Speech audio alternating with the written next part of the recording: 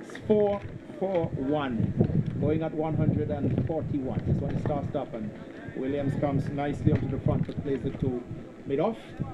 Can't get a run, it's knocked down. Beat by the man coming in from deep mid-off.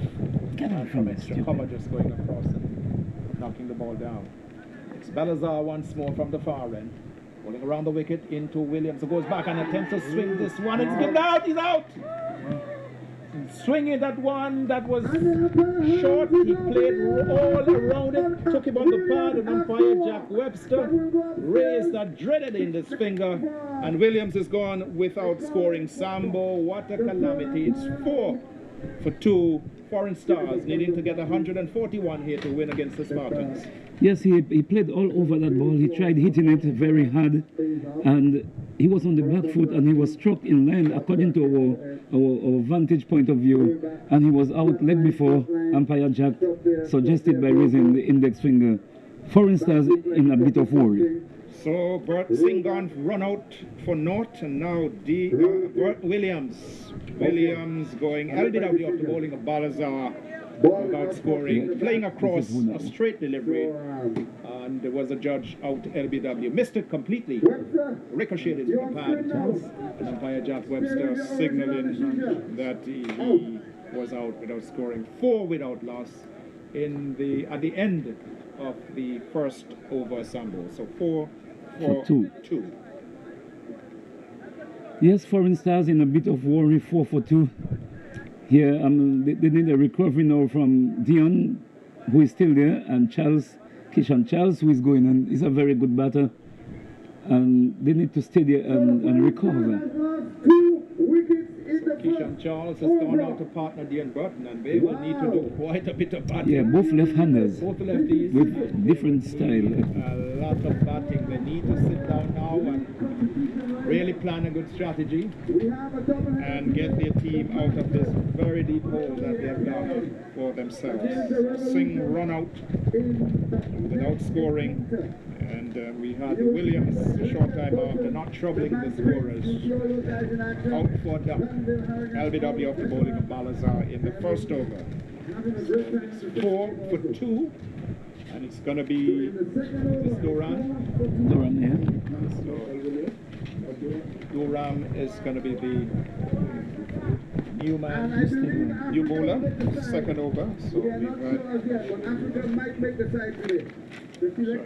had 4 runs on the scoreboard for the loss of 2 wickets. Williams without scoring, Singh without scoring. Burton's 4. The new man is Kishan Charles.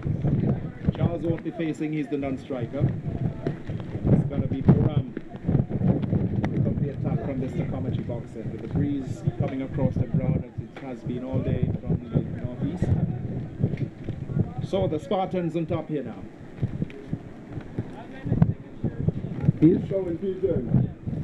So the bowler, Sherwin Peters. Yes, so Peters is the bowler. Sherwin Peters. Peters goes in and bows this one to Burton. He swings at this one outside the line of the leg stop. The wide is signaled by umpire Calvin Hughes, pitching outside leg. It's 5-2. Foreign Stars set 141 off their 20.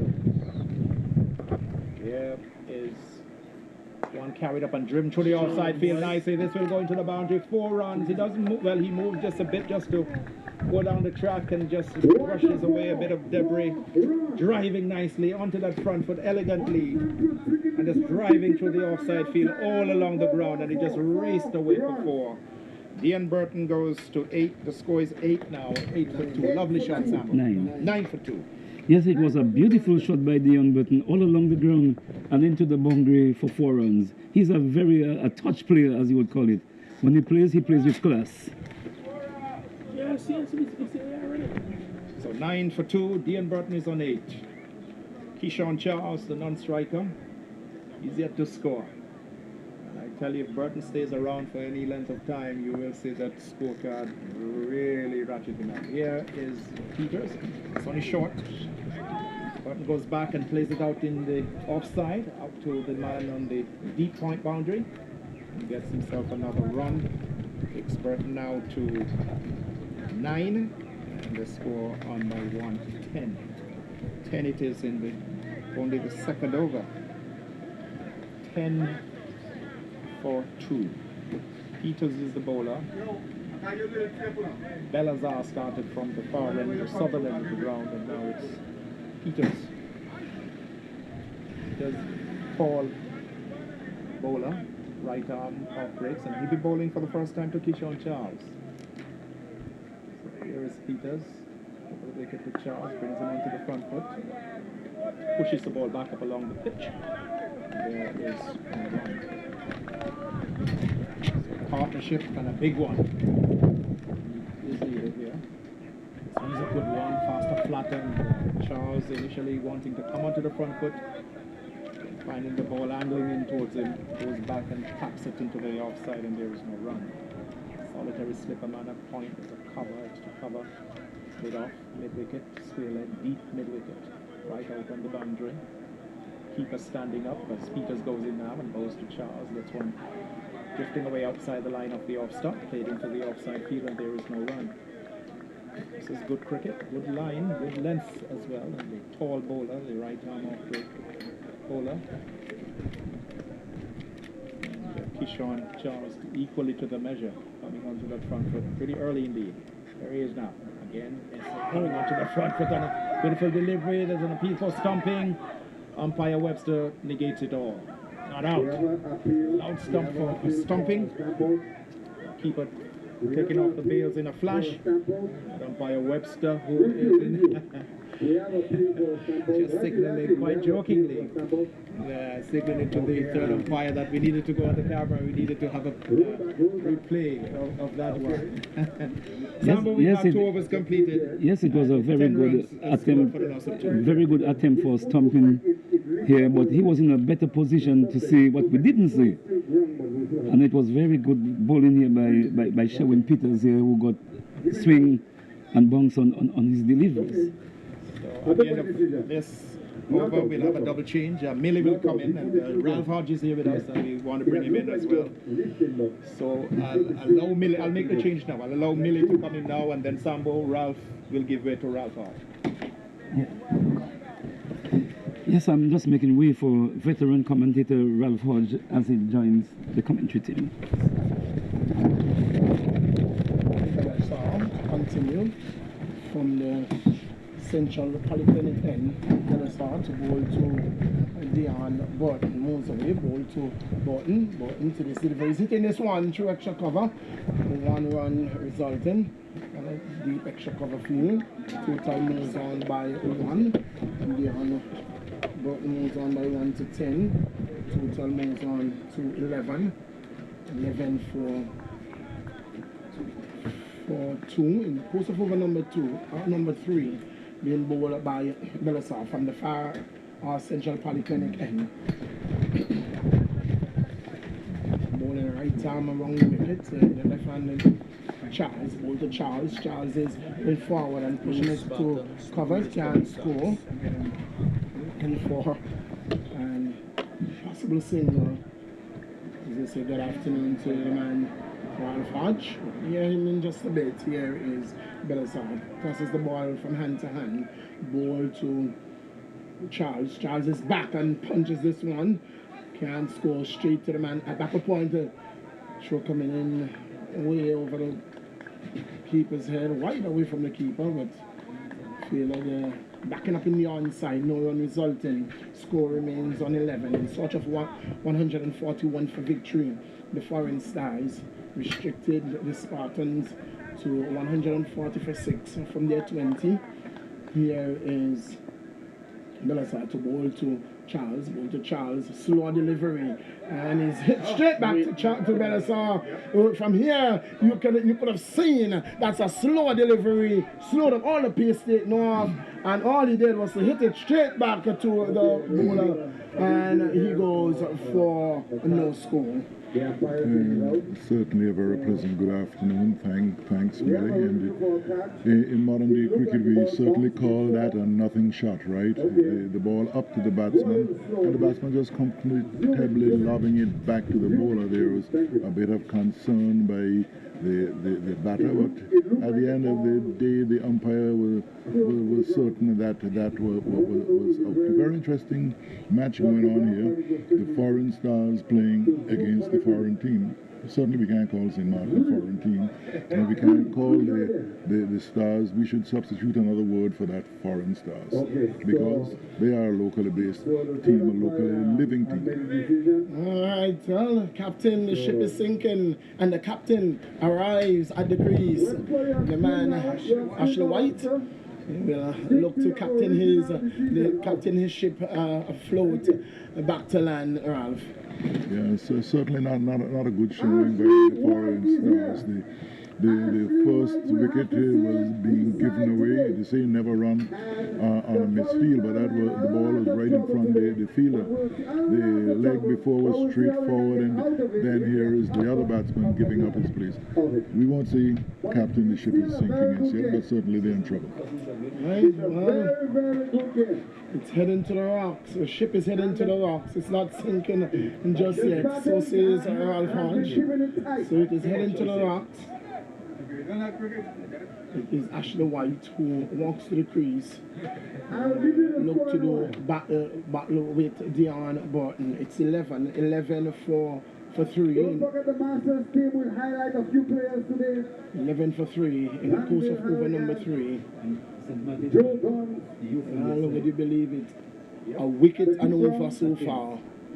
Here is Belisar to bowl to new batsman, right-handed, well-built, tall Ashley White. White taps away and wait for Belisar. As his umpire ball to White, a full toss, he slaps it straight to the man at extra cover and he gets 1. But that one could have been hit anywhere and hit it straight to the fielder. Yeah, certainly that was a loose delivery. The batsman trying to play a classical shot instead of going across the line. But there are 2 fielders in the deep anyway, one at long on and one at mid wicket. So he took what seemed to be the certain route and tried to play it through the offside, and that was not the case. 1 run. And if you look for power rather than placement, here is Belisar to the left-handed batsman. The man at the mid-wicket boundary goes back on the fence. There's a man in the sweeper boundary, 2 men out in this power play for 6 overs. Only 2 men are allowed outside the 30-yard side. Here is Belisar to bowl to Burton. Burton is looking to drive again. This one coming off the inside edge. The over coming to an end, and a very good over from Belisar, and over in which just 1 run was scored. He picked up the wicket of Charles. It is 12 for 3, looking for 141 for victory. Yeah, seems a far way away, Millie, at this point in time. The St. Martin team firmly in control at the moment, but then you have the 2 better batters from the Foreign Stars team at the crease at the moment. We know the power of the skipper Ashley White, and we do not have to forget the stroke play of Burton. So let's see what happens in the next couple of overs of the power play. All you need a score of 141. It's not a way off. You just need at least 1 or 2 good partnership. But cricket, it is easier said than done. We really need to build a partnership. Here is Peters with the second over number 4. Here is showing Peters to ball to Ashley White. Ashley White taps away, wait for the off spinner. Who balls a number of these batsmen, Ralph, we've seen them. They are seamers, they are spinners, they are everything. So Ashley White, who started the ball in the Foreign Stars bowling innings, seamed. No, then he came back to spin. We know Shawn Peters is an opening seamer. Here is Peters bowling this one. This one is outside the line of the off stump, closely watched by the umpire. No signal coming there. The score remains on 12 for no loss. The field changes over. That's personnel. Belisar goes on to the circle along mid-off. Here is actually coming forward and pushing it back on the offside of the track. No run resulting. Score remains on 12 in the course of over number 4, requiring 141 for victory. Peter Stowe, White is getting one that is, oh, my, coming off the inside edge and just bouncing over the stump. How did that one miss the stump? Oh, that was dangerous. That's a dangerous looking stroke by Ashley White. Here is Peters again. This is the ball from hand. The fielders, you can hear them loud and clear out there. Here is Peters bowling to White. White is dabbing this one down to the man at Gully region. No run resulting. Score remains on 12 for 3. 12 for 3. And that's this what can happen when wickets are taken. Can halt the score. And here is William. It is Peters to bowl to White. White is pushing it on the onside. The over come to an end, and over and mid over, and it's a 12 for 3 at the end of over number 4. Yes, certainly a very tight over. Something noticeable about the bowler and Peters. He is too predictable for an off spinner. If he's run up, there's no variation to his bowling. He comes up and he puts it on the off stump. You do what you want. Some bowlers tend to use the crease. Some bowlers give a bit more flight, but you can be certain what you're going to get from Peters. And maybe in this form of cricket, it might be the important thing is because it's a matter of getting runs. Indeed, it's not how good you look on the bill at all. It's not test cricket. We are not in Dominica. That's going to be later on in the week. Needed some runs there. Need to get going the foreign stars. It's going to be Belisar to continue to the on bottom. Button taps away. Waits for Belisar. Right arm around the wicket. Ball to behind and he's sitting this one to the left of the sweeper. They have gone for one. That's all they're going to be. Well fielded, all the return back to the bowler. Burton moves on by 1 to 11, and the total moves on to 13. 13 for 3. Ashley White, who is on 1, comes on strike. Watches as the field turns out, changes over. 2 men out on the onside for Ashley White. One at mid wicket and a long on. To complete the field, there is a man at backup point, extra cover. Cover mid off. Here is Belisar to Ashley White is hitting this one. Oh, it pushed to the hand at the man at mid off and into the boundary for 4. Oh, he got a hand to it and it pushed to his hand and raced across the outfield. A fast outfield here at the JRWP and into the long boundary for 4. Well, certainly say what you want about that. That was poor fielding. The ball was hit straight over his left shoulder, goes up to take the catch, and the ball just eludes him and goes straight through to the boundary. Those catches you have to take, those are regulation. Those are the catches that you'll get in warm-ups. Oh, people like Alkins will tell you, catch the ball. Catch the ball, man. That's what you'll do, catch the ball. Saying catch the ball is one thing, Millie, you have to catch the ball. You have to catch the ball. Have to catch the ball.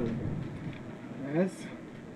Here is Belisar to ball to White. Looking to redeem himself. And the fielder is praying that another one come to him that he can redeem himself. Here is White getting one on the onside. That could never be out. No. That can never be out. That sounds like a Russell appeal. That one was outside the line of the leg stump. And that can never be out. Here is Belisar again to bowl to Ashley White. Bowl to White. White is coming forward and pushing it back down the track. No run resulting. Score remains on 17. 17 for 3. Over number 5 in progress. Sort of 141 for victory. Here is Belisar to bowl to White. White is hitting this one to extra cover. The man comes and moves around to his left at cover and score. Can't stop one. Fields is Williams. Lewis, sorry. Doing the fielding there. Lewis. Ashley White moves on by 1. He's on 6 and brings Burton, who is on 11, on to strike. Left-handed wicket-keeper batsman. Very diminutive figure Dion Button. Here he's going to start to Button, who is opening up and then pushing the ball, a quicker, faster delivery to Button. The over coming to an end, and at the end of over number 5, the Foreign Stars, in search of 141 for victory, they are 18 for 3. Well, 18 for 3 in the 5th over of the power play, not good going at all when you're chasing 141, some 7.5 runs and over. And anyway, the two better batsmen from the team are at the crease at the moment, and one knows what can happen with Burton if he gets going, and one knows what can happen also with Ashley White. But certainly at the moment, the St. Martin team is firmly on top. Indeed, Spartans holding the advantage at this moment. And this looks like Daryl Durham, the brother of Durham, Daryl Durham, the brother of Daniel Durham. So it's Daryl and Daniel. It's DDs, the double D. Dumpling and dumpling. Daryl Durham, left arm. Left arm Chinaman.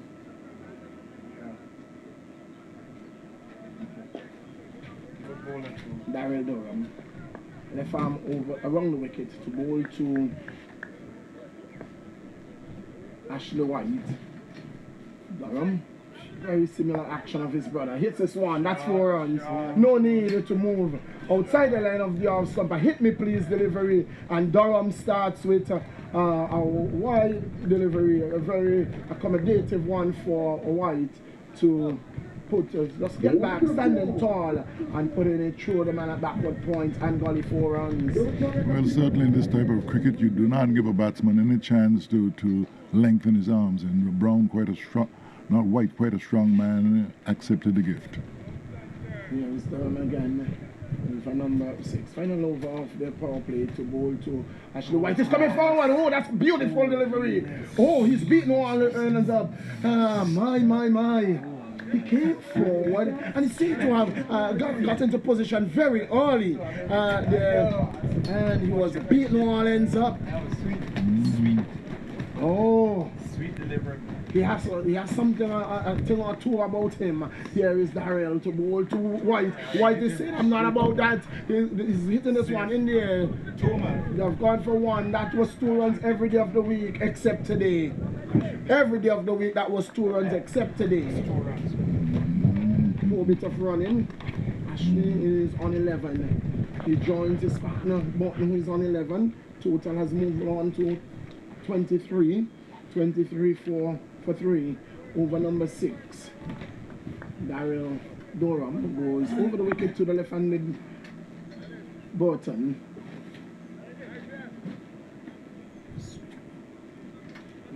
Williams got some shuffling of his team. Here is Durham to bowl to Button. Bowls to Button. Button is dabbing in this one down to short order. They've gone for 1, looking for a second. That's all they're going to get. 1 run as Peters moves to his right smartly and a field. Button moves on by 1 to 12, and the total moves on to 24 and over number 6. 24 for 3 in search of 141 for victory. Here is Durham. Very final over of the power play. Scoring at 4 runs and over. Not near enough. Have to step that up. Came in just requiring just over 6 runs and over 7 runs over. Here is Durham to bowl to White. White is coming forward, pushing it down the track. No run resulting. Durham is saying, I'm going to get you. I'm going to get you. He has a pep in his step. Daryl Durham tosses the ball from hand to hand, moves away, passes on for Hughes. Bowl to, again outside the line of the off stump, goes through the field, a sloppy bit of work, but that one had 4 runs written all over it. And Ashley playing that one early, could have waited and stand up as he did the first delivery of the over and play it late. Was on the front foot on this occasion. The over coming to an end, and at the end of over number 6, it's 25 for for 3 after comments from Ralph Hodge. The next voice you're going to hear is that of the man Clyde and Brian. Yes, certainly the batting team not very consistent actually. The batter playing the ball down to third man, calling for a second run that wasn't there. And when there was a second run in the previous over, they were not going for it. But St. Martin has controlled the power play, and we will have to wait and see, because the pattern from Ashley White is it's either hitting the ball or not hitting it. Turning it over and getting the run here and there is not the case. Welcome, Brian. Yes, good afternoon, Ralph Hodge, and it will be, I believe, Belazar who will finish out. It's going very well thus far. This one flighted up and just dispatched right back down the ground. Don't bother running. That was a full toss, and that's 4. Yes, certainly. Once the ball is there for Ashley to hit, once he can get his arms extended, he puts everything behind it. It's either hitting the ball or not hitting the ball as far as Ashley White is concerned. He strikes it, it stays hit. That ball left some bird marks in the ground. How fast that ball was across the outfield. It certainly is one of 2 places where you do not put a fielder on the field, straight behind the bowler and straight behind the wicketkeeper. That's exactly where Ashley hit that corner. Fellas on the ball to White, and White is launching again, but it's straight to long off this time. He will get nothing more than a single. Scores on by 1 to 30. 30 here in the course of over number 7. Certainly what is required now by the foreign stars is a partnership. These two have to settle in for a while and then don't leave too much for the back end. Yes, they do. They need these two to stay there for a long time. Burton puts this one square of the wicket where he's so adept and so comfortable. This time getting nothing more than a single. And certainly there's a problem between the 2 batsmen. The running between the wicket is exceedingly poor. That should have been a second run. Opposite of what we saw Akeem Charles and Akeem Saunders doing in the innings. This one has gone high. It's not gone far enough, but it's a skyer and he can't take it. It bounces beyond him and it's a 1 bounce 4. Yeah, certainly the fielder out at long off never got settled. He was always moving, and there's a strong wind blowing from the northeast here at the park, and he never looked like catching that. He was never settled, never looked comfortable under the ball, kept moving, kept shifting his hands, and the ball just shifted beyond his reach and dropped right in front of the boundary rope, where he should have been to take the catch. The ball was in the air long enough for him to get settled, but he never ever got settled under it. It's Belazar again, this time the ball to White, and White is launching again. Again, he doesn't get all of it, but it will drop right in between the long off and long on fielders. Button back for 2. Direct hit would have been certainly troublesome, but in the end, the ball just missed the 3 stumps. Yeah, but Burton looked like he was in control. And this first time you see some pep in the step from the runners between the wicket. And that is about the thing about one-day cricket. Not getting the 4s all the time, picking up the singles, turning the strike over. White is in a mood to launch. He's hitting against the breeze. He's trying to play into the leg side. This time he's coming forward and defending. Drop catching that over. Belazar will be upset because he has 2 already. At the end of 7, it's 37. 37 for loss of 3. Well, certainly there's a problem for Ashley White. His defense doesn't seem to be perfect. And the right arm, the spinner coming across him, he is actually playing the wrong line. And certainly it would be unfortunate if a catch went down theirs, because once these 2 can settle in, certainly better things will be happening for the foreign stars. White he's certainly taking a scoring rate and accelerated it quite a bit. It's gone from about 3 and over. They're now at 37, so they're up about 5. Just about 5 runs and over, and it will continue to rise when once these 2 are at the middle. Burton and White, very familiar with each other's game. They're both very adept at scoring runs. Durham and now the ball to Burton. It was short. It bounced a bit and bounced over the reach of Burton, who couldn't quite make any contact with it. It's a dot ball. Yeah, but Burton loves the cut. He loves the pull. He loves playing square of the wicket on both sides. There isn't a lot of bounce. Durham, similarly to his brother, getting a lot of bounce. A very good surface. Durham into ball to Dion Burton, and to this delivery. Burton is forward and just pushing it right back to the bowler for no run. Took a bit of pace off this one, slowed it up, and Burton couldn't do much with that length.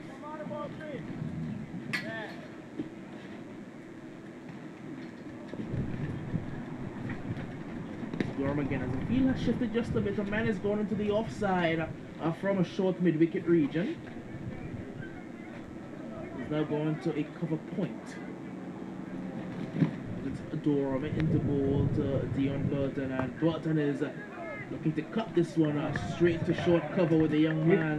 Not more than 10 years old. Does the fielding.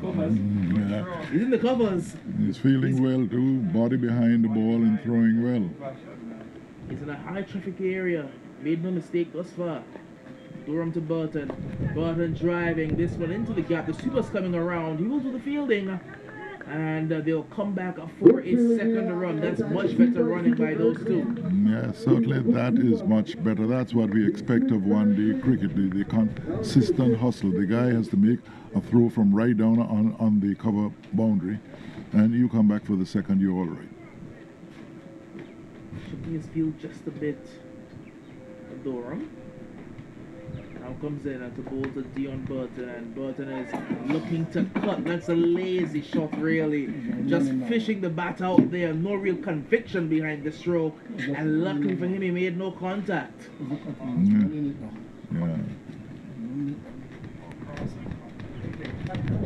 Durham again to ball to Burton, and this time Burton is trying to tug it away to the leg side. Can only find the backward square fielder. Just 2 off the over. 39 for 3 after 8. Well, certainly St. Martin's over. 2 runs and over now is actually doing no good to the cause of the foreign stars. But the theory must be these are the top-rated bowlers now. If we can get rid of them, we'll have a go at the substitute bowlers. Once Ashley White is there, 102 required from 12 overs. Yeah, you could do it. Once Ashley White is there, there's no run rate too large for him to chase down. He's been trying to strike the ball away, and he's gotten too many away thus far. He's really accelerated the scoring rate a bit. Yeah, just under 8 runs and over required, and that's not impossible, or that is common in one-day cricket in 2020 these days.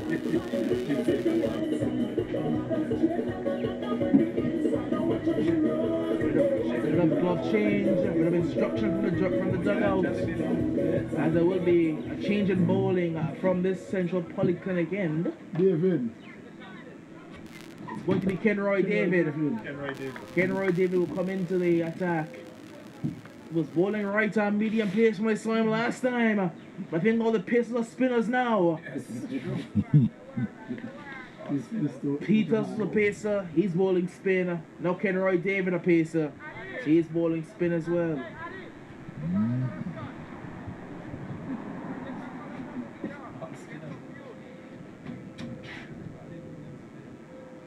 It'll be Kenroy David bowling some right arm offies, going to White and causing trouble immediately. But that will be a wide signal by the umpire.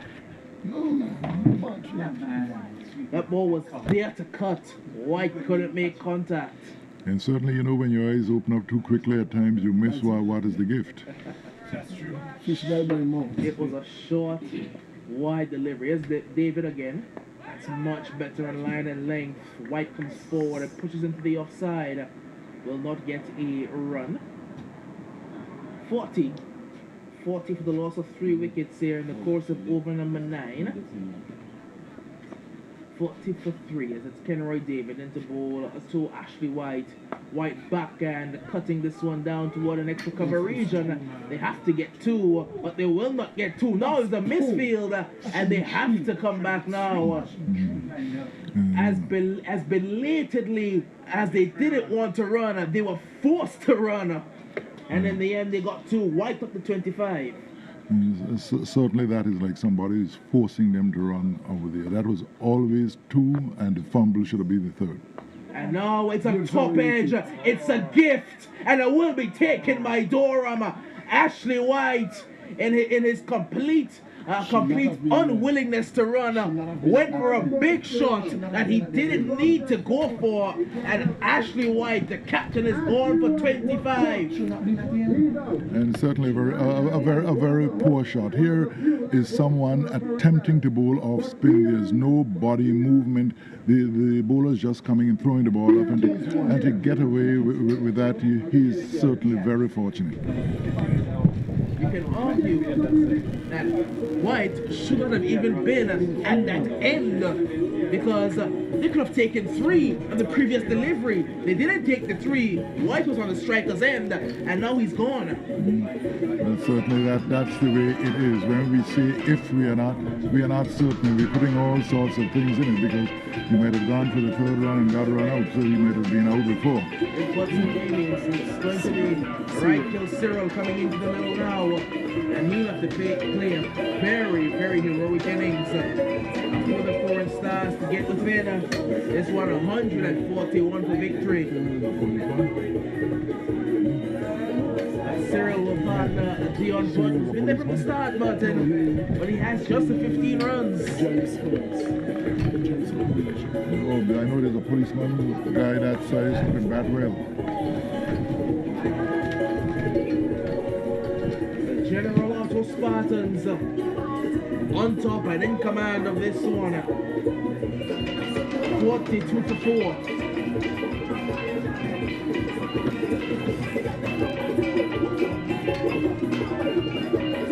The spinners, the pacers that are spinners have caused problems. There's a severe problem in the region with playing spin bowling. It's not just an Anguilla thing, it's a regional problem. We struggle to play spin, and it's very apparent. Not just been slow bowling on a whole. The ball doesn't have to spin. Once it's slow, we struggle to play it. It's been very apparent here today as well. Kenroy David, a pacer bowling some right arm over the wicket, just slow. He's not turning it. It's into ball to Cyril. Cyril turns this one into the leg side. And it will be nothing more than a single.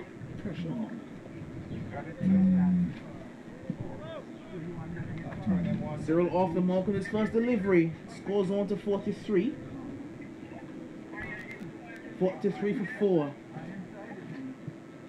In the course of over number 9.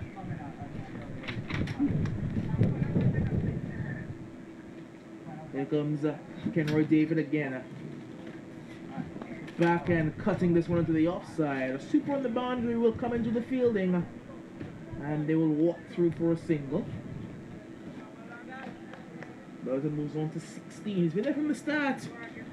Not accelerated just yet. He's on 16. Scores up to 44. David again, and Cyril drives down the ground this time. For single. Very content with ones on the foreign stars right now. That will be the end of over number 9. They're going at 5 and over. They need more. It's 45 for 4. Certainly, I heard Millie getting it right just now. We have a weakness of playing slow bowling. It's because if you look at the bowler bowling from the far end, he's just coming up, bringing his arm over. Every now and again, it looks like a leg break, and he seems to be an off spinner. We know that our batsmen don't have the patience. Somebody mockingly would say our batsmen have not learned to dance, so they're always caught in the crease. But at the moment, St. Martin right on top. General Auto Spartans all over the foreign stars right now. The foreign stars in a lot of trouble, but they will get out 45 for 4. They will need a very Herculean effort. They're going to need to start scoring and scoring quick, because I'll say good afternoon again to Keystone Graves. Yes, indeed, they certainly will. 9 overs completed, 45 runs. Going at just 5 and over, that is way below par. Certainly not good going at all from the foreign stars. Pegged down by some very good bowling by the Spartans. These days, 5 and over is poor in ODI cricket. Yep, indeed. T20 cricket. You have to get going. But the wickets that they lost early, it's really coming back to bite them. Will be a change in bowling.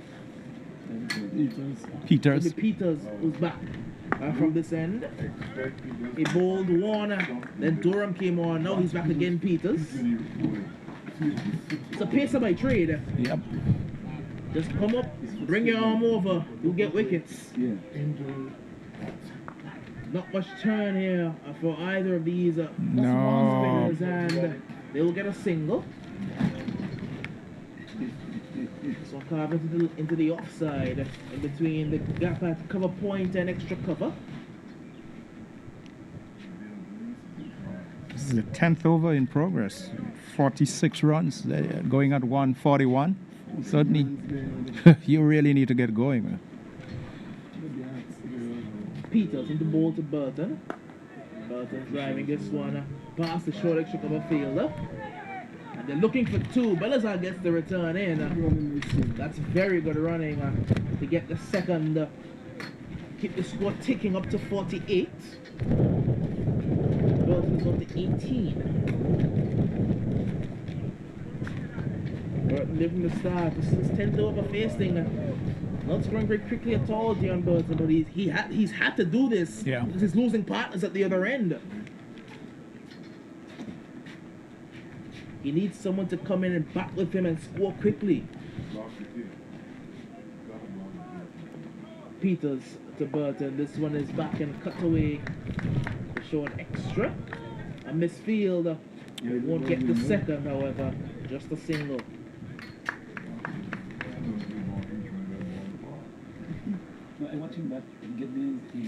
So Burton has been forced to play a sort of control innings because he lost so many of the early batters.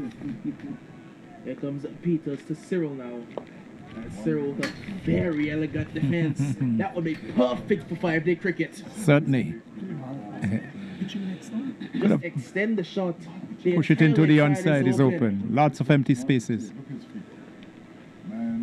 Peters, and this time Cyril extends, and he will get 1. They can come back Two. to 2. This Cyril should have been wanted 2. Burton wanted no part of it. Poor cricket. That should have been 2 again. Again, the running between the wickets has not been good at all. It is not a test match. It is a 20 They're going at exactly 5 and over. They've been doing 5 and over for the past maybe 5 overs. At the end of 10, at the drinks break, it's 50 for the loss of 4. Yeah, not good going at all. The foreign stars certainly up against it here. And as I said, the loss of those early wickets has certainly put a lot of pressure. Dion is still there. He's batting well. He's got, 19 or 20? 20 or 19. 19. And he's been there. So 10 overs, imagine. He's been there. Normally, Dion, 10 overs, he would have been racing close to 50, 60 even. But he's had to play a different sort of innings here, having lost those early wickets of Singh, Williams, Kishan Charles, Ashley White. That was a crucial loss there for the team. But they will have to reassess now at this juncture, the halfway mark, and decide what they need to do. With 4 wickets down, they will have to adjust from here. It's still within grasp, but it's going to call for a different approach. They're down. Indeed, and they're going to have to play. They need runs. Plenty of them. Fast. And lots of runs in a very, very quick time. But to the credit of the Spartans, you could see the experience. And these guys have been playing a lot of this cricket. They play this every weekend, week out in St. Martin. They have accustomed to this, and they play a lot of this. So they're very experienced in it. in this type of cricket, and the experience of the players with regional exposure. You can see that coming through. The Peters, the Williams, the Saunderses, you can see that coming through. The field placements as well. You look at the very meticulous field placings that they've used, and the bowlers have just adopted to bowl one side of the wicket, bowl a particular line, and that's it. Nothing more, nothing less. Just thereabout, and force the batters to make errors, and that's what it's been. So it's a good performance by the Spartans, but Foreign Stars will need to dig deep, and Burton, if they're in with any chance, he has to bat right through and score a lot of runs. It's a simple game, cricket. Put the ball in a good area. That's it. Make the batsmen find runs.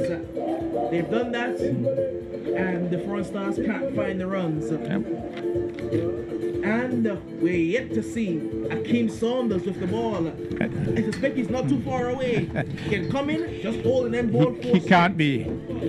The score is 50. 50 for the loss of 4. 5-0 for the loss of 4 after 10 overs. 19. So it's the captain, Ashley White, just dropping by our box just to inquire about the score. So he's had a long talk with his two batters out there in Cyril. Cyril can bat. Cyril can hold his own. I've seen him here in matches, and he can hit. He's a good hitter. He's a good hitter. Monix. Benjamin can bat. They have batters. They have to score. Yeah, but it's having batters and going out and doing the job. That's where the difference comes in. But it's a good cricket game. It's intriguing, and we are watching it and following it and describing it as best we can for you so you can get the real picture of it. But you're not missing in cricket. We have the halfway mark, so the players are getting some refreshments, also the umpires. And momentarily we'll be back in the middle. 50 for the loss of 4. The Foreign Stars set 141. The Spartans getting to 140 for 6 of their 20 overs, with Kenroy David 23, Akeem Saunders 28, Akeem Charles 22, and Damian Williams at 25. Shiv Benjamin picking up 2 wickets. 2 of those 6 wickets to fall went to Shiv Benjamin. So like Doc has been indicating to you, it's a struggle out there in the middle right now, with the batters needing to get things going in a hurry if they are to come even anywhere close to getting to 141. Indeed, and it's a double-header day. Yes. And the Masters will be in action. Looking at likes of Lanville, Harrigan, Joe Gomes, they'll all be in action later on today. That will be a good game. That's going to be a good one as well, the Masters. I was looking at the Masters. I wonder if Bobby Blacks will put on the pads today. I'm not too sure. He was doing a lot of work earlier when I saw him, getting the pitch together. He's out there on the pitch. And he's out there on the pitch right now. So he may be, he's a key player, a key cog in the wheel of the Masters. He's been with them for such a long time. Very long time. And he has all the shots, despite his little foot issue, and you could see him now shaping. Look at him, back and across and into line. Visualizing what he wants later. I love the guy. He's a very nice character, man, and he loves cricket. Really someone who really loves the game. And he can make one of the best pitches in the region. Trust me, he is into it, and he puts lots of love he puts into the pitch. He takes pride in his pitch, and you hear the old stories amongst the region of players coming to Anguilla and getting pace that they've never seen before off the surface. And talking about pace, Doc, you saw some real pace in that Ashes Test match. Oh yes, you did. Mitchell Snap. And you saw Wood. Wood was extremely 95. And this is sustained pace, 94, 95, 93, sustained pace. This is not just one off and one on, it's sustained pace all the way through. What England have been missing for the entire Test match. I enjoyed it. And the young tongue that they have who did not play in this Test match, he too has a good turn of speed as well. They have some good young quips. Of course, they've been missing Jofra Archer for a long time with injury. It's a recurring issue that he's had for a long time. Imagine Wood and Archer in an opening combination. Yeah, it's a knee. It has an elbow issue as well. Yeah. It's so unfortunate because when he did play, that boy was generating some serious pace, Jofra Archer. Yep. I remember he gave Steve Smith, who was the best batter in the world at the time. Yes. He made Steve Smith smell that leather. Yeah. Well, I saw Wood there, man, and Wood really, when the ball hit the deck and the keeper was taking it, Bairstow was taking, the ball was still climbing up. Indeed. And that tells you that tremendous amount of pace. Remember the olden days where you have your opening bowlers and the keeper would be stood at the edge of the 30-yard circle. That was the pace that was generated by these older bowlers. It's something that's gone on with the game just a bit. Yeah. Real pace. Real searing pace. And I think we need that in the Caribbean. Azari Joseph is the closest we have to anything close to that. But as I said, I would like to see a better handling. I still don't think the West Indies setup or captain is really handling Azari in both forms of the game as the way he ought to be used. I really have a serious problem with the way he's been used. He's the quickest, best and quick. Well, it's not been used properly. Yeah, I don't like it. I really, personally, I've been very, very upset with the way he's been used. Especially in the World Cup qualifier. Oh, yeah. The game against the Netherlands, I believe. You got to. Hope was brilliant. Yes. He brought on Chase to get the wicket. Chase got the wicket. That's but it. in the 49th over, when you need the man to maintain the runs, bring on your strike bowler. Oh, he's going to be my man. He's my go-to man. Boom. He brought back Chase. Chase was about 17 in the over. Absolute rubbish. Absolute rubbish. It was good captaincy, then it was poor captaincy. And then he gave the super over to Jason Holder. Nonsense. Who wasn't good at all for the tournament. Holder's been shaky. Holder's not been bowling particularly well. For a long time. Your key man is there, Azari Joseph. Give him the ball and say, Joseph, I want you to do this. Runs. This is the runs you have to defend, sir. Bowl it. I think everyone could see it because it wasn't just us at home. Yeah, not been used properly. Box, Ian Bishop was asking, why did Joseph not come and bowl the ultimate over? He should have bowled it, without a doubt. Just poor cricket. Poor cricket. Thank you so very much. We're getting some water into the box here now. So the Spartans are going back out and we'll be resuming in a while. As I said, it's 50 for the loss of 4. The Foreign Stars needing 141 to win. We will be having a double change. Is Millie has gone. Oh, Sambo is going to come in. So we will have a double change here. So I thought John was still around, but John perhaps getting ready for football, maybe. Oh, he's downstairs. Oh, he's gone to come back. So we will about to resume. Over number 11 is about to start. The Foreign Stars in all sorts of trouble here, really struggling to get the score on, a decent score, not capitalizing on the first 6 overs. 50 for the loss of 4. We're about to see over number 11 about to start. 141, we need to remind you, is the target. The Spartans got to 140 for 6. So Theodore Sambo. Sambo has joined me here. Samuel Theodore is back with me. Sambo, how do you see it from here going in? Well, it's very bleak for Foreign Stars at this time because we are moving into the 11th over to get 141. They are just 50 runs on, and the loss of 4 wickets, run out, leg before. All sorts of trouble here the Foreign Stars are in. So it's going to be David, it is? Yeah, David. From the far end into Cyril. Cyril clouts this one through the offside field, hustles through for 1. Will get it quite easily. Cyril goes to, I make him 5, and it's 51. Cyril is 6. Cyril is 6, thanks for the correction. 6 to Cyril. Burton, who's been there from the start, he's got 19, and it's 51 for the loss of 4 in over number 11. So it's going to be David once more. David. Cyril on 5. This one is outside the line of the leg stump. Burton looking to swing it down to back of the square. Misses the ball, not taken cleanly by the keeper. Stopped effectively, though. And the wide has been signaled by umpire Jack Webster, who's standing at the far end. So it's now 52. So Cyril confirm is on 5. Burton has got 19. Here is David once more from the far end. In bowls to Burton. Burton comes onto the front foot. It turns past him. Goes into the gloves of the keeper. No wide call or signal on that occasion. Here is David once more, goes in, bowls this one outside the off stump, and Burton goes back and chops it back on the square on the offside. The man from the slip region runs across to his right, sends the throw into the stump, and they're coming through for a second run on the ricochet. All going to the keeper's end, to the bowler's end, but 2 runs are taken there by Dion Burton. 21 he is now, and it's 54. 54 for the loss of 4. Good running there, good, clever cricket.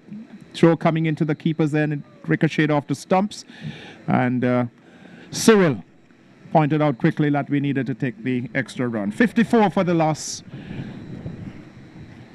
of 4. David in, outside the off stump, and Burton goes back and hits this one square of the wicket on the offside, out to that deep extra cover point boundary, and gets himself another run, his 22nd run, and the 55th of the Foreign Stars innings. 55 it is for the loss of 4.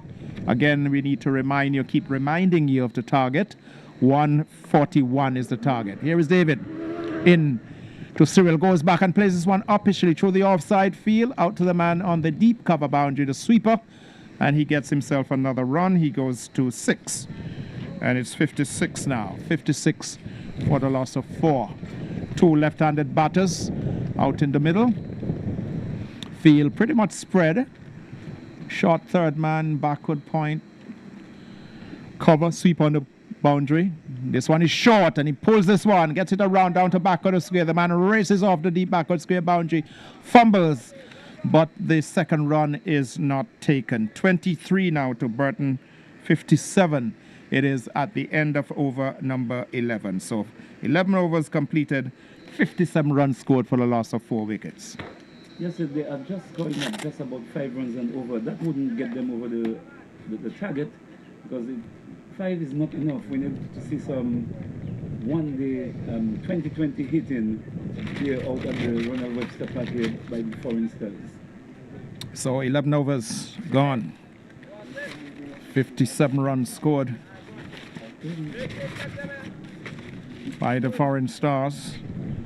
Burton has 23. He's still there. Started out with Singh. Singh went run out without scoring. Williams, LBW, without scoring. Keyshawn Charles, LBW, out without scoring as well. And we had 25 from Ashley White.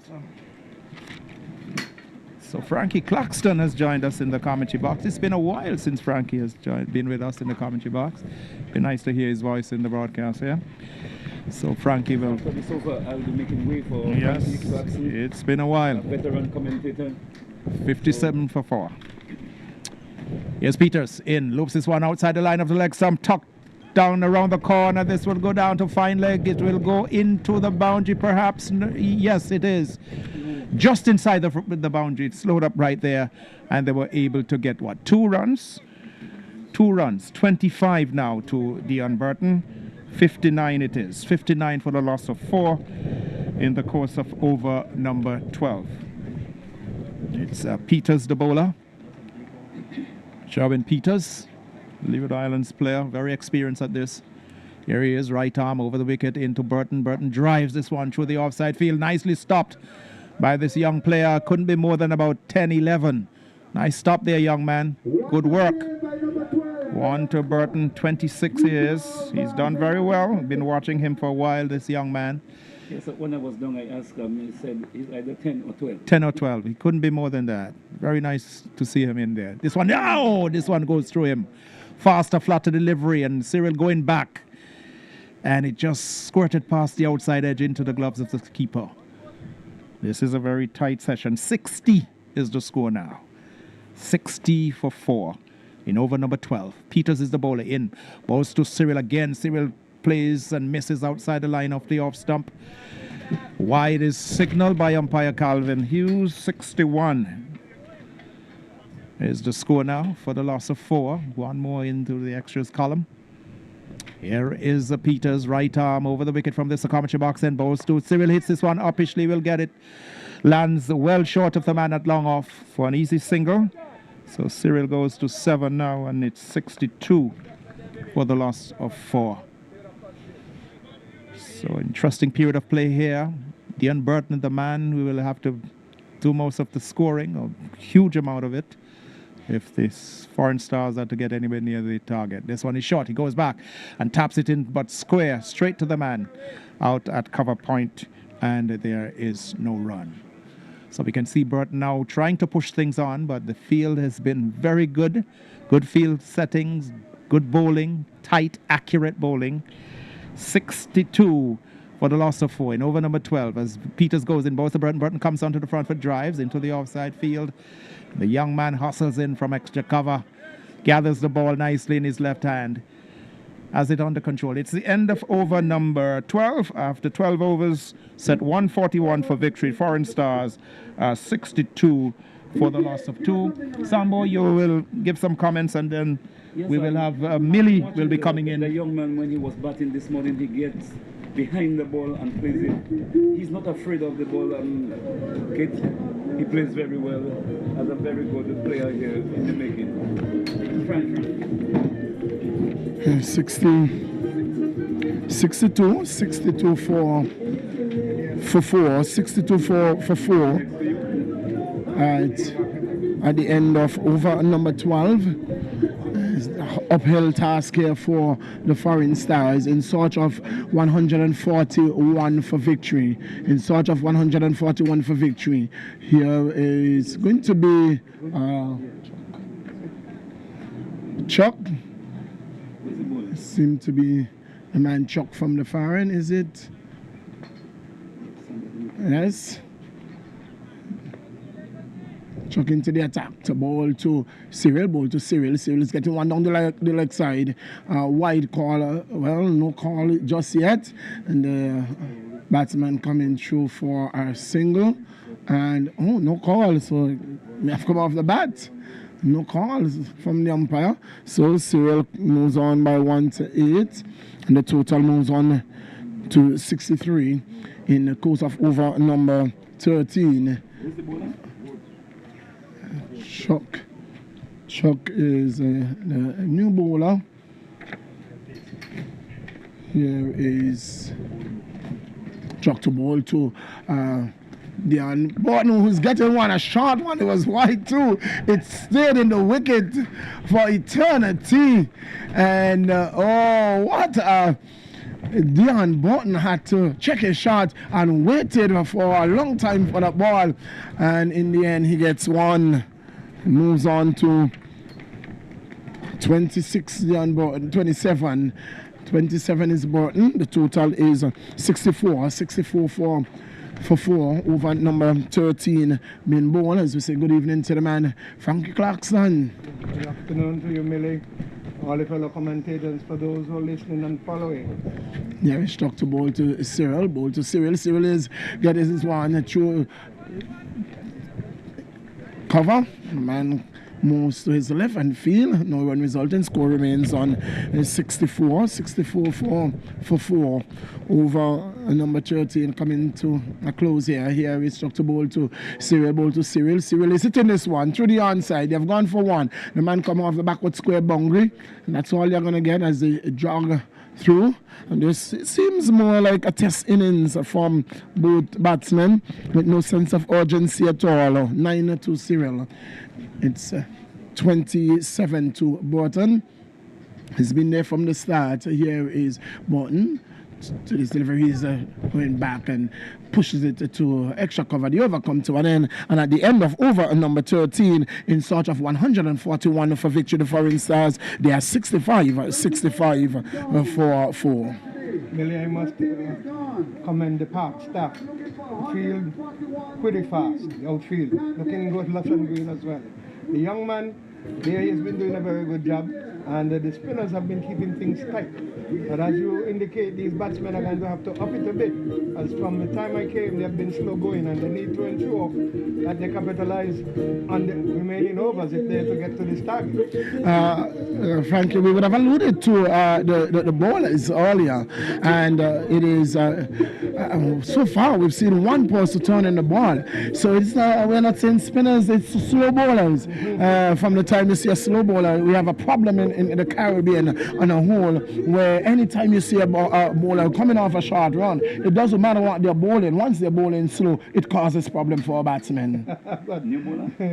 It is important that they have to observe the actual bowler himself, because I grew up with one that was a cousin to Rafi Wallace's brother, and he actually would hit you line and length, never turn the ball, and we used to call him Peg Away, because he hit the spot right there. Ian Claxton was his name, he has died. God bless his soul. It's going to be Daryl Durham to bowl to Cyril.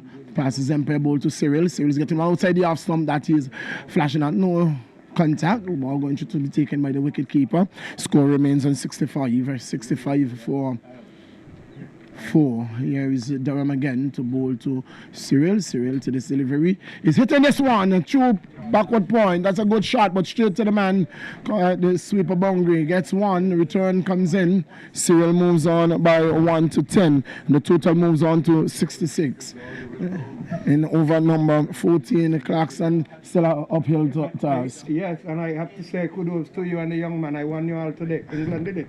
Yes, so this one is in the air. Coming down too long on. The fielder gets onto him. Belzar takes the catch. What a wonderful catch by Belzar. Coming around to his right and looking to up the tempo. Dion Barton goes. Caught Belzar. Ball Daryl Durham for 27. That is, the mainstay has gone, and they're going to have to find somebody to pick up from where he left off, because very little overs are left and there's some much runs to be had.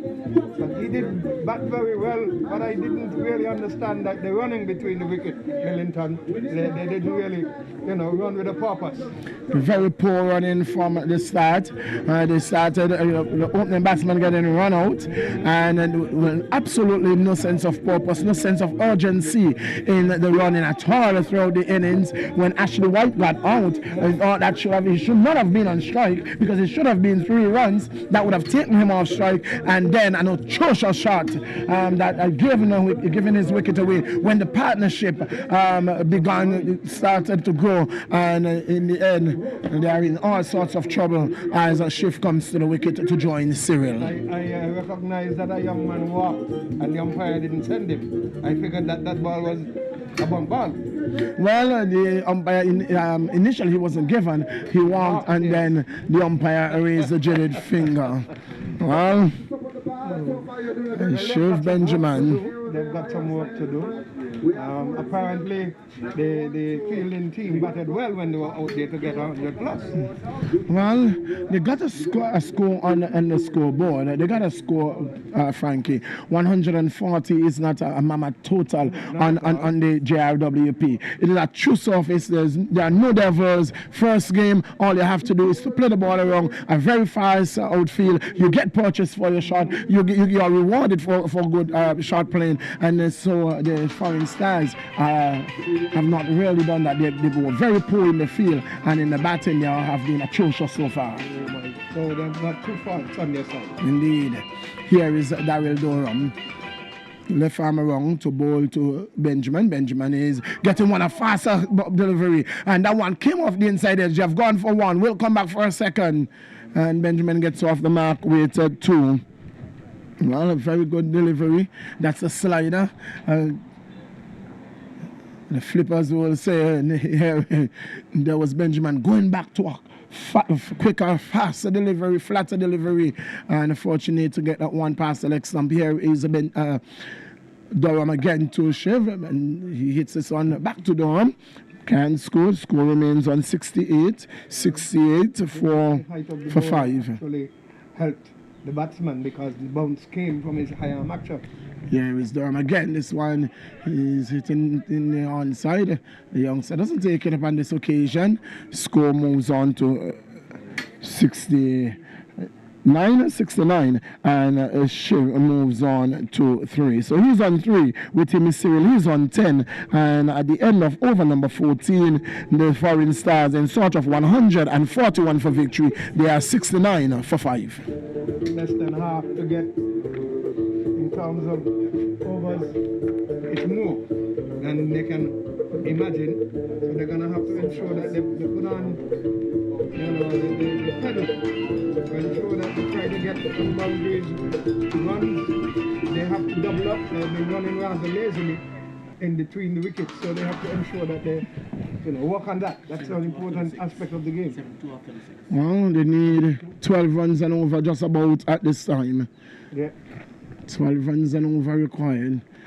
I'll not see how they're going to get it. It's not an uphill task. It's not very hard, but they've made it an uphill task. Here is Shiv going forward and pushing it down the offside of the track. No run resulting. Just a boundary and over, a couple of singles, and they can be in with. Emily should be making an effort to dance down and find the gaps. Well, just playing straight to the. We can't dance in these parts.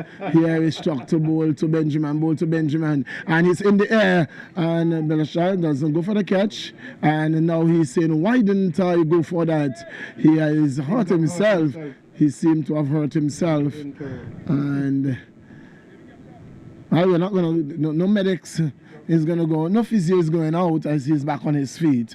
Here is struck to bowl to Benjamin to this delivery. He's getting one that is full and hits it wide off a long off. They have gone for one. Will they come back for a second? Will he get onto it? Wonderful work done there by attempt by Lewis. It goes into the boundary. That goes away for 4, and the total moves on to 73. The beauty about the outfield, the minute it is passed, you just have to retrieve. Yeah, it's a very fast, a lightning fast outfield. I have not seen another wicket in the another outfield in the Caribbean as fast as the Ronald Webster Park. Over the years, they have had the compliments with respect to that. At one point in time, they had the fastest strip in the Caribbean, but that has gone to naught. Michael Holding wanted to take it away. Oh, I tell you. And if Mikey wanted to take it away, that tells you something. It is 73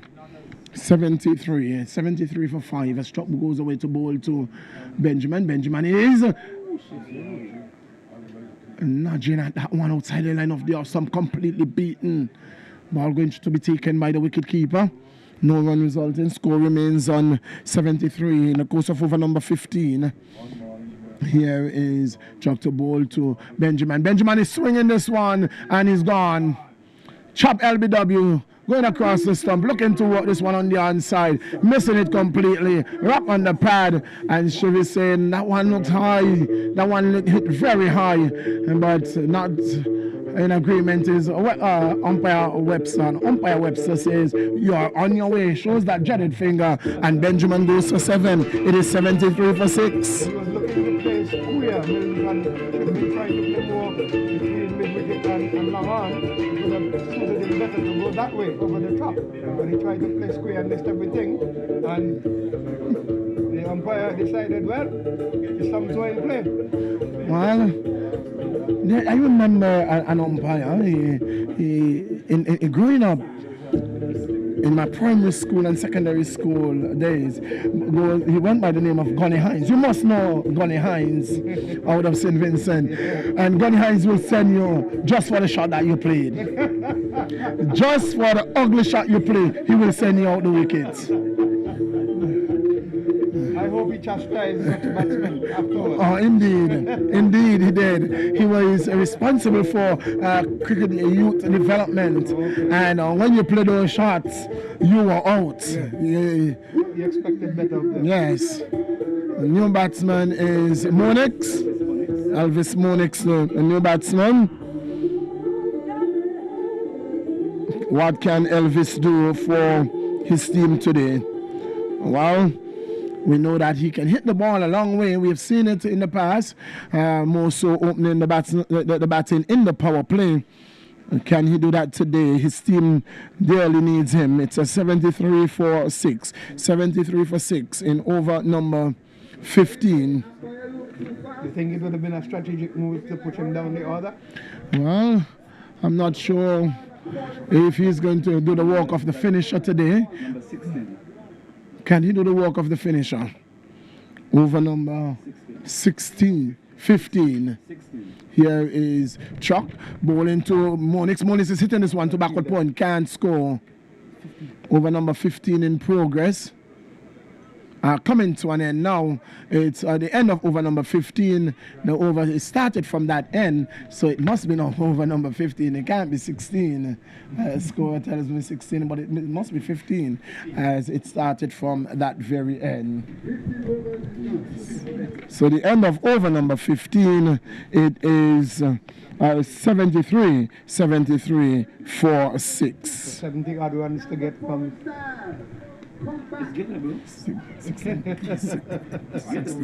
30 balls? 68. 68 in all? 68 from 30. You have to take some good. Take some risk. Yeah, some good stroke playing. Not to take any big risk, but to do it wisely. You know, Well, the other day I was thinking. I'm not sure why you guys are not in the church. You guys need to be in the church. You guys have more faith than Job. You guys are speaking with more faith than Job. Oh my! I'm in the church. If you had a Lance Klusner there or Michael Bevan, I would say yes. Here is the to bowl to Cyril. Cyril is hitting this one down to long off. He will get to 1. He moves on to. Cyril moves on to 11. There's no way they're going to get close that Millie because they're not running with any purpose. They could have challenged the fielder. No, this is test match batting for sure. This is a warm-up to, this seems to be a 3-day game, a warm-up to the test match in Dominica. Here is Durham to bowl to Elvis. Elvis will show you how to hit the ball. And he does so. The young man got a bounce. It would have been an accommodative one, but ball deviated. And Elvis moves, it is off the mark. He is on 1, and the total moves on by 1 to 75. 75 for 6. Cyril taps away, waits for Durham. When Durham gets there, Cyril is hitting this one down to long off. He's going to run close to the boundary. It doesn't get there. Brilliant feeling. They're going to go back for 2. Elvis is going to be in some trouble, but he gets home. 2 runs. To Cyril, he moves on to 13, and the total moves on to 77, sorry. 77 it is. Ideal shot. That's what they should be looking for, straight or in the gaps. Yes. Cyril, he can hit the ball. But which one of the Cyril we are going to see today at the end of this innings as a wide delivery outside the line of the off stump? Big hee-ho, doesn't make contact. Going to be taken by the keeper.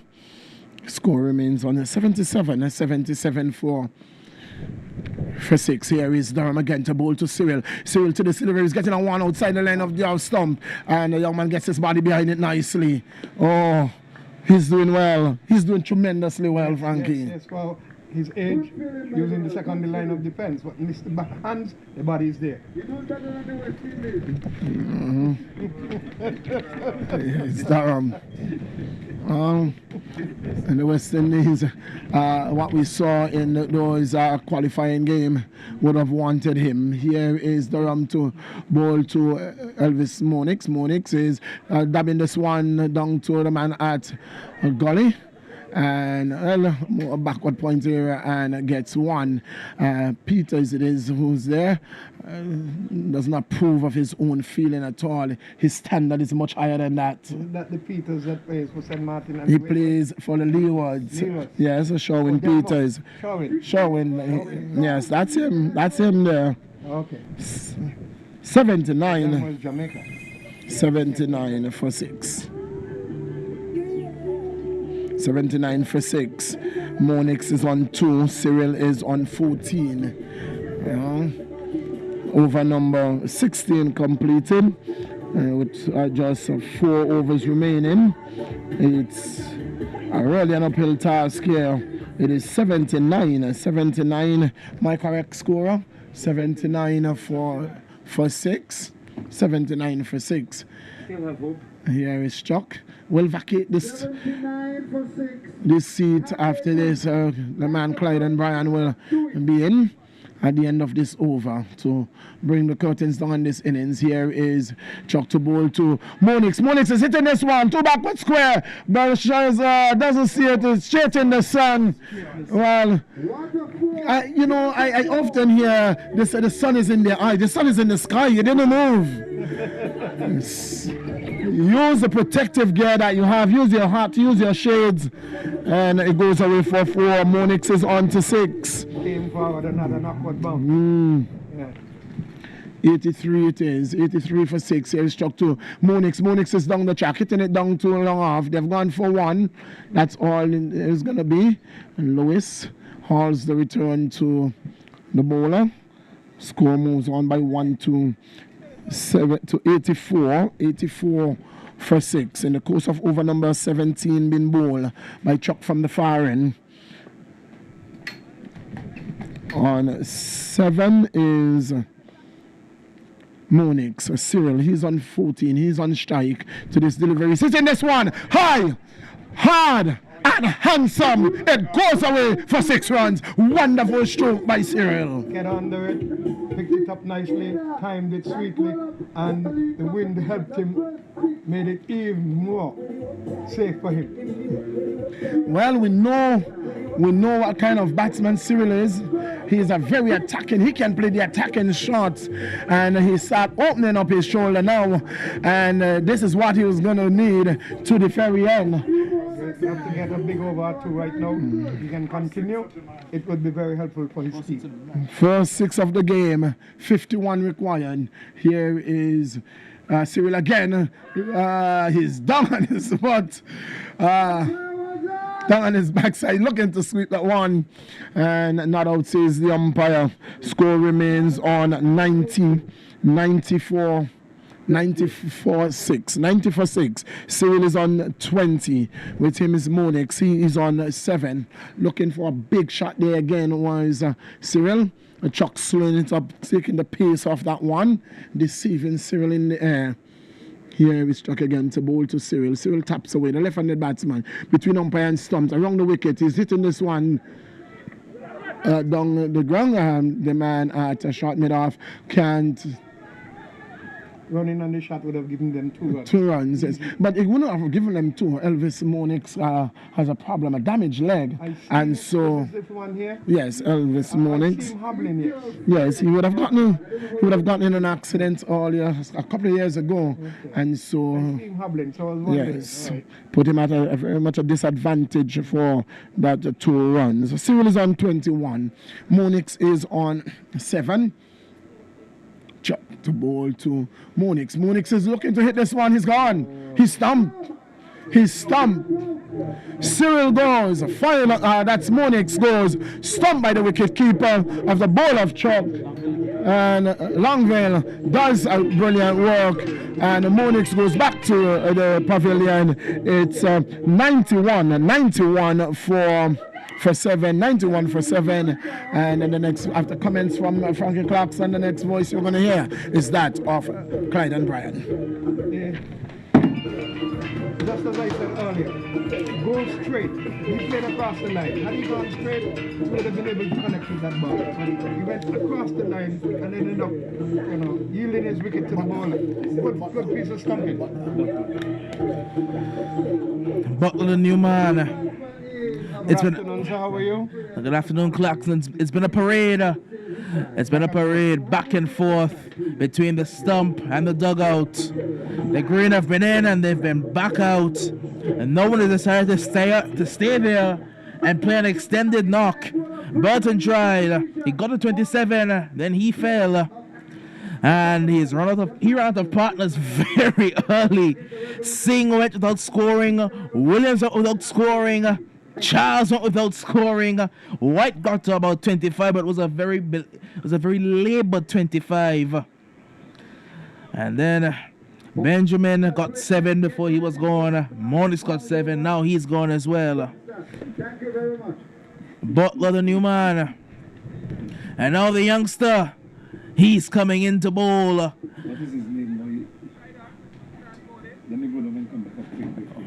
He is coming in to bowl, the young man. Bowler name?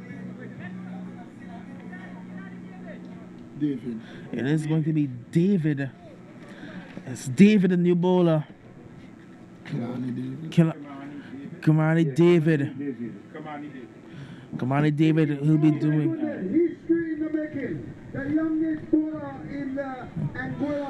He'll be coming in. He'll be bowling some spin, I believe. Whether it's spin or whether it's slow, I'm not certain what it will be.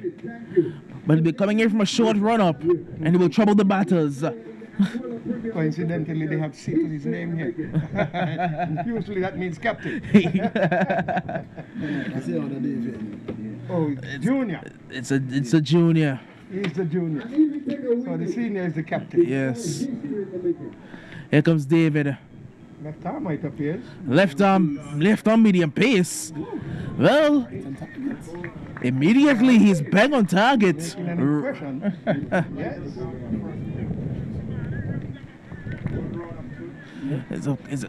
It's a curved run from the young man. Left arm over the wicket. It's a bit curved, and he gets back straight. And it's driven through the offside for a single. That's 2 runs. That's 2 runs. That could have been 2. Should have been 2. Cyril is not happy. Cyril wanted 2. Butler couldn't come back. His run reminds me a bit of Ashish Nira. It reminds me a bit of Ashish Nira, the Indian pacer. A bit curved, then back straight. Changing his line of trajectory at this time. Indeed, coming around the wicket. The ball to Butler. It's a full toss, and Butler says, "Thank you very much. That's a bit too easy." Helps it behind square for 4. I think he should go back over the wicket. Indeed. Yes, he would have been on target. Yep. 95. No, 96. 96 now. 96 the score. 6 men down. Oh, it's at 7 down. It's 7 down. 7 down for 96. They're not looking like they'll get anywhere near the 141 runs. To the umpire. Okay, he does it. Yep. He's gone back over the wicket. The young man, David. My first outing like that, I changed, and the umpire no balled me. Young in school. Here comes David over the wicket. The ball to Butler. Much better line and length there from the young man. Yep. Into the offside for a single. Butler moves to 5. The score to 97. 97 for the loss of 7. It brings the powerful right heel Cyril back to strike. Then now David to bowl to Cyril, and ooh, that missed the off stump by literally a coat of paint. He beats Cyril all ends up. The ball is moving a bit in the air, and it's causing problems. Cyril was beaten comprehensively. Yep. He's bowling beautifully from over the wicket. It's off the outside edge now, and straight to short third man, because of the wind from the northeast. He's getting outward movement out of the air, and it's hitting the surface and coming back in. Wonderful over from the young man David. It's 97 for 7. Kudos to him. Kudos to him. Hope they can continue to work with him. Oh, yeah. 9-7 for 7. After 18 overs, 97 for 7. Well, it's an uphill task. It will have to take some swashbuckling. Uphill? To get to that topic. Uphill? Is that the word you want to describe it as? Uphill? Mount Everest. Yes. much. Yeah, it's a measly 30 runs and over required. Nothing too much. Monix takes a first delivery, can't get a run. Shock finishing out. The polyclinic end. It's Butler actually. Monix is gone. It is Butler. Well, he'll have to hit a Butler innings right now. Have a play just Butler. Yes. Butler now beating outside the line of the off stump. Comprehensively beating outside the line of the off stump. He's swinging, but he's not quite picking up the line of the ball yet. He's in again now. Chuck the ball to Butler. This one turned back into him, and Butler poked it into the offside for no run.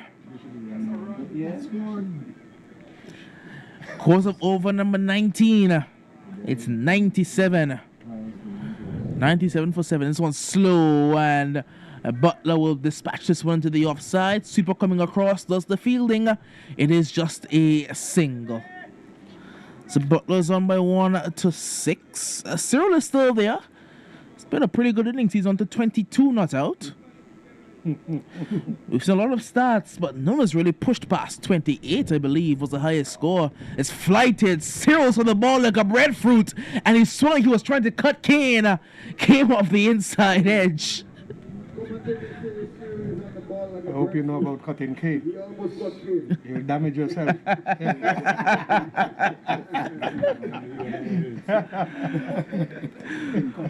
Yes. This one is swung by Butler into the offside. Two fielders converging onto it. And they will take just one. This is abysmal running. 100 has been raised. 100. 40 plus to get off one over. 40. So My goodness. Mathematically, they can't do it without help. And even then, they would need Carlos Brathwaite at one end and Yuvraj Singh at the other end.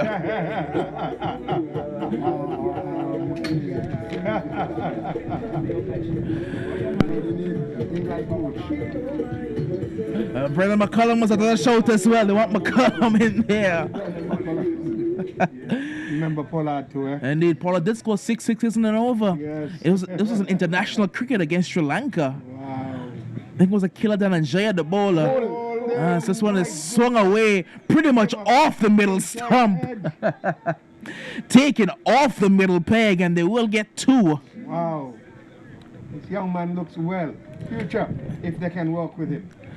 He reminds me a lot of a slightly older but still young St. Martin cricketer playing for the West Indies under 19 now. That's Nathan Edward.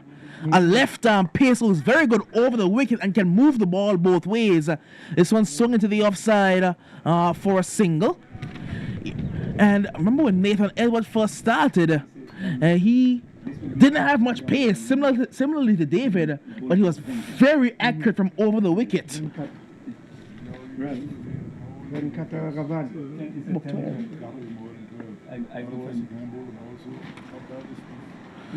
Here comes David into bowl to Cyril.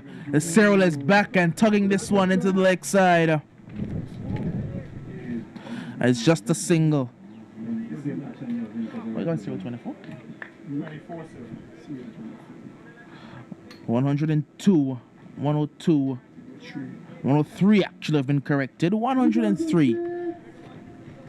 We've had 1-6 for the entire inning so far. We only have 1-6 for the entire day. David. As this one wraps him on the pads, but pitching down leg. Pitching down leg, says the umpire. That's a lovely delivery. This young man has won the crowd today. He's bowling well, he's bowling accurately.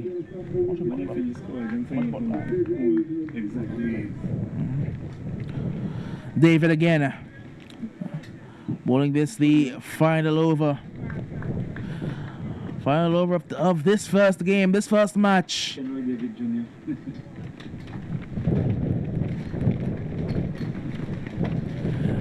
It's David. Coming in now to bowl to Butler, and that will be a dead ball. It will be a dead ball signaled by the umpire. David again coming in now over the wicket to bowl to Butler. To this delivery, Butler is heaving this one to the leg side. Where was this? Where has this been for the past 20 overs? That's 6 runs. It's a pity that it came off of the young man. I was looking for it to go into the hands. That would have been a pleasure for him. 6 runs there to Butler. He needed that maybe about 5 overs ago.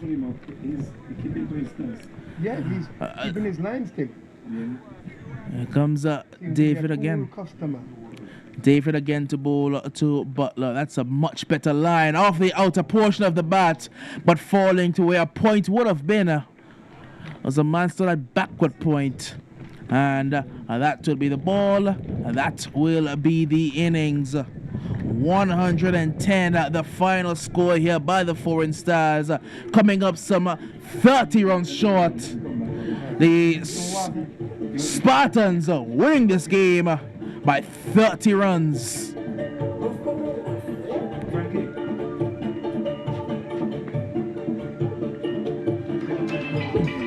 Very good batting performance by the Spartans. They get to 140. They got contributions from all over the field.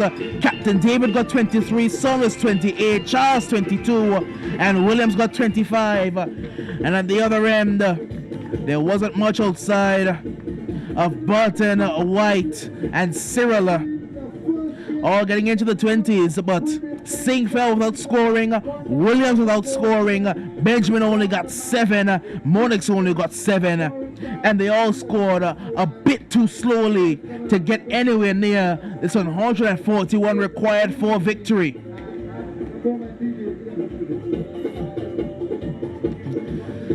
Coming up not too long from now, game number 2. Game number 2, it is going to be the Masters. They'll be taking on the Revolution. That should be a very good game with some legends of Anguilla cricket on show. Lanville Harrigan, I believe, will be here. He's registered for the Masters.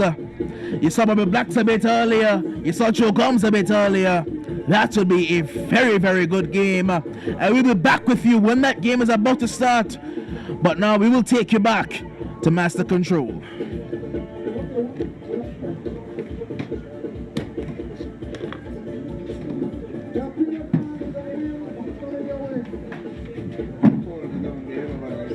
Continuing here from the Ronald Webster Park, just continuing the broadcast. We've just seen the completion of match number 1. Spartans winning by 30 runs against the Foreign Stars.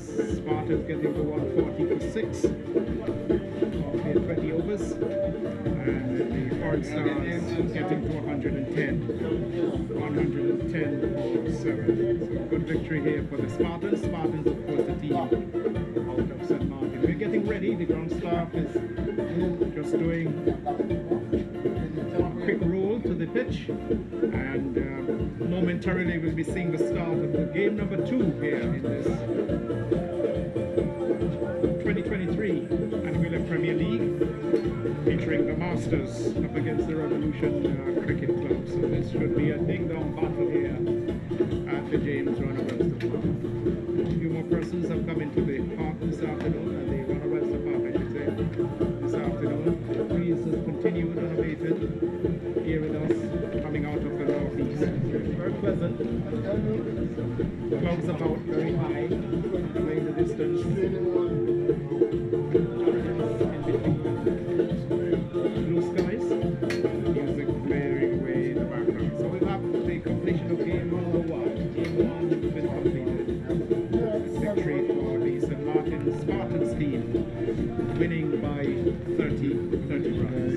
10 making 11.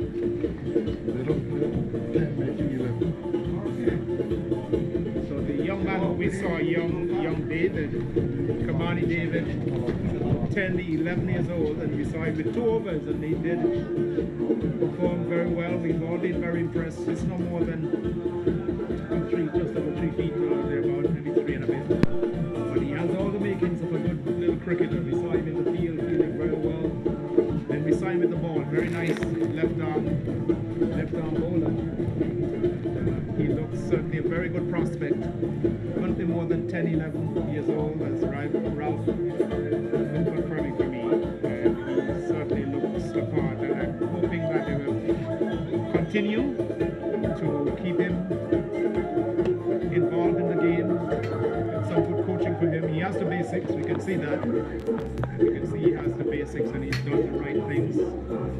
Bowling action looks very good. Good approach to the wicket. Good approach. Was sensible to go around and over the wicket. In the field, we saw him getting the body behind the ball, a second in line of defense. So he certainly looks the part. So we're getting ready now for game number 2. This doubleheader today in the start of the Premier League. It will be featuring the Masters. The Anguilla Masters will be coming up against the Revolution Cricket Club. Revolution Cricket Club featuring players like Landell Harrigan, Joe Gums, and they all playing here today. Kali Rogers, John Jeffers should be involved in the game here as well today. All the Masters will be out here today, so we're expecting a wonderful cricket match. The second of the afternoon. So it's good to see Clarkey has come out of retirement to be with us here this afternoon. Clarkey's a very experienced cricket commentator from the days going back to the days of Nevis. And certainly I'll pull him back in here now to talk some regional cricket. Clarkey, certainly the West Indies, in your thoughts on the West Indies performance, or lack thereof in the qualified competition of the World Cup. West Indies been out of this competition for the very first time. I'm not surprised. I'm not surprised at all from the first statement that the captain made, that he was happy with what he had in South Africa, and the selectors falling for his word. I am not surprised with what happened, because in the first instance these guys were not playing, or are not playing with passion. They're not playing with a passion, so there is no will to represent. Number 2, their skills are not there. Over the years we've been talking to them, from test cricket to, you know, the white ball cricket. They say, oh, we have the skills, but you have not seen it. It's not there. Patience has gone through the door, and there is no work ethic when it comes to building an innings. So there are a number of things that they have to work on, regardless of what they tell me about Lara being there and Lara not. He cannot do it for them. They themselves gonna have to do it, and they're gonna have to go back home. Not in a series, they're gonna have to go back home and do the homework.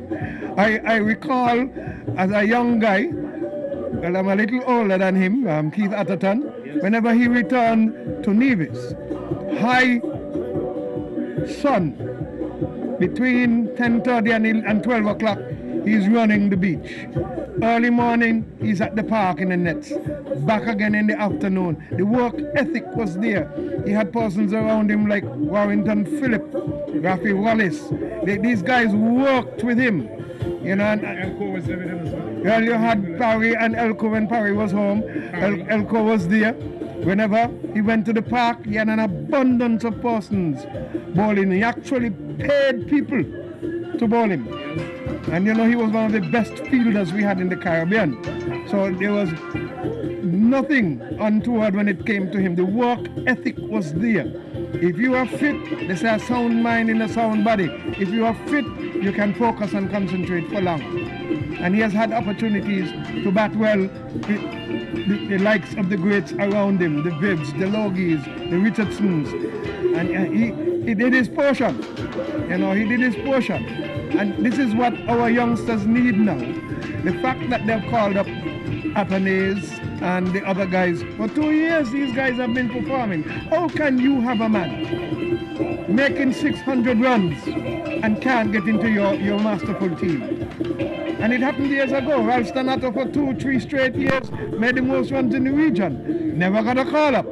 So, and we are going back to those days, and if we don't stop it, we will stay down. But I like the idea of Athanaze and the others being given a chance. Let's hope that they're put into the 11. I was happy that Casey Carty got a chance. Many a person were calling for his head. But I am happy that he got a chance and showed 2 innings of work for the West Indies. He is hoping that they'll continue with him so he can build his game. He has a work ethic. He just has to continue to build on it. Very, very important. I have Casey as one for Test cricket. I more see him that way, yes. See Casey as a Test cricketer. Yes. Not that he can't play the other formats, but for me, Casey is a Test cricketer. He has all the attributes for a complete Test cricketer. And I he mean, has shots. He can play on both sides of the wickets. He has all the shots. Nothing is wrong with him playing the 50 over, he has right? a good head. Yep. He can stay there and bat for long. He can bat and he will score runs. Which is something that Nkrumah Banner lacks, right. which is something that Brooks lacks. Yeah. And they're still fighting with Weaver to bat at number 3. He has the temperament to go far. He's hoping that they hold on to him. I would really want to see him get into the Test arena, yes. Oh, definitely. But keep him in the 50 over team because you need a solidifier. Larry Gomes, being amongst the great hitters, work the ball around. You always need one of those guys. You always need somebody to steady your innings. And while the other guys beat it. Right. And you know, Casey has the perfect temperament. which while I can understand why Mr. Selector Desmond Haynes is selecting his teams like that. He and Greenwich had a good combination. The beauty about it was that when one was going, the other held the end, and then the other one would go. So they balanced it out, and then there were times when they would meet with each other, and then both of them will go. We need something of that nature in our team right now. Right? King is showing some good development, but the head again, the head. Yeah. Pressure seems to get to our players. There's nothing say but walk them out, tire them out. You need to be able to do that. Pick up your ones and your toes, bad ball, you put it away. That's right. But we need that temperament. Pick up the singles, rotate the strike. Definitely. Rotation. Yes. And I'm not so sure how fit these guys are. Work the angles. Cricket is all a game about angles. Yes. Working the angles. Hitting the arm. Yes. You look at the Sri Lankans on how they the right run. of the man, they bam. He has to come around. Yes. It is one. Even the Pushing the other Scots. side is You one. see how they run? You know, these guys run with purpose. Look at the Sri Lankans. That's a good example. Look at the guys from Holland. Netherlands. Yeah. With purpose. And Zimbabwe. And I want to hear your thoughts on how they've used Azari Joseph. Because I've been very, very unhappy with the way Azari is being used in the West Indies. I'm not happy. But they need now to readdress their approach with the use of him. So I don't like the way they've been using him. He needs to be given the new ball, That's right. and you bring him back after a few overs if you didn't get the breakthrough that you needed at the time. He is by far our quickest, Bowler. best bowler. And he could Best bowl bowler anywhere by far, right. in the innings, at the top, in the middle, and at the end. You know, and right now he's the workhorse. Yeah. He's a young man. Yeah. He's a young man. He's built, his body is shaping up very nicely. He's obviously seemed to have done quite a bit of work in the gym. So his shoulders are getting stronger, his legs are getting stronger. And the guy is the fastest thing we have. And I still believe he can bowl faster. I still believe he can give you an extra yard or two of pace. What I want to see him do, relax himself a little more. He's too. But that's his nature. Being serious is fine, Very serious. but you put pressure on yourself when you don't get what you want. He needs to be able to balance himself out. Right? I mean, I like when in the days of Holding and Roberts and that, you never saw Andy smile. And he's a partnership breaker. Every time Azari comes on, the team, the opposition is going. Azari is giving the ball, breaks the partnership. And he needs to get more in the camaraderie with his team. I think that would help to relax him a little more. That was one of the aspects of our 4-prong, 5-prong, 6-prong, whatever you may call them in the early days. They had that camaraderie. So they were always there for each other, speaking to each other, smiling with each other. When they came in for business. And that is what now we have got to do. We have got to ensure that we get the likes of Seals and Philip and those guys back in the fray. Because I have no confidence in Gabriel. Just this minute, if they do pick him, he's going to break down. So Frankie, I've been hearing the talk now. The West Indies team is so weak. You have those other senior players. Why don't you bring all the... Because we're so weak, we're getting beaten by all and sundry. Tutmon and Tam. Bring back the best of the lot that you have, all the players, and get them back in the setup and throw them in. The whole point is I don't understand. And we're so weak. Yeah. We have such a low level of cricket. You had Mr. Left-hander out of Jamaica for 6 years, supposed to be cricket development officer. Where are the programs that he brought forth? Now you have gone and you're going to bring Bascom to me, who is a failure. He's not going to bring anything to the fore. It would be surprising to me. Right? Programs need to be on stream. Growing up as a young cricketer, we had Gary Sober's visit. Right? We had the likes of Ian Bishop visiting. We had many other people, you know, coming on stream and coming to the territories. When last, Milias, I welcome you back. When last have you seen them brought anybody to a territory? Signal. To a territory to show something to the youngsters coming up, even the senior players. You still can learn a thing or two. Yes. Some people may be set in their ways, but you can pick up a thing or two. No. Right now, our players, I don't know if they're willing to pick up a thing or two. And they're young enough. They're young enough. Late 20s, that's when you should be developing. That's right. That's when you should be developing. Well, we have a problem in the Caribbean, and that is we always know and we never know. That is so true. All it is the Masters up against the Revolutionary. The Revolutionary team winning the toss and choosing to bat. And it's going to be Masimba Boyne from this, the commentator's booth end, starting for the Revolutionary team. It's Samuel Connor and Kishon Richardson, the two batsmen. Samuel Connor come to the ranks of youth cricket here in Anguilla. I saw him from the under-12s, the days when they went over to St. Kitts for that under-12 tournament during the summer. He has come to the ranks. So he should be in his early 20s? Yeah, okay. Boyne. Is Boyne. The ball to Connor. So Connor is getting one outside the line of the off stump. Lifting delivery. Masimba Boyne. As the height? A pace bowler for Anguilla. Does he have the potentiality still? All that? Masimba Boyne normally runs in and rests your ball down. You see him pull through. You know, I've been saying that to him for far too long. You got to put you back into it. Don't rest the ball down. You are tall enough. You have what it takes to bowl the ball, bowl it. Remind me of a guy, Tony Martin in Nevis. Tall, runs in well, but then rests it there. Don't rest my ball down. Pull through. Hit the deck. That's Christians of the batsman very early. Masimba Boyne with number 6 on his back, playing for the Masters from this the commentator's booth end, the eastern side of the ground. Offside field. Oh. Yep, 2 on the on.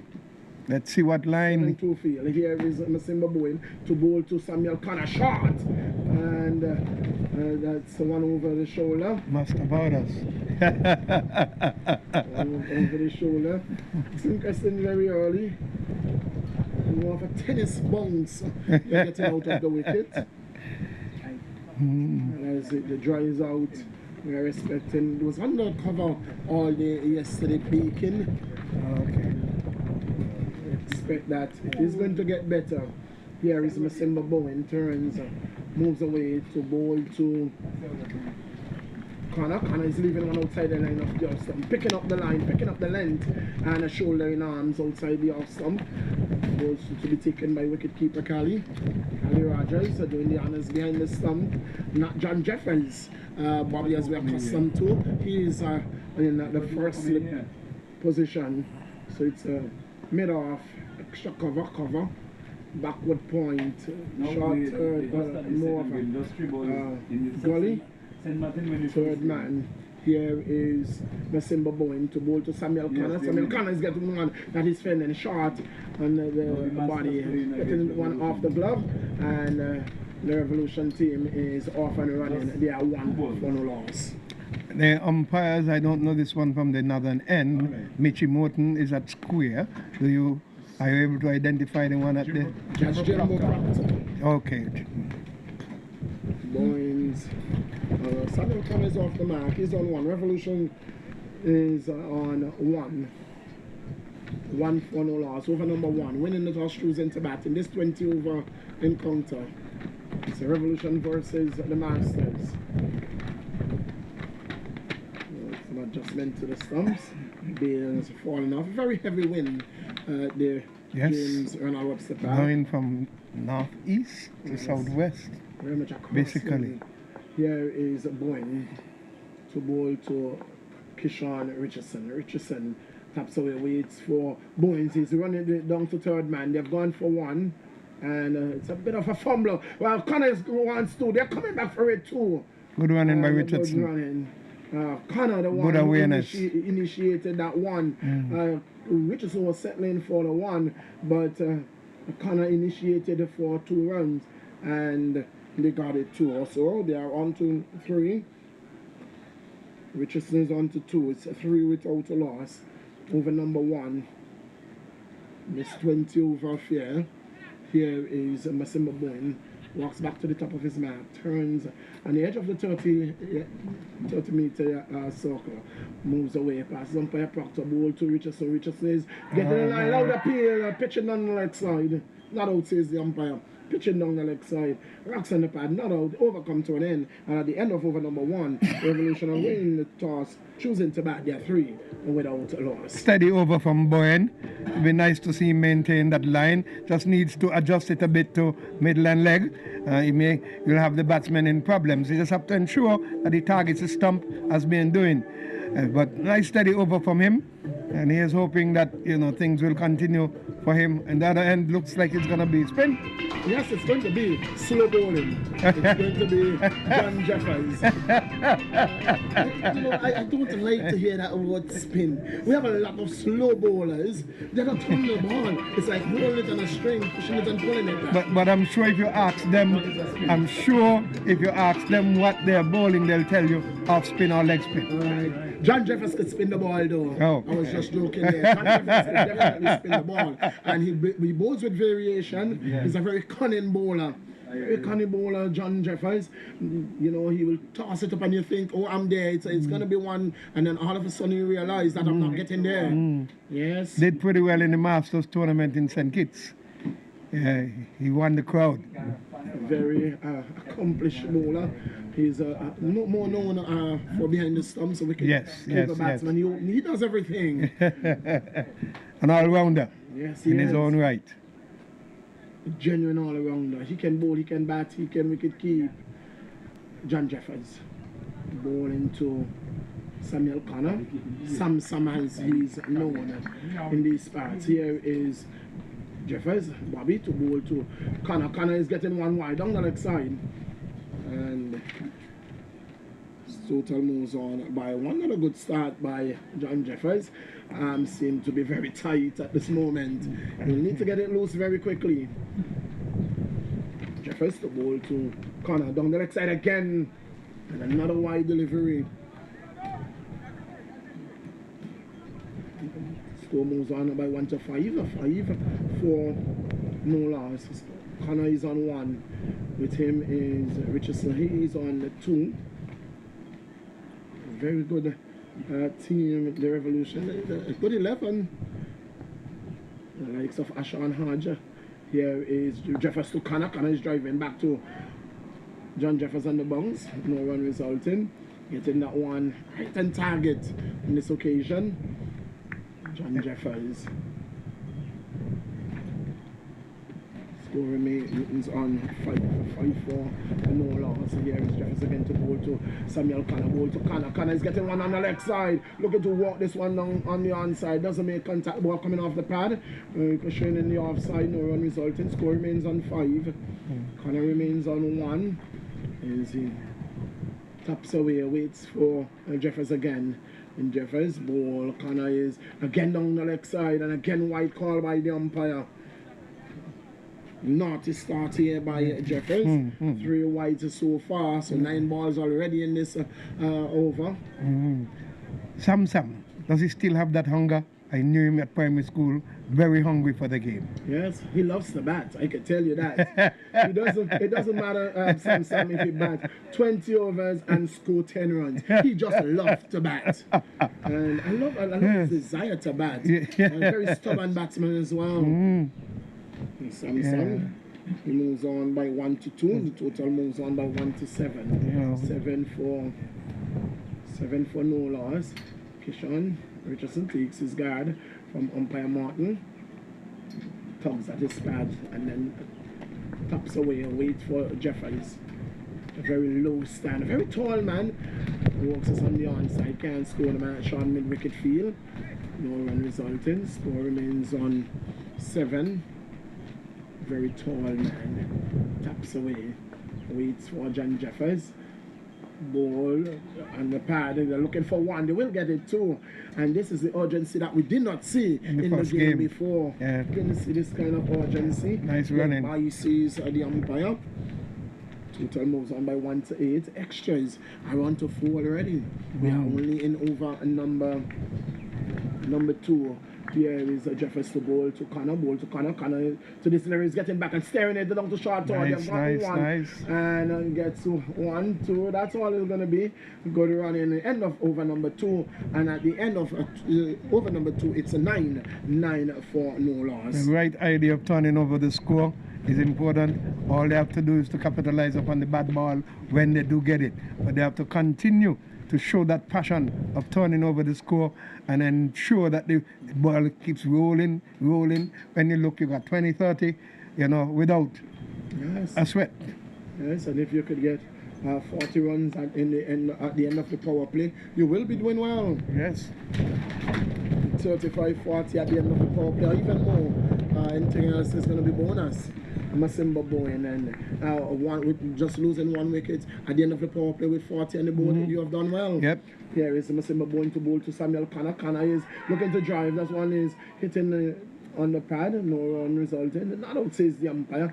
Masimba Bowen is pitching the ball. He's starting the ball on the leg stump, down outside the leg stump. And so if you're bowling that kind of, all he has to do is to make that slight adjustment, pitching the ball. I said at the end of his first over, middle and leg. You have to get it on the line of the stump, not outside the leg. That is what he's going to have to aim. Got the wind to assist him.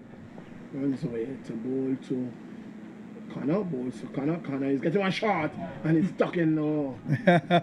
A short man ducking from a short ball. Well, not sure if that was short enough to be ducking at all. Not sure it was short enough. Oh boy. He could have stand up and looked to stare at one pass backward point. All he needed to get was some bat on it. But he made up his mind very early from the time he saw it hitting the track short. It's not getting up as high. And Bowen is not pulling through, he's resting the ball. Yes. Here is Bowen to bowl to Connor. Connor is hitting this one. Cover. That is going to go away for 4. You can save your leg. Curtains, he can save your leg. Wonderful shot. It goes through the extra cover region for 4 runs. Sweetly timed. And that is the idea. When it comes to put it away. And you ensure that you make the bowler think. So he has to revisit his approach. Yes, bowl to me, he's saying. Those short ones, I'm going to duck them. But you have to come to me. And when you come in my half, I'm going to show you what I'm made of. Good batting there by Samuel Connor. Piercing the off sub. Oh, that was brilliant. Oh, that was touch shot. Samuel Connor. Yeah, he taps away, waits for Masimba Bowen. Bowen, ball to Connor. Connor is looking for one outside the line of justice again. This is running away, and it's going to go into the boundary that goes away for four. 4 byes. Missed it. Oh, he went for the off drive again. Yes. And he missed it. Total moves on to 17. Loaded the wicket keeper. For... Hope the keeper is okay. He's still on the ground. Well, that's a matter of disappointment. This isn't just disappointment. He was just disappointed that he didn't get a glove to that one. Right?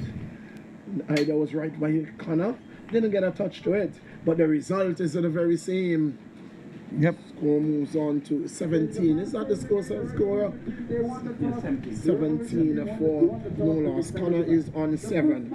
Richardson is on 2. Extra is a healthy 8 runs so far. Here is December Bone to ball to Connor. So Connor shot again, and again he is angry with himself. Yes. He's angry, very angry with himself, realizing that I was ducking to a delivery. That wasn't shot at all. It was short, but it was not lifting. Short enough to be cut square. Yes. He took his eyes off of it too early. He could have even stand tall and punch it. Yes. You know, I saw that happen to some of our Leeward Islands batsmen when Newton Dow was in his, yes. At Grove Park, bowled a bouncer, and the next 2 balls, they were ducking just like how he's ducking, and the balls never got up. 2 LBWs, back to back. Ball to Connor. Connor is pulling well 4 runs. Oh, you only have to go to fetch that one from the boundary. That one was short, and Connor, again, on this occasion, he said, I'm not ducking. That's it. I am not ducking. And he pulled it around well. Take him 4 on. runs. That's a lovely shot. And he pulled into the wind and beautifully kept it coming down, not skying it. So it traveled the way he would have wanted it to travel to the boundary. That's one of our West Indian problems. We like to hit the ball up rather than down. You get on top of it, pull it down. The 6s will come. Get in the frame of mind for picking up your boundaries. Keep your wicket intact by playing it on the ground. Well, the score moves on to 21. A healthy score rate of 7. Yes. 7 runs per over. This is what those foreign stars needed. We saw the urgency in the running, and the boundaries are coming. The bad balls are being put away.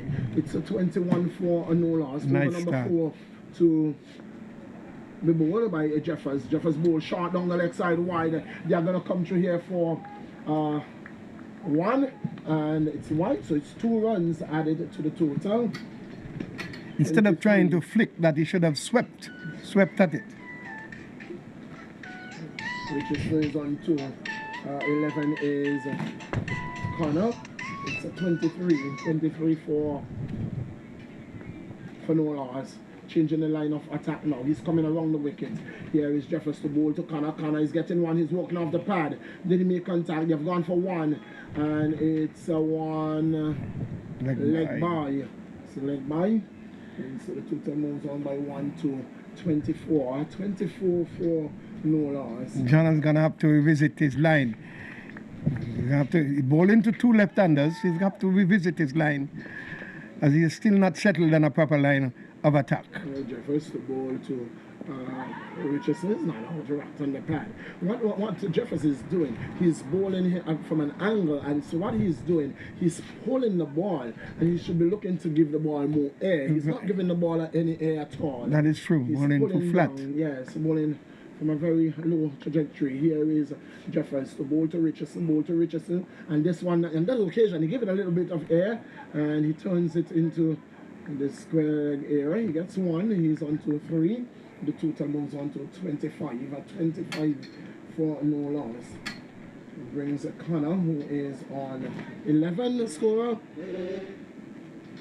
Yes. 11 for Connor. Connor taps away, waits for Jeffers. To this delivery, he's back and into backward point. Can't score. The man there is Burton. But that's the urgency that's needed. Yes, looking to run. For the single. He was looking for it. Looking for a fumble. Didn't come. Here is Jeffers to bowl to Connor. Connor is getting one that he's driving to extra cover, can't score. Looking to score. Connor, that is what is important. He's looking for the single when he can't get it. He's the one down the leg side, a wide call by the umpire again. Total moves on to 26 for no loss. Very good opening stance. Very good start here by the Revolution. Here is Jefferson ball to Connor from the clinic end. Gets this one on the onside. They get one. And that's the end of over number 4. A pretty good over at the end of it. Decent enough, not capitalizing on the short ones though, but he was able to keep them quiet. 27 at the end of over number 4.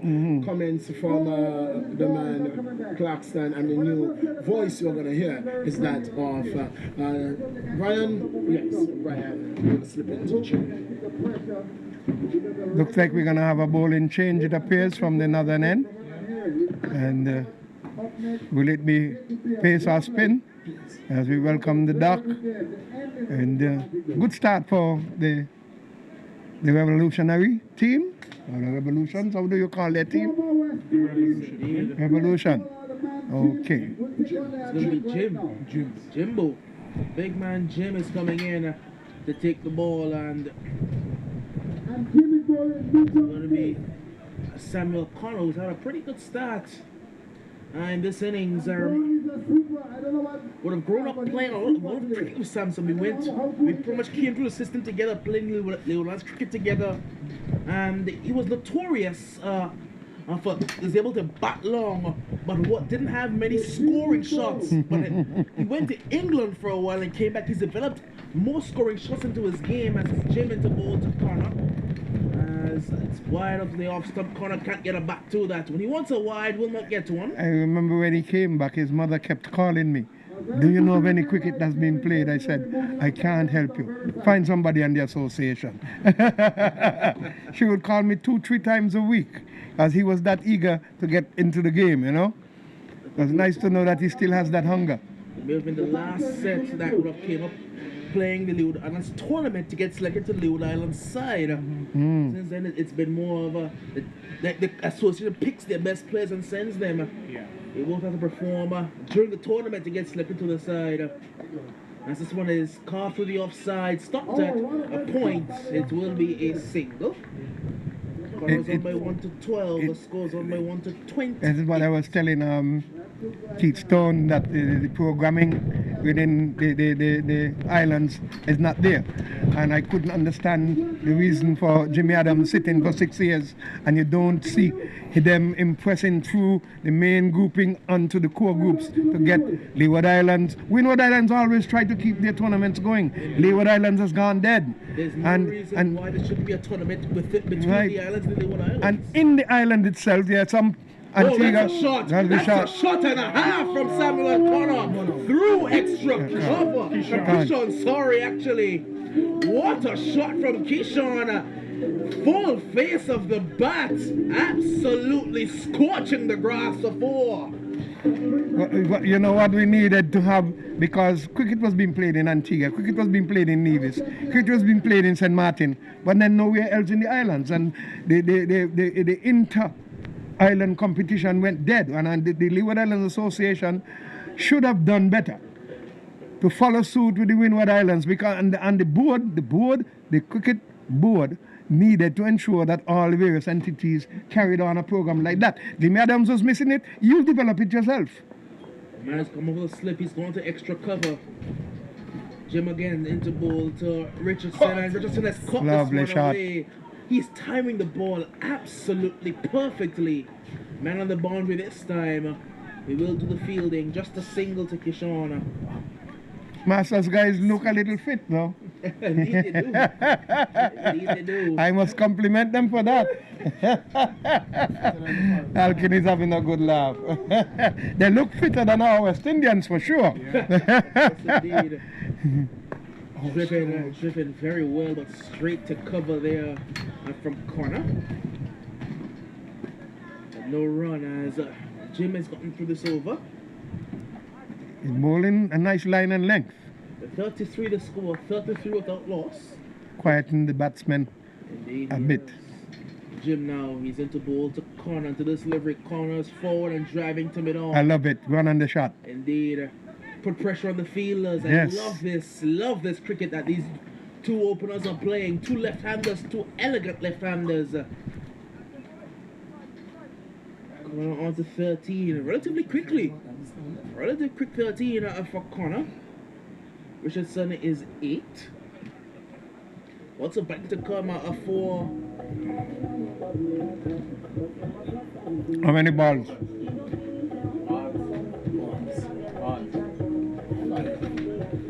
Confirmation of the balls in the over. That's 5 balls in the over, says the scorer. One delivery left for Jim.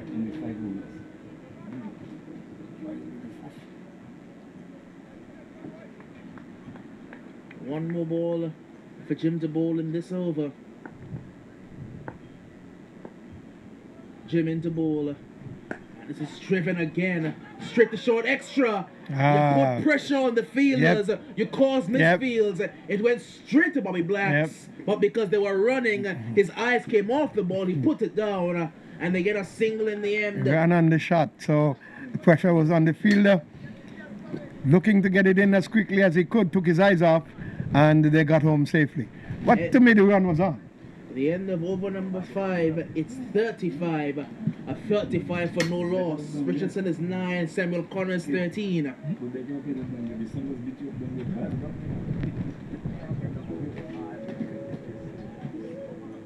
35 after 5 overs. Good going, good going. They should be able to get at least 150 or more. What I will say, there's been a lot of extras. A whole lot of extras in this inning so far. It's all a part of the game. It's for the bowlers to tighten their line and length. Just 22 runs off the bat. As it's flighted there. Went for a big shot, Richardson. Won't get. Yeah, admonishing himself. He's upset with himself there. Thought he should have gotten more from that one. Yep. But it was good of Sam to recognize and run.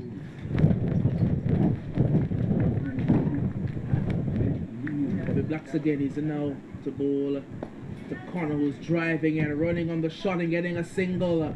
This is very good cricket. Very good cricket played by these two young opening batters. Connor going for every single run and getting them. Richardson back on strike. It's Bobby coming in from the Polyton again. John Jeffers is into bowl and Richardson is back and pushing into the offside. This time won't get a single. John Jeffers affectionately known as Bobby Blacks. Bowling a right arm off spin around the wicket to Richardson. Richardson is clipping this one toward the mid-wicket region. Doesn't get past the mid-on fielder. Will just be a single. Richardson on to 11. The score moves to 38. 38 the score. In the course of over number 6, the final over of the power play. It's Bobby. He's into bowl to corner. Clipping this one to mid-on, getting a single. Easy does it. Soft hands, runs on the shot. Easy as that. Easy as that. Rotating the strike very well. Yep. You have to compliment them for that. They're not boundary hitters, but they keep the strike ticking. And you can accumulate runs that way. You don't need to, every ballers need to go for 4 or 6. Sometimes you struggle with in the region. That one is, it's a gift. Flight outside of stump. Kishon said, thank you very much. That is 4. Meat and drink for him. Wonderful shot indeed. And it's the end of the power play. So the Revolutions have gotten a good start. If they can capitalize on it, these batsmen, if they can bat deep and if they have power hitters at the end. And I don't look at power hitters as hitting big shots, because you can get runs without having to hit big shots. And that is the headache I got when I heard of our guys mentioning themselves as legends going into a tournament and can't pass. Now it has happened again. Legends are gone and the sickness is still there. There are many ways to accumulate runs. Definitely, And boundaries are definitely. definitely not. The team I like to see play cricket the most is New Zealand. Because when Kane Williamson and Tom Latham are at the crease together, they won't score boundaries, but they will get to 8 runs and over very easily. Easily. It will be Jim again. Power play is over, but he's in to bowl to Connor. This one is driven away toward backward points. Connor has to hurry. Yeah, he was slow to get off the mark. He was ball watching. Still got there in the end.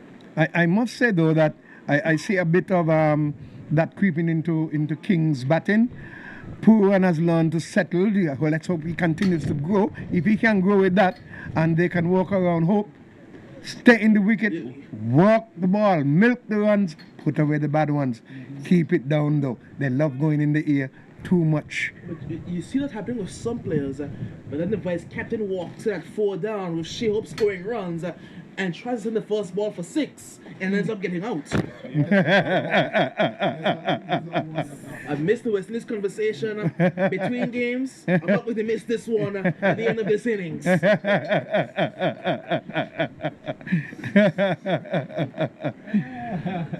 That's why I couldn't understand how they rated Powell as a batsman. Tell you the truth. Plays with no head. It's going to be Jim to bowl. Shot. Oh, that was scorched. And Jim took it right off the ankle. And that will swell. That will hurt tomorrow. That's going to leave a shiner. He caught his side of his foot and not the ankle. Happily. Luckily for him. Happily. Remember bowling up in the nets? That ball will come off the bat, get you on the shin, and that ball, it will leave a mark right here for a couple days. This one's driven into the offside. They get a single. It's 17 to Sam, 45. 45 the score. 17 and 16 the two batters. 46 the score actually. Uncorrected 46. So Connor 17 and Richardson is 16. Yeah. They have the scores right, just had the overall score wrong. Jim comes into bowl to Richardson. Richardson is clipping into the leg side. A good looking shot. And they'll get one. They want to think about a second. Kishan sends Connor back. 47-run partnership, approaching the 50-run partnership here. These two opening batters. Jim is into bowl now to Connor. Connor is knocking this one back down to the bowler. He will not get a run. He's doing a good job. He has tempered the batsmen from getting boundaries, but they're looking for the single still, which is happening, but not in abundance as it was before. You don't get boundaries, you can get singles. Yep. Something that seems to have evaded the minds of a number of our regional cricketers. It's either boundary or nothing. Single doesn't count anymore, I guess. Change in the field. Bought mid-wicket straighter and the square leg squarer. Squarer. Jim into bowl and Connor drives it straight down the ground. Guess what? It's a single. The fielder stayed in as if it's the power play. But it hasn't mattered because the ones that they would have gotten the field was spread, they're getting anyway. And Doc, I'm going to leave you for a bit and let Mr. Hodge come on in. The guys have started well. He's hoping that they can bat deep enough to make an interesting total so that the Masters will have something to go at. 5 runs off that over. 48 without loss after 7. 48 without loss. Approaching the 50-run partnership. As I am going to be joined by Ron Falch in a moment. It's in very good going by these two left-handers. Two left-handers that for a while in their game struggled against right-arm off-spin. But they've looked very comfortable today against Bobby Blacks. Samuel Connor and Keyshawn Richardson. Bobby, he's into bowl to Connor. Connor turns it into the leg side and he will pick up the single. Connor on to 19. 49, the score has moved to 49 in the course of this, the 8th over. Kishon doing a bit of gardening there of the pitch, a bit of groundskeeping. As it's John Jeffers, he's into ball to Kishon Richardson, and Kishon going for a bit of a heave, just turning it in the end down to long on, picking up a single. The 50 partnership has been raised. 50 partnership is up. It's 50 without loss. 50. In the course of this, the 8th over. Jeffers into ball to Connor. Connor looking to sweep. It's down the leg side. It will be a wide, called and signaled by umpire Morton. Yet another extra added to the tally. It's 51 now.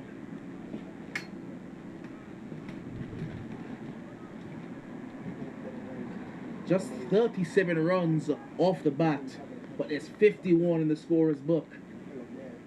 Better line there from Bobby Blacks and pushed into the offside for a single. I think they may want to get that mid-off and mid-on a bit closer because they're right on the edge of the circle. Everything is an easy run. Samuel up to 20. Into ball. And this one turns to the leg side there from Kishon Richardson. They want two, they'll get two. That is very good running from Samuel Connor and Kishon Richardson. They're mimicking each other. They're both on 20 now. 54 the score.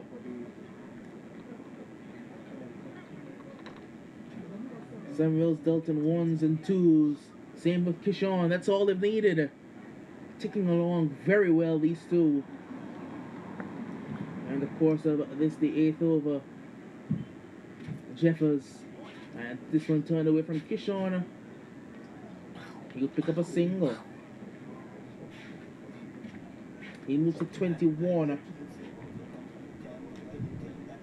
55. 55. The score has moved on to Jeffers. Going from the polyclinic end into ball to Connor. Connor again turns it into the leg side. Picks up a single. Easy. Very easy going. There's been no pressure applied by either the fielders or the bowlers.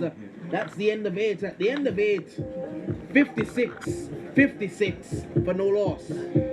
Certainly the Revolution playing very responsible. They are turning over the strike. They are setting up themselves for a big second half. At the moment, no wickets down, and they are right in control. They are feeding on the quicker type bowling, and certainly the spinners not varying it that much. They are pushing it through, and the two young batsmen are really having a field day.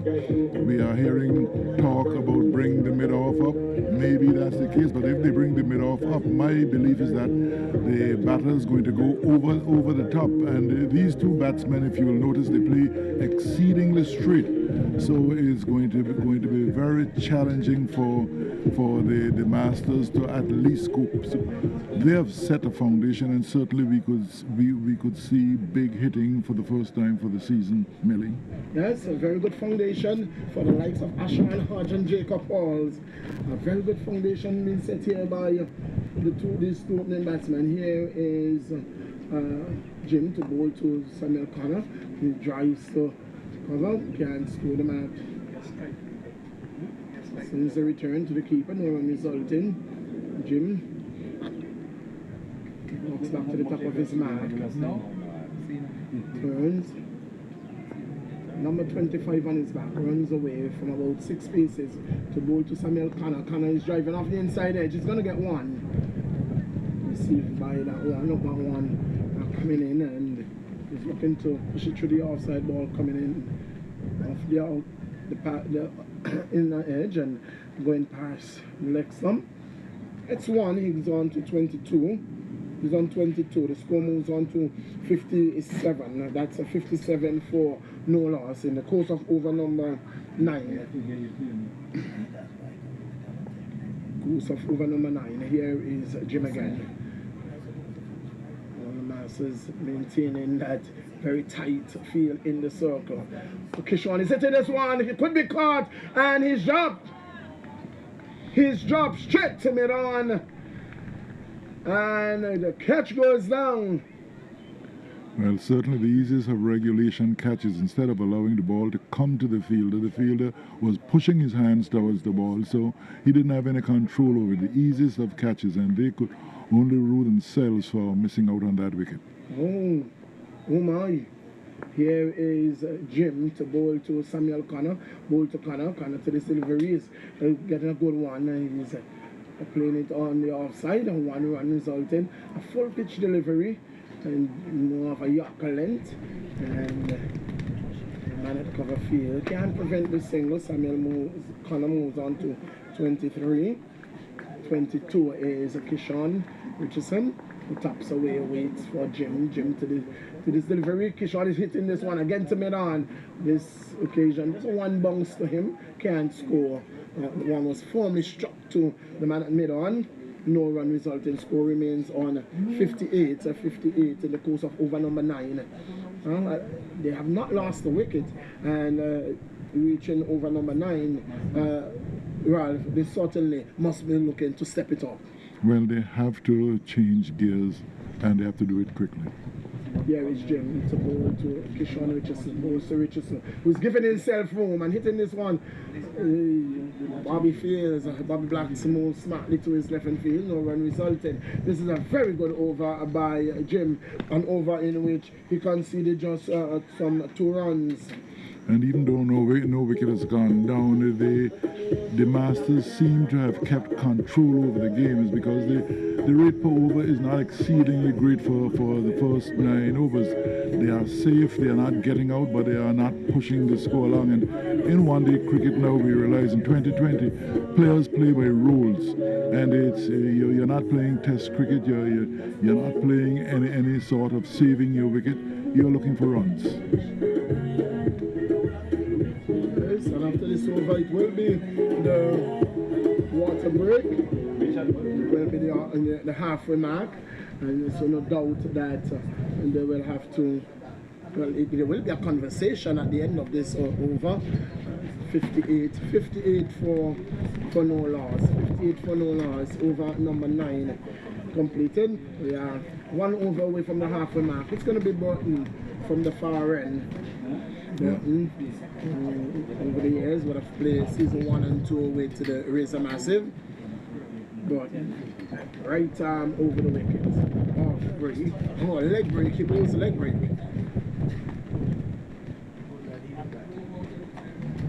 Ball to Samuel Connor. Ball to Connor. Connor to this one. He's getting one down the leg side. Keeper doesn't take. He goes straight keeper. They have 1 for 1. That's all they're going to be. Jim scamps away from short to fine. 2 runs added to the total. Score moves on to 60. 64 no loss. 64 no loss. There is Burton again from the Central Polyclinic end to bowl to Kishan Richardson. Bowls to Richardson. Richardson's getting one again. It's wide, and again they're going to go through for another run. And that's 4 runs. Not a ball in this over. Not a ball in this over. 4 runs given away. A lot of extras, Millie. 62 for. If he's bowling leg spin, it's beyond me why there is only 1 field on the boundary on the onside, Ralph. Bowling leg spin with 1 deep fielder. Very interesting, and there is a sweep on the offside and a pack offside field. This one is gonna go inside meat and drinks, 4 runs. 2 bounces and it's skidded across the mid-wicket boundary. That goes away for 4, and it's exactly what I was just saying. You cannot have a leg spinner bowling to a left-handed batsman and with only 1 man on the onside. Well, certainly they got it wrong on that occasion, because the leg spinner bowling to the left-handed batsman, the ball is spinning into the batsman, and you are having a straight line from mid-on to long on. Something really has gone awry with that. 66 for no loss in over number 10. In the course of over number 10, 66 for no loss. And there We'll still continue with just the one lead fielder. Short again.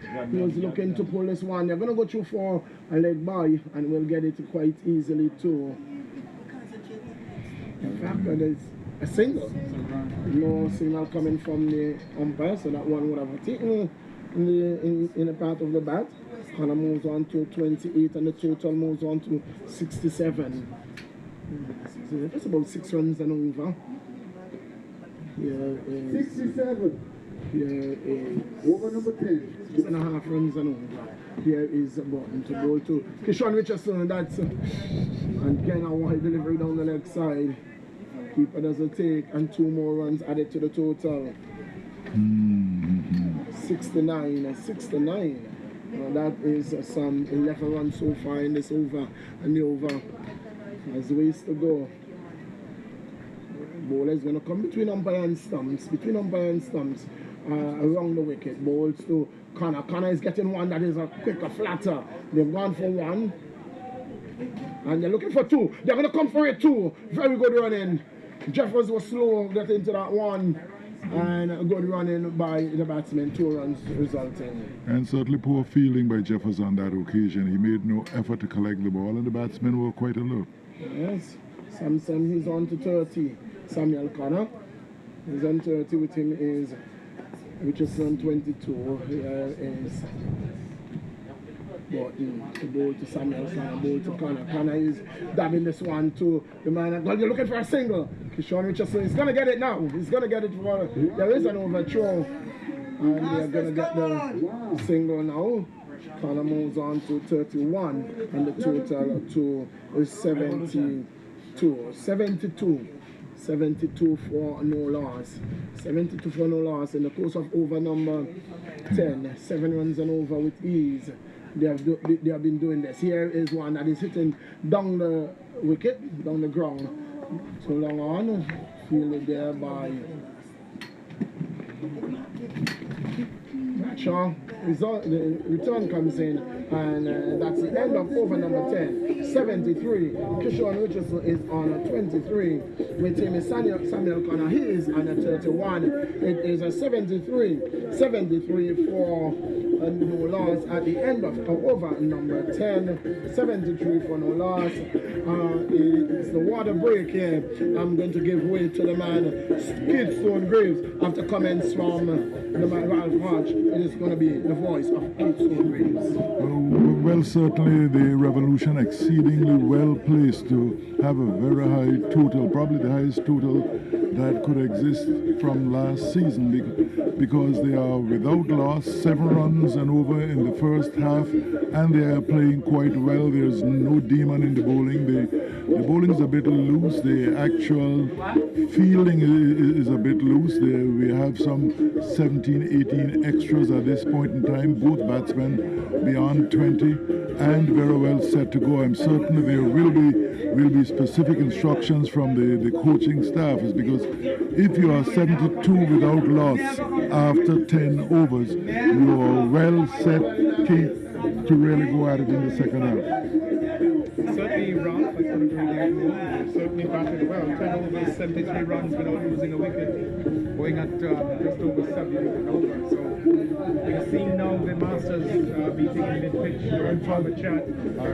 Certainly would be want to be reconsidering the strategy used here. But the full marks to Samuel Connor and Kishan Richardson. They played very well. They have not taken any undue or unnecessary chances. They've just put the ball in the gaps, and they've taken the singles. The running between the wicket has been very good, unlike the previous game which we saw when we all commented on how the players weren't taking those singles, putting pressure on the fielders.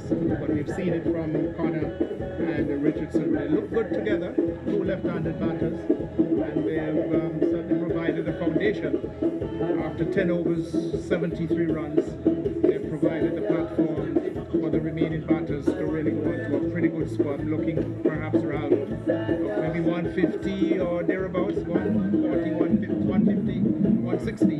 Yes, Form is there. they are well poised to do it. I'm certain that Charlie Hodge will be giving them specific instructions for that to his team, the Masters, but I do not know what he could say, what he could do to stop the onslaught. It's the best of the batting we have seen of the two matches. The guys are playing quite straight. They are two serious young players. They've been around the game here for quite some time, and they are really putting the ball to bat. They would have been doing it quite cautiously thus far, but with only 60 balls to go now, there will have to be some increase in getting a score and batting their opponents out of the game completely. Certainly, it's a good contest. Charlie Hodge came on and he had a long chat with the Masters. Several of the Masters players did not go off in for the break. They stood out in the middle of the ground and they all came together and had a good talk. Looking at the pitch and strategizing and saying, look, we need to do something. For example, just too many extras. That's we had what, over 15 or so extras in a total of 73. 31 to Samuel Connor and Keyshawn Richardson has 23, and they batted very well. Well, yeah, they are batting straight, they are batting cautious, but certainly we are playing 20 over cricket, and now they have to change caution into getting runs. They are well poised to do it. They are capable of doing it. They are both youngsters who know the game, who've been around the game for some time, and certainly we expect good things from them as the tournament goes off, and they are in probably the best of positions right now to actually get a big score for their team. Earlier today we had the Spartans out of St. Martin beating the Orange Stars by 30 runs. The Spartans getting 140 for 6, restricting the Orange Stars to 110 for 7 of their 20 overs. We are looking now at the Masters up against the Revolution Cricket Club. Revolution winning the toss and deciding to bat first. They have posted 73 runs without loss after 10 overs, so exactly at the halfway point in their innings. So the players are back out in the middle by Jimbo Proctor, just bringing things to order. His colleague is standing at point, and it's Mitchell Morton. So who's this bowler picking up the attack here now?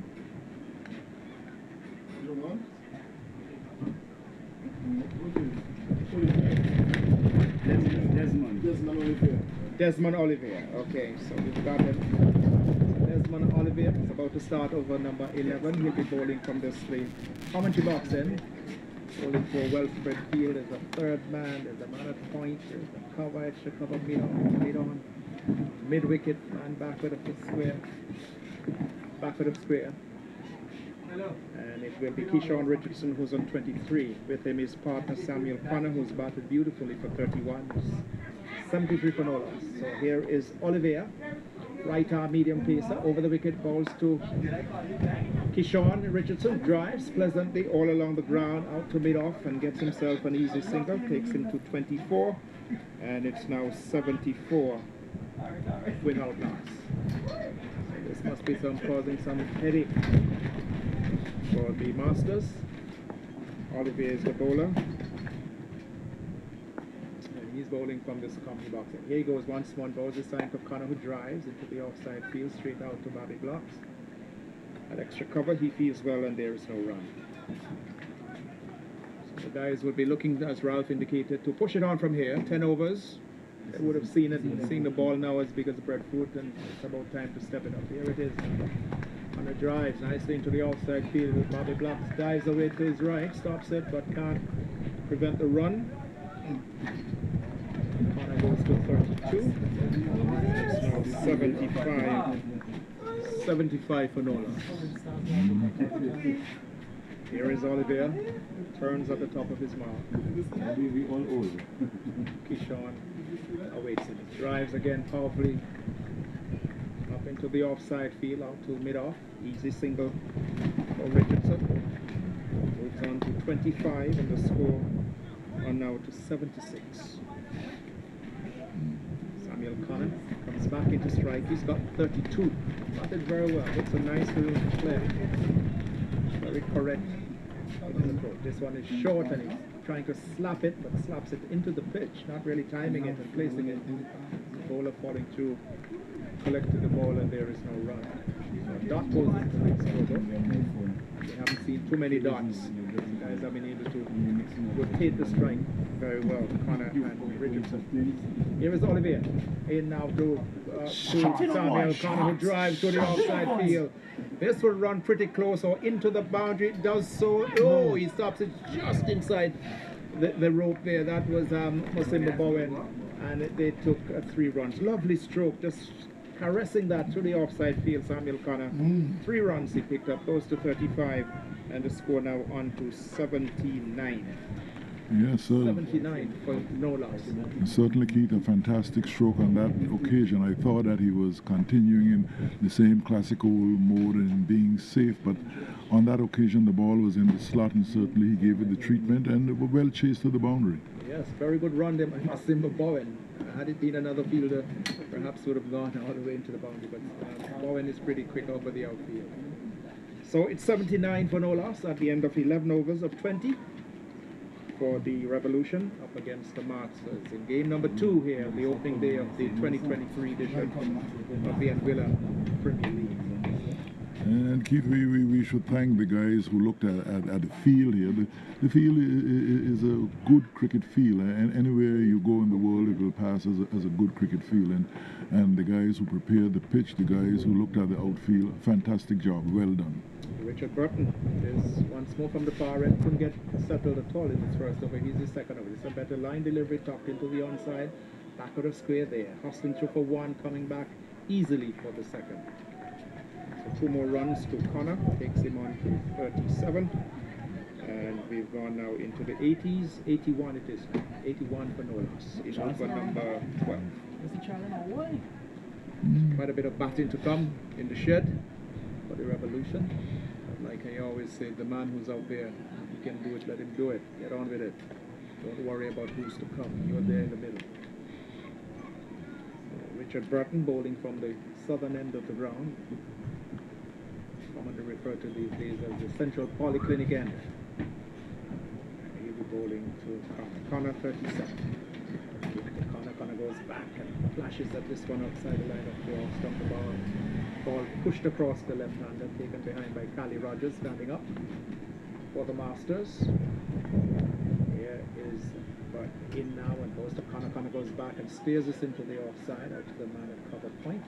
Ball traveling much too quickly for a single. He's kept on 37, 25. Sean Richardson he's the non-strike. 81 without loss in the course of over number 12. Here is Burton in now to Connor. Connor goes back and looking to force it through the offside. Succeeds in hitting it to the man in the covers. Much better over here from Richard Burton. In first over he was all over the track. With a better line deliveries, both left-handers. So he just has to focus on one particular area. With his spot. Here he is now, Burton in, past the flatter, and it's turned around the corner, down the back of the square. They've gone for 1. Connor wants a second, but it's not there. Connor goes to 38, and how well he's played. 82 it is, for no loss. Kishon has 25, taller of the 2. Connor certainly more diminutive. Richardson a lot taller.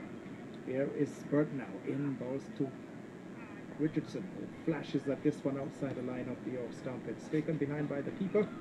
Ralph, we've had 12 overs completed, 82 runs scored without loss. 37 of those runs going to Samuel Connor, and Kishon Richardson has 25. Well, certainly we've slowed up a little since the break, is because at the break we were talking about 7.1 in terms of rate, and now we are talking under 7. As a matter of fact, what is happening is that the two players are playing in the correct mode, playing quite safely. But in one-day cricket, you're looking for runs. So we certainly will be looking forward to see some bigger hitting at some point in time in the next 8 overs. Yes, certainly. 12 overs completed, 8 to go. So we are in now to that stage of the game where you want to see some power hitting, you want to see some real runs being scored here now. It's Olivier once more in balls, and this one is hit high in the catch. No chance of a catch, but no one gets there, and the corner gets himself a run. He was struck very high up, almost at the splice of the bat, and it just ballooned into the offside field. No one could get there. Another run to Connor. 83 it is now. Connor goes to 39. And Keyshawn Richardson, who's also batted well today, comes into strike. So it's going to be Olivier once more from this way. Commentary box end of the ground. Field well spread, man at third man, man at backward square. Goes in balls, and this one is driven through out into the offside field. Traveling very quickly to the man who covers. There is a run. There's a mid wicket, a mid on, mid off.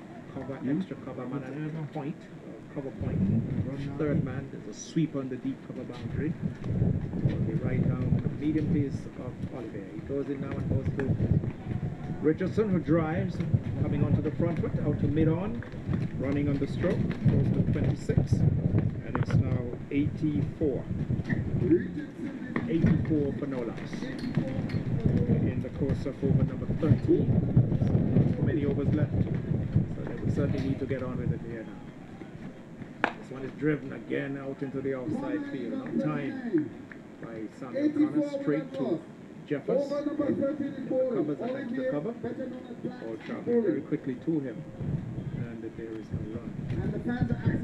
Masters looking tighten things here. They're not.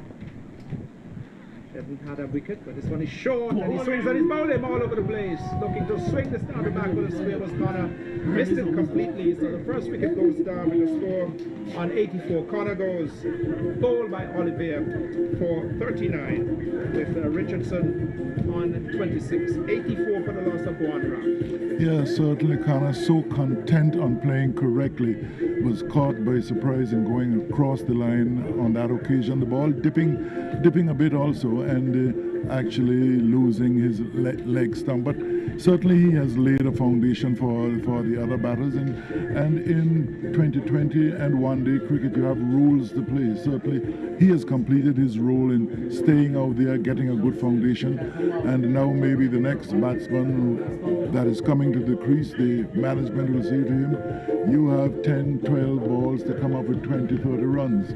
So you are going to have to push it along. Let's wait and see who the other batsman is. It looks like Ashon. Okay. Man coming in, the captain as well of the Revolution is coming in. Certainly a clinical batter, also not one who really thumps the ball all over the place, but one who's capable of doing it when he has to do it. So Ashon Hodge replaces Samuel Connor. He batted well for 39 runs. Ended up going right across it, delivering the stops, missed it. Lost his wicket. He's gone for 39 off bowling on there. Over number 30. The score is 84 for 1. The Revolution winning the toss and deciding to bat in game number 2 against the Masters.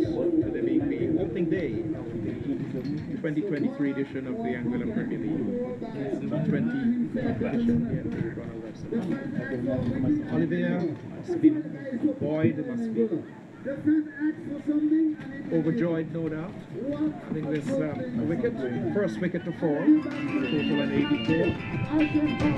Ashon Hodge is at the wicket now with Keyshawn Richardson, who's got 26. 26 to Richardson.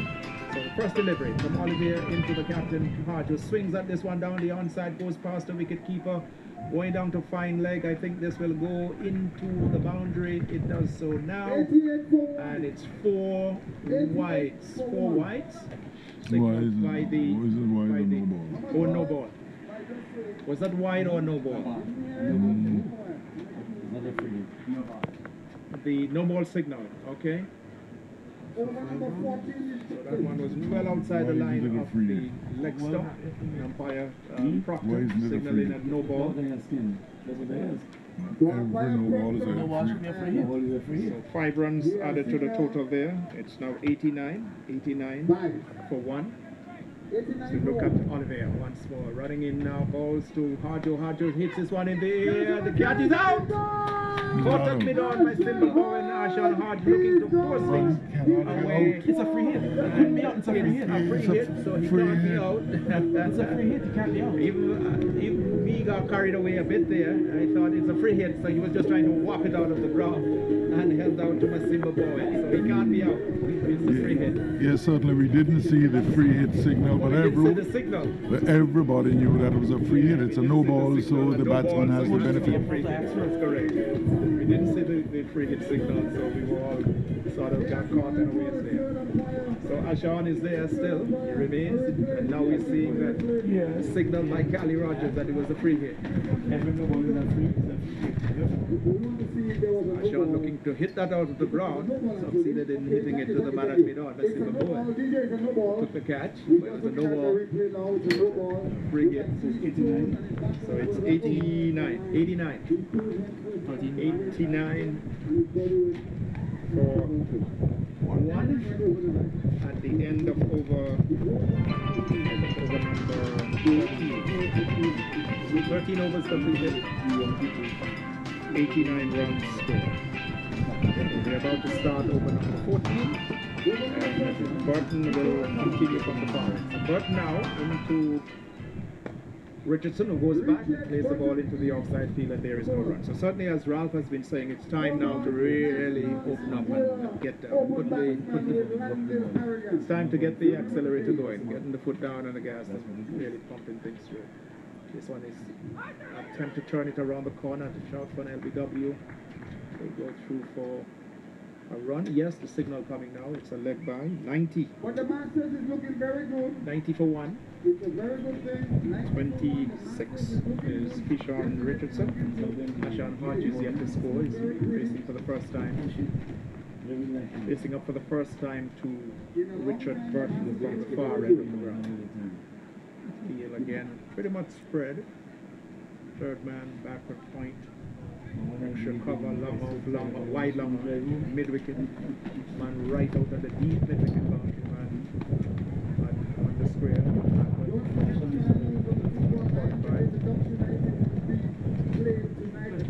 Square. Burton it is. Right arm over the wicket into Hodge. Goes back and plays at this one, misses the ball. Faster, flutter delivery. Looking to force it through the offside field, looking for some open space. The offside missed it and was taken behind by Cali Rogers from the Masters. Here is Burton once more to Ashan. Ashan goes back, and this time he gets his first run out to long off. Going back and just stroking the ball easily. So it's 91 now. 91 for 1. And we're in the course of over number 14. 6 overs to go after this one. So the Masters just looking to tighten things up here. Revolution looking to free themselves. This one is an attempted turn down the outside, taken out the pad, goes into the outside, and there is no run. So it's about time, Ralph, that Kishan has been there from the start. Would have seen some 13 plus overs and 13 overs and a few balls. Time to really open up and take control. Here is what into. And he's bowling all over the place. And again, Ralph, as you've been saying, just at the time when they need to turn things on, here we see Kishan playing right over, good delivery from Richard Burton and using his stump. So another wicket goes down. Firstly, we had Connor going for 39, and now Kishan Richardson going bowled by Burton for 26. It's 91 for 2 in the course of over 14. So certainly Kishan, just like the other batsmen, playing too classically correct, caught by surprise, ball well pitched up to him. He was so content just to stroke it around the place and actually bowled by a fantastic man.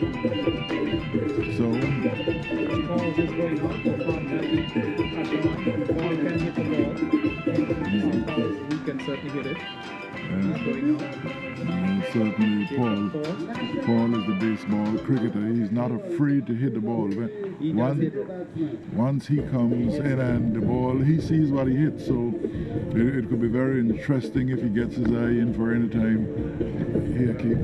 We certainly need to get going, Ralph. It's 91 now for the loss of 2 wickets. We're almost at the end of over number 14. Yes, certainly the Masters are not run out of the game as yet, because we are talking about 7 runs or over. They're still well into the game, even though the batsmen appear to have batted that well. 15th coming up, it was bowled by Anguilla. So after 14 overs, 91 for 2. 26 to Keyshawn Richardson, 39 to Samuel Connor. Ashan Hodge has 1, and Jacob Pauls is the new man out here. So the Masters looking to tighten things up here. I know when I will come. Masters looking to get things tight. Sambo is coming back in. Then we'll have Frankie at the end of the next over. Billy has left us for other duties. John Hamilton, thank you for his service. Start of over number 15. Do the ball by ball because it's going to. Yes, so we will do. Ryan Doc will be in next. So it's Olivier in Ashanaha is driving back up along the pitch on the offside, and there is no run. So Hodge will certainly want to play outside of his normal game. He will certainly want to be opening up and driving the ball, cutting the ball, pulling to all parts of the ground into this. It's about that time. In over number 15, it's 91 for 2. Here's Oliver into Hodge, who goes back and forces this one to the offside field. That's a lovely stroke, bisecting the 2 fielders there. The man at cover point and the extra cover. Equidistantly between them, and into the boundary it goes for 4 runs. Lovely shot, using the pace of that delivery, came off, skidded off, and he gave himself a room and just punched it through the offside field. Ashan Hodge, he's gone now to 5, and it's 96 for 2. Lovely shot there, Sambo. Yes, it was a beautiful shot indeed. He played it, bisected both fieldsmen, and it was all along the ground into the boundary for 4 runs. Well done, Ashan. 5 to Hodge, he's the strike. Oh, and it's dead ball. We signal now. One of the came off on the far end. Ashan Hodge is on 5. Pauls is yet to score. Yet to face a delivery at the end of this over, the 15th over. We'll have a change, making way for Clyde Meyer. This one is outside the off stump, and he steers this one out to the man at backward point and hustles through very quickly for a single. Hodge is on 6. And it's now 97 to score. 97. Samuel Connor going for 39, well played, and also another good knock, impressive knock. 26 by Keyshawn Richardson. Good knock of 39. Keyshawn going. It's Olivier bowling from this commentary box there, running away from us now. He's into the wicket now, goes to Pauls, who comes onto the front foot, looking for his first run. It's not there. Ball played out to mid-off, and there is no run. Pauls can hit the ball. He's to be a good strike of the ball. Jacob Pauls, someone whose cricket has developed leaps and bounds over the last few years. Here is Olivier into a Jacob Pauls. Drives up to the man at extra cover. There's no run. Time to consolidate. Now is the time to really step it up. Just 5 overs to go after this one. As Olivier runs in now and bowls to Pauls, he swings this one down the backward of square. This could go into the boundary. I think this will go away for 4. The fieldsman at backward square is only going to retrieve down to that fine leg area for 4. So Pauls gets off the mark with a boundary. It also brings up the 100. So now 101. 101 for 2 for the Revolution. Pauls is 4 and Ashan has 6. Yes, it was a very good shot. He played it around his leg, down to fine leg, and into the boundary for 4 runs. A beautiful shot indeed. Here it was.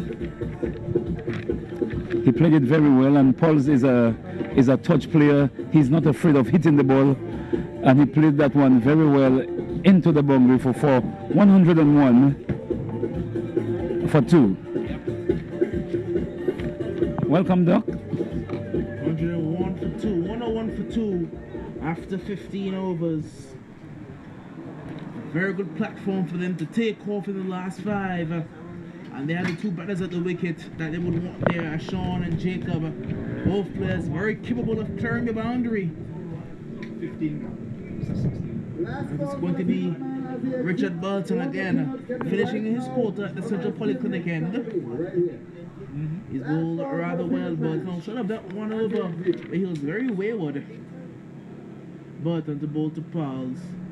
Pauls is looking to turn this one. It's down the leg side, it's so wide. Drifting in line, erring there's Richard Burton. Score ticking to 22. Leading scoring today, Samuel Connor thus far. 39 to him. Burton. Pauls turns this one down toward backward square. They'll skipper through for a single. Ashon. It was a Sean Hodge actually.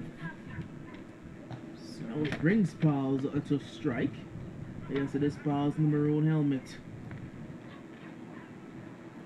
Burton into ball now to Jacob Pauls. After this delivery, Pauls is waiting on it because it's slowed right up in the surface. They want to, they'll get to. That's very, very good running by Pauls and Hodge. Rather innocuous stroke, but casual fielding meant that they could get through for 2.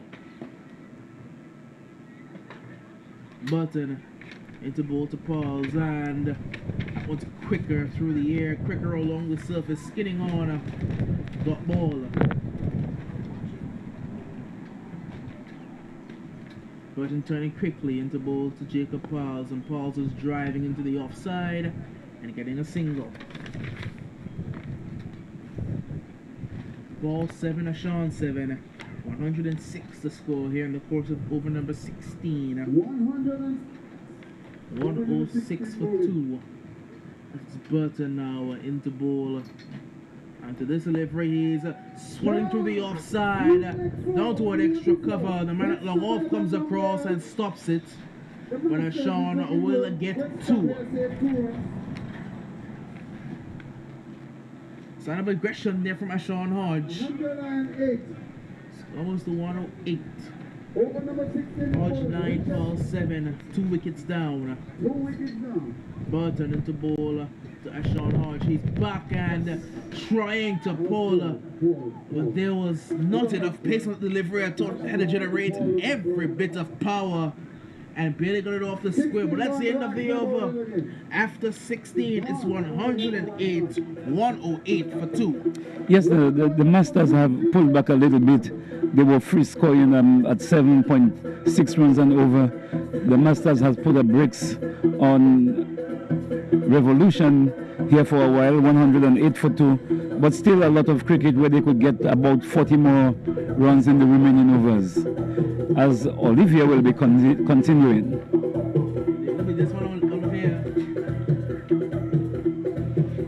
Back from this commentary box end. Yes, Jacob Pauls on strike.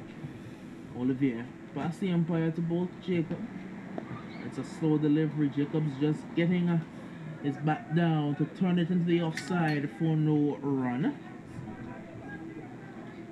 The field is not spread. It's a deep third, a deep square, a deep sweep on the offside. It's a slower ball. It's dipping on him, and they do just get a single. It was a full toss, but the ball was very, very slow through the air, and it dipped a bit. Ball saw the ball, his eyes lit up, and it just dropped out of his eyesight. 109. This is Ashon Hodge who's on strike. Now a long off and a long on in place. And Ashon guides us down to the deep third man. They want 2. Ashon is coming back for 2 at his lovely running. Very, very good running. Motoring along to 11 is Ashon. It's 111 the score. 111. The loss of 2 wickets there in the course of over number 17. 150 on the cards. As Jacobs drives this one powerfully into the offside. Down to the long off boundary. They want 2 again. They'll get 2 again.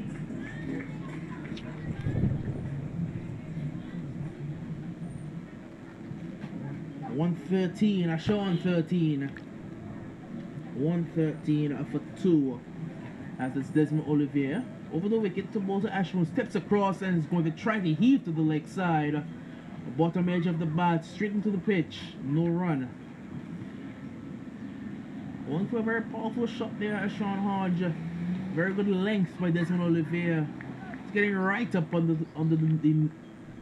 up into the toes of a Sean Hodge. Very full delivery. Then again Olivier. And this one's clipping to the leg side. And they will take a single. Need to start going. It's at the end of 17. It's 114 for 2. Well, I predict that they would get about 30 more runs in the remaining 18 balls. It's gettable, but these 2 batsmen have to make up their mind to take some risk. But there are a lot of gaps in the field by hitting over, sometimes 3 overs. That we could get it. 3 overs left in the innings. They need to start scoring and start scoring quickly.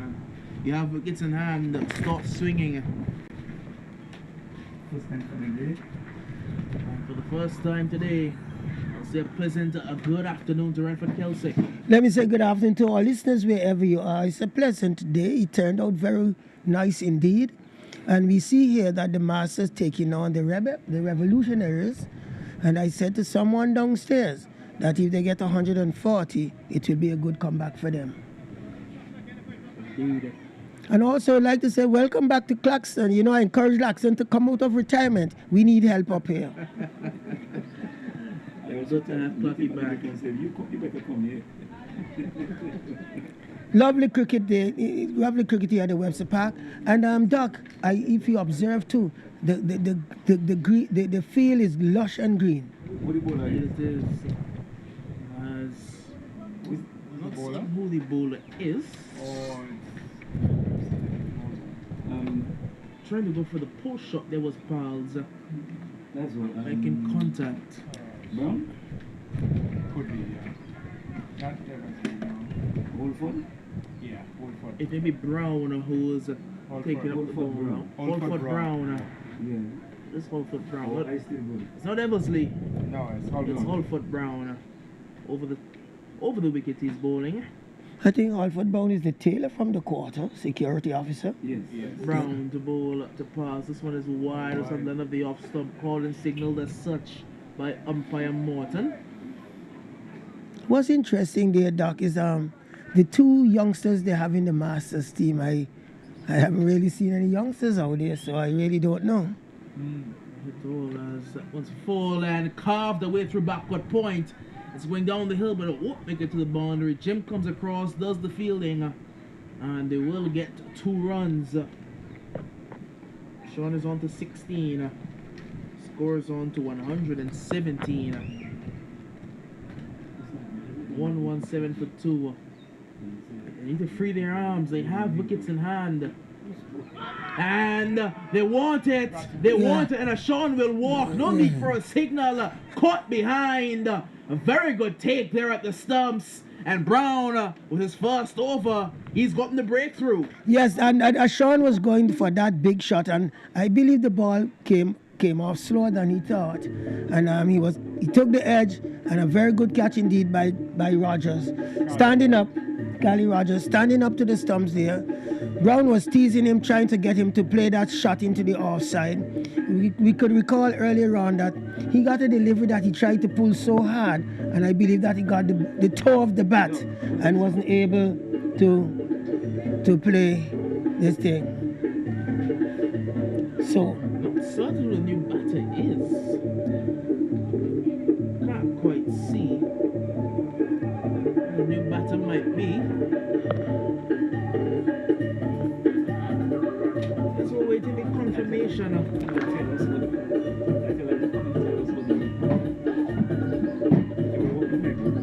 actually, normally they give us the team, but I haven't seen the team the teams at all for this match. But so far, the Masters, Doc, have pulled back a lot. The way that the Revolutionaries that were going, we thought they would make about 200 runs, but the Masters really come back along. It's Brown into ball, and it's a full toss driven down to the offside. They won't want to come back for the second. It's not there. One to the new man brings up Piles back to strike as the score moves on to 118. And this is over number 18, right, Doc? Indeed, and this is where that you just have to play for the big shots. So Jacob was trying to do, but there's a man on the long on boundary. Gets only a single. Yeah, had to play that one right between there. I agree with you. Right between that slot there, and should have gone for 4. Ooh, very quick one. Where Rogers behind the stump, but it's a wide. Yeah. The 120 has been raised. 120 is up. Brown to get the line back. Brown into ball now. He's trying to drive, missing everything because it's a wide yet again by Brown. He went wide leg side, now wide offside. Yeah. Overcorrected there. 1-2-1.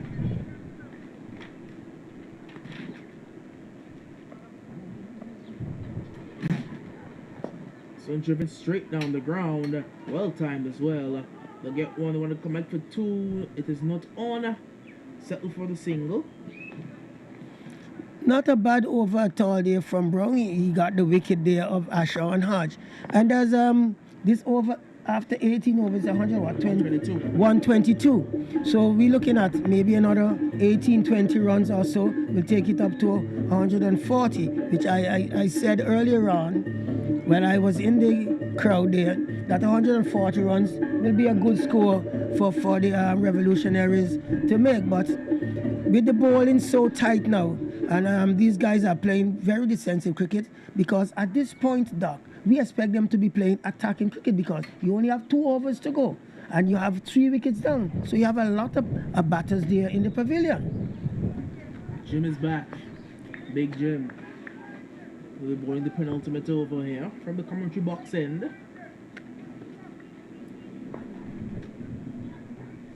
Jim now into ball into this delivery. Oh, it's a teasing ball trying to drive at it, but it wasn't there to hit. Straight to the keeper Rogers for no run.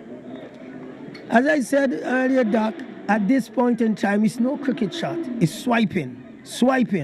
Indeed. Reckless abandon is what's needed, as this one is coming off the outer edge of the bat, going down to third man. A misfield, they want 2, they're coming back for 2, and they will get 2. That's very good running. And poor fielding. The ball was coming straight at him, and instead of coming forward the correct way, he allowed the ball to shift away from him. Now into ball, and this one heaving to the leg side for nothing more than just a single. Mac Gokaran. The new batter is Mark Gokaran.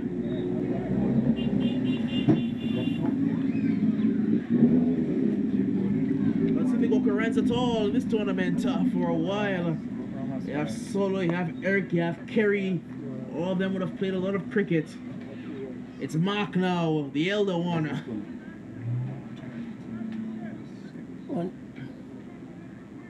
It's a single there by Paz. He's up to 4.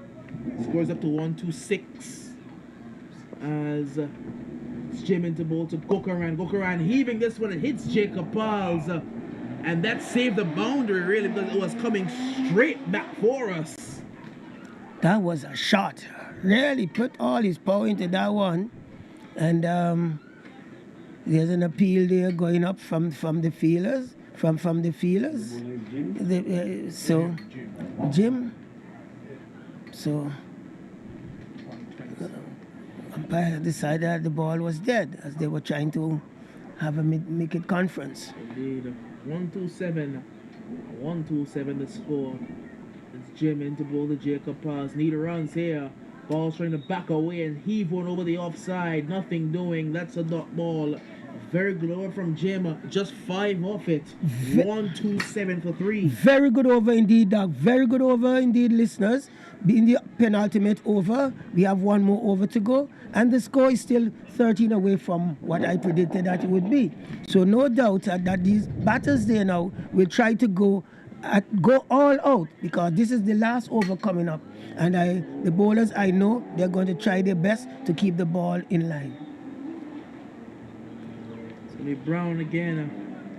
He'll bowl the final over of this innings. Innings have started so promisingly. At 82 without loss after 12. They've been slowed right down. Right down. The bowlers coming back well. Brown into bowl and Mark Buchanan going for a shot there, coming off the bottom portion of the bat. They want 2 runs. This will be close. This will be tight. Yeah, he's out. Gone. Yes. Mm-hmm. Yes, he's gone. Going for an ill-advised second run, and Mark Buchanan pays the price. He goes with just 6 to his name. A very good throw there that was. Because you see, at least, Doc, it's the last over, so you have to take the chance. But when the fielder has the ball in his hand, you don't know how accurate that throw is going to be. It was a very good throw, and Gokarang was short. He was short in getting into his ground.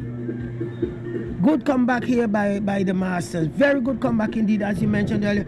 82 for 1. 82 without loss was the opening stand. And to restrict them now, and not only to just 127 or 128 at this time. But it's a really good comeback for the Masters here in this match. Maybe Khalid Hughes, who's the new man. Maybe Hughes is the new man. Let's see what Hanny's batting with so we can know for certain. It's a lefty, it's Hughes. That's a lefty, batting right hand. Indeed, it's a left-hander, I believe. Yeah, that's it, man. So it's going to be Hughes. That's Khalid Hughes. And Khalid can swing the bat, and he has what, 5 deliveries?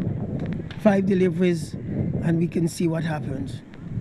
Brown into bowl to Hughes, and Hughes is just pushing it back down the ground. That's a test match stroke. That's a lovely test match stroke. At this stage of the game, you have to swing. That's textbook forward defense. That's right. You better believe that one, Doc. Here comes Brown again to bowl to Hughes into the delivery. Hughes is swinging now, but straight to short mid wicket. With a football being played there from Bobby. You're on the wrong park for that. Take a few steps over. Just a single. Hughes off the mark. 128. Jakes need to swing and swing big. Not many balls left in this one. He's down the track and heaving, but not getting any air on this one. Pulse coming back. Hughes has to come back. Somebody's out. Hughes will come back. Very good running there by Hughes. They get the 2. They get to 130. 130 has been raised. It's 130 for 4. Couple deliveries left in this, the final over. And knowing Pauls is going to go all out to get the 2 big hits in these few balls that's remaining. Field has been spread. Just the 4 men in the ring. Pauls asks for a bit of a breather to take a look at the field. See where his options are. He can go over extra cover. He's very good going over extra cover. Brown to Pauls. Pauls tries to go through the offside, only along the ground. Hughes, you have to come back. You need Pauls on strike. Hughes couldn't come back. That was a very good throw. Hughes had to be really hustling to get back up. But very good throw indeed. And I observed too that the fielders are not really charging the ball as they should. Hughes, swing out your shoulder if you need to. He is going for a big heave off the bottom edge of the bat. Nothing more than a single. A single is all it will be to end it. A very disappointing end to what was a promising innings. The Revolutions they've been restricted to 132 for 4. Wonderful comeback there by the Masters. After having an opening stand of 82, and they were able to add only another 50 runs, to the innings. Very good comeback by the Masters, and I know 132 runs, the Masters will need 133. And if the Masters could get a very good start, and if Cali Rogers could stay there, the Masters are capable of getting those runs. Last 2 overs went for 10 runs. 10 runs. Imagine that in a 20-20 match. The last 2 overs you're supposed to get at least 20-25 runs. But the Masters bowling really stuck to the task and were able to contain the batsmen. Indeed. The Masters showing why they've been around the game for that long. Oh yes, that's what we are about. We have to show the youngsters we are the Masters, and we were able to accomplish the name of Masters from our years of playing cricket, and our experience. And I know the Masters use the experience day to day. In spite of 82 opening stand, the Masters were able to pull back something and really restricting the Revolutionaries to 132. Very good going here by the Masters. Wonderful opening partnership of 82 runs between Samuel Corner and Kishon Richardson. Corner gone for 39. Knocked over from Desmond Olivier. Richardson fell to Richard Bolton. He was bowled as well. Rogers took the catch behind the stumps to get rid of Ashawn Hodge. It was Brown who bowled the delivery. Then there was a run out of Mark Bokarana. And those are the 4 wickets to fall. Just the 4 wickets fell. But that was enough. So we see the Masters and we see the rollers there. The roller is there now. They're trying to get the wicket repaired for the Masters. And I know Bobby Blacks and all the fellas of the Masters there. We'll be looking forward because it's something like 7, just on the 7 runs per over. And they will be able to get, if the Masters will be able to get that score, just on the 7 runs per 6.5 runs per over, or that, so that no problem in getting 133 runs, so the Masters can pull off the first win in this tournament, being the first year that the Masters been entering the Premier League, the Premier League here in Anguilla. Masters have a very promising team of the olders, as we say, the oldsters. And I didn't observe who the youngsters are with the Masters, but all in all, it's a good thing that the Masters are in, because we can recall that earlier this year the Masters took part in the Leeward Islands Masters tournament. So now, because I mentioned last year, I said to the Masters that they should have been in this Premier League so that they'll get a lot of practice so that they could get prepared for the Leeward Islands Masters tournament. And I observe now that they are in to the Masters, to the Premier League this year. And no doubt they'll get welcome practice, which will take them into next year's Masters tournament, which hopefully we might. I'm not sure. I'm just talking off of my head. That will be hosted by Anguilla. It is not yet decided, but all in all, Masters hopefully will do their best and get the 133 runs needed from the 20 overs. 133.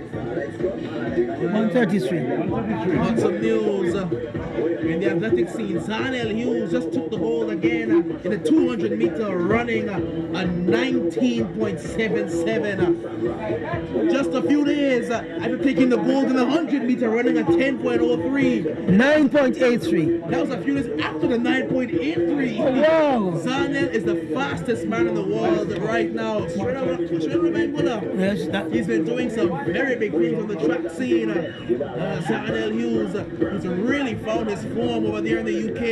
And strange enough, I mentioned to someone, when someone sent me the clipping, I said, I bet if you go to the BBC now, they're going to have that posted right in the sports thing there. Indeed they will. British Arnold Zan Hughes just broke a 30-year record.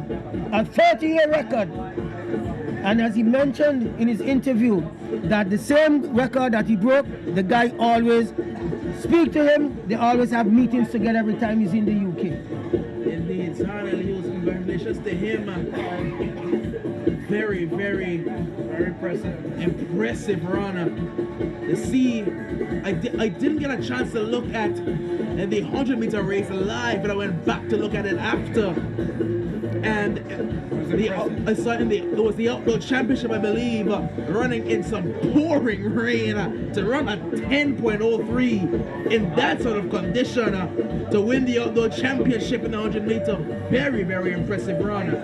And you know, one of the things there, when I saw that clipping and then I looked at it, he said he had a dream and he went on the track with 9.83 on his mind.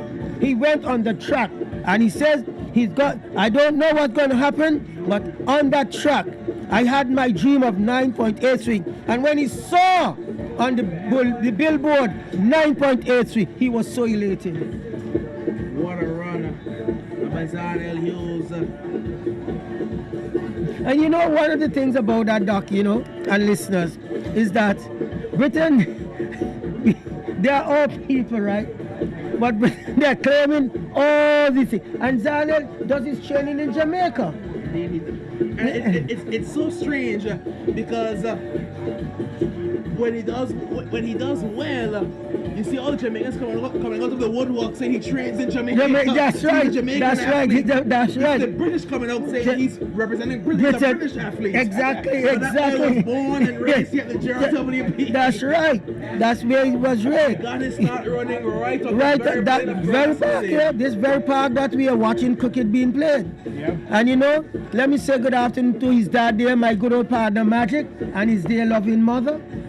Good old friends of mine, especially Magic the taxi driver, and he's so proud of his son and of course his mother and all his family that he has here in Anguilla. Yep. And we in Anguilla, we are very proud of him, because I recall some years ago while he was in the UK, when he came back to Anguilla, I said, Zanel, I don't know if you know me, right, but let me tell you something, concentrate on not being disqualified, especially a quick start. That is where you have to watch out for it, because if you don't watch out for that, you'll get disqualified a lot of times. Athletics is very interesting because you don't have to actually start before the gun. That's right. If you start too quickly after the gun, that's right. You're still a false start. Because science has proven that, I believe, within a certain time frame, you can't react that fast. To the gun. That's right. You know, but it's very, very good for him, and he's going to go from strength to strength, and he has the ability, because I remember, and even our cyclists there in Jamaica, I watched that race that he took in Jamaica, and you know, the Jamaicans, I must say this, Doc, the Jamaicans, they are proud of our Caribbean people, and he had the support, what's his name, Richardson,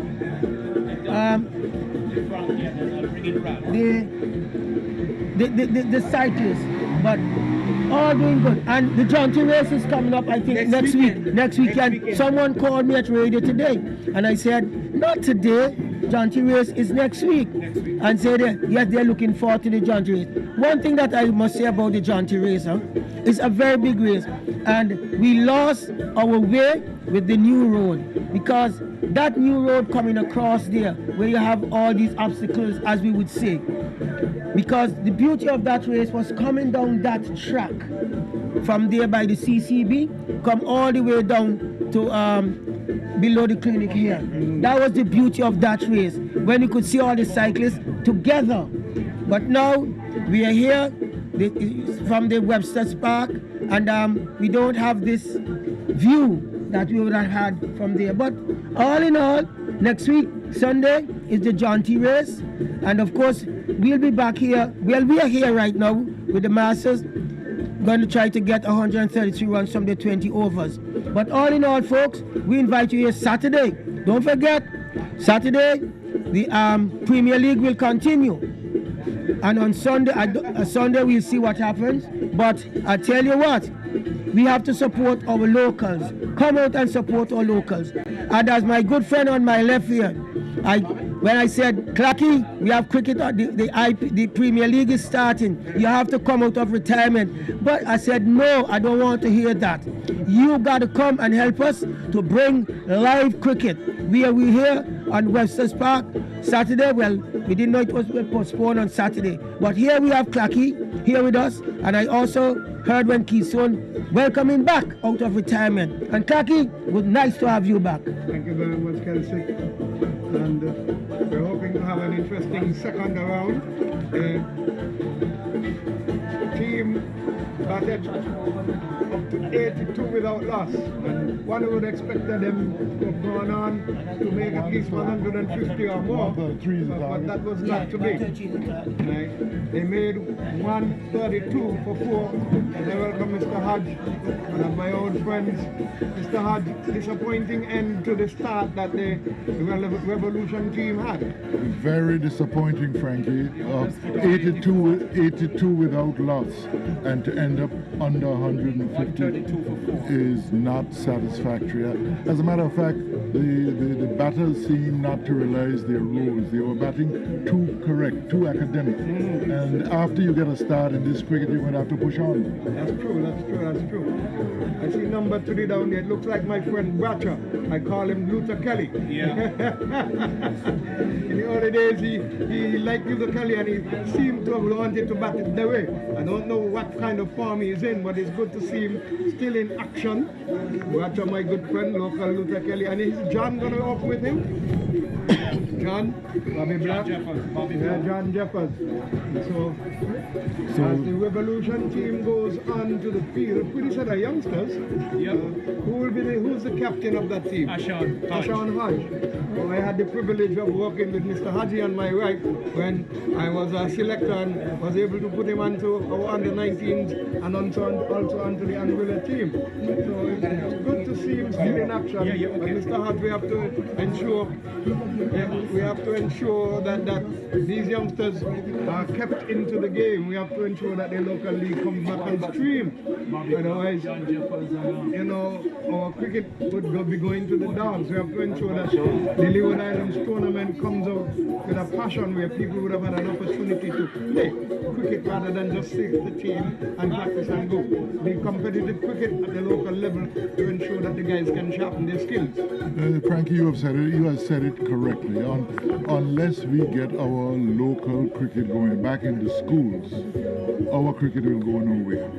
We must nurture them from that age, and it's very difficult for people who have no interest in cricket, who doesn't understand cricket, to manage cricket.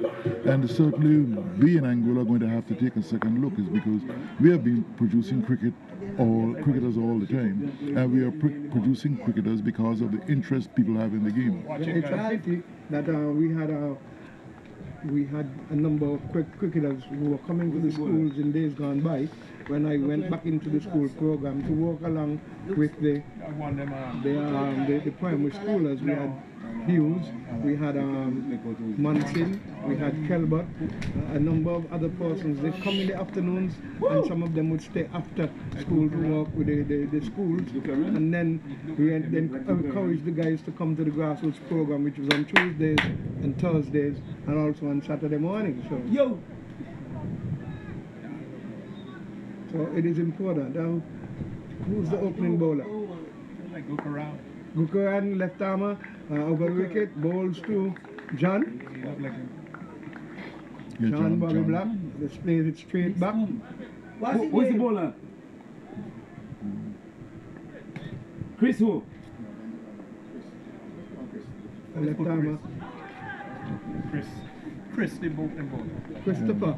Yeah. One of these from Island Harbour. He would have been one of my primary school products if he's one of those Guyanese from Island Harbour. Yes, he could be, yes. Yeah.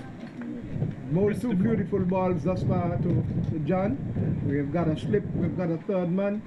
Here he comes over the wicket, holds a white ball there, signaled now by umpire Michi. And so that puts them off the mark. So it's 1 to the Masters. They're looking to get 133. So we have a slip, clear cover. Extra cover, extra cover, wideish mid off. Man down on the third man boundary, wideish mid on, straight mid wicket. The left armer comes in nicely, he hits it straight back over. Nice stop there by the young man. Beautiful fielding indeed, lovely bowling. John looking to go straight, which was the right idea, and there is no run. So the score remains on 1 without loss. We've got a man on the third man boundary as well. On the fine leg. Well, they say fine leg, but that's a long leg to me. It's wide. John looking to drive, cramps the shot. Again, man from mid-on who just did that lovely bit of fielding, fields again nicely. There's a good opening over thus far, and the Masters are going to have to ensure that they get a pretty good start, because these youngsters look to me like they mean business. Yeah, he goes up in the black hole, an appeal is made. Yeah, looking to dig it out there was John. He missed everything. 11 round. Wicketkeeper collected, and they all went up gleefully. Score remains on 1 without loss. Lush green field, Mr. Hodge, and pretty fast as over the years. And it's good to see the park crew doing a wonderful job. The batsman himself, this time, is he caught? Yes. John himself, who prepares this strip, is taken by the strip. Nice steady bowling. Certainly, he made his own coffin, Frankie. And Frankie, you were calling it right just now. Too often we give in to wrongs. The fielder that you're referring to is at long leg, and there's a significant difference between a long leg and a fine leg. Right. So, and we in Anguilla tend to call it wrong all the time. Once you're that wide, you're a long leg. Yes. Additionally, internationally, they do that, and I don't understand why. But they need to put the correct perspective to the correct field in place. It looks like the left-hander is going out. Cali Rogers. Left-hander. Well, certainly just now, Frankie, Bobby Blacks was committed his own downfall. The ball comes off a bit, the ball is getting up now and again, it's staying down, and he's flashing at this point in time. Played a nice shot straight back over, and he played one into the onside. Instead of settling in and trying to work it with soft hands, he went hard again. Who is the bowler? The bowler. Who is the bowler? Damian Martin. Okay, all right. Damian Martin is going to be the bowler to open from the pavilion end. The first over was bowled from the polyclinic end, the southern end. And so he has a similar feel. This time a deep mid-wicket on the boundary, a long on the boundary, seems to be a spinner. They've got a short third man wide. It's like he's going to be putting in a slip as well. Extra cover, square cover, a long off and mid-off. And that's the field placing. There's a straight mid-wicket and a man at short square on the leg side. That's the field for Martin. Yeah, Damian Martin. Damian Martin. Sounds like an Australian cricketer. Yeah. Yep. There's a Damian Martin from down there. He's off spin, it looks like, onto the back foot there. That's chance taken there. The ball got to the fielder a little bit slower. But I think that the right idea of running on the shot is good. My labeled Luther Kelly, Bradshaw, got that single, so he's off the mark. And so the score moves on to 2 for 1 in the second over. Okay. Martin is going to go around the bowl to the left-hander, Rogers, who's the new batter. So reorganizing of the field. The man from long off comes into mid-off. This is onto the back foot and flashing hard. The bowling is pretty tight, and they're going to have to ensure that they try to get accustomed to the wicket before playing such shots. They've got a slip, a backward point. They're taking out the slip now and looking to pack the offside a little bit more. So you're going to have a square cover, straight cover, a mid-off, as he comes in right arm spinner and flashing again, missing it. Keeper not holding on to this one this time, ensuring. And again they make another adjustment, taking the man from straight mid-wicket, putting him into slip. So you've got a mid-on, a deep mid-wicket, a short, fine leg, and Behind this one solidly is Rogers. Score remains on 2-1. We're into the second over. The Revolution team made 132. Looking to get 133 at the Masters. Will they be able to do it? Onto the back foot and pacing again. Rogers not reading the bowler well. Looking to make room for himself. Instead of staying closer to the ball, he's moving away from the ball, which is not the likelihood for him to survive if he's going to do that way. Short, flatter, and they're looking to no run there. Short and flatter. Nice bowling from the young Damian Martin, a wonderful over. 1 run coming off of it. At the end of the second over, Mr. Hodge, 2 for 1. Yes, something we have to look out for, Frankie, is we are now coming up towards 5:30, and we are having 18 more overs to bowl. Umpires are going to have to push the game along, and the players are going to have to push it along. Otherwise, we may have to well go to Duckworth Lewis by the end of it. And batsmen out in the middle must now learn that you cannot cut a ball over the stumps, and we are seeing that happening. You're getting this occasional bounce, and they're finding themselves short when it comes to that. All right, so we've got the bowler from the southern end who opened the first over.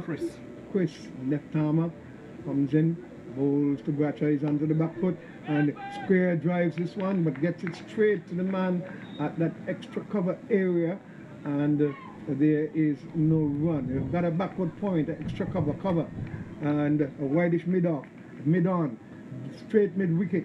We've got a man down here on the long leg boundary and a wideish third man.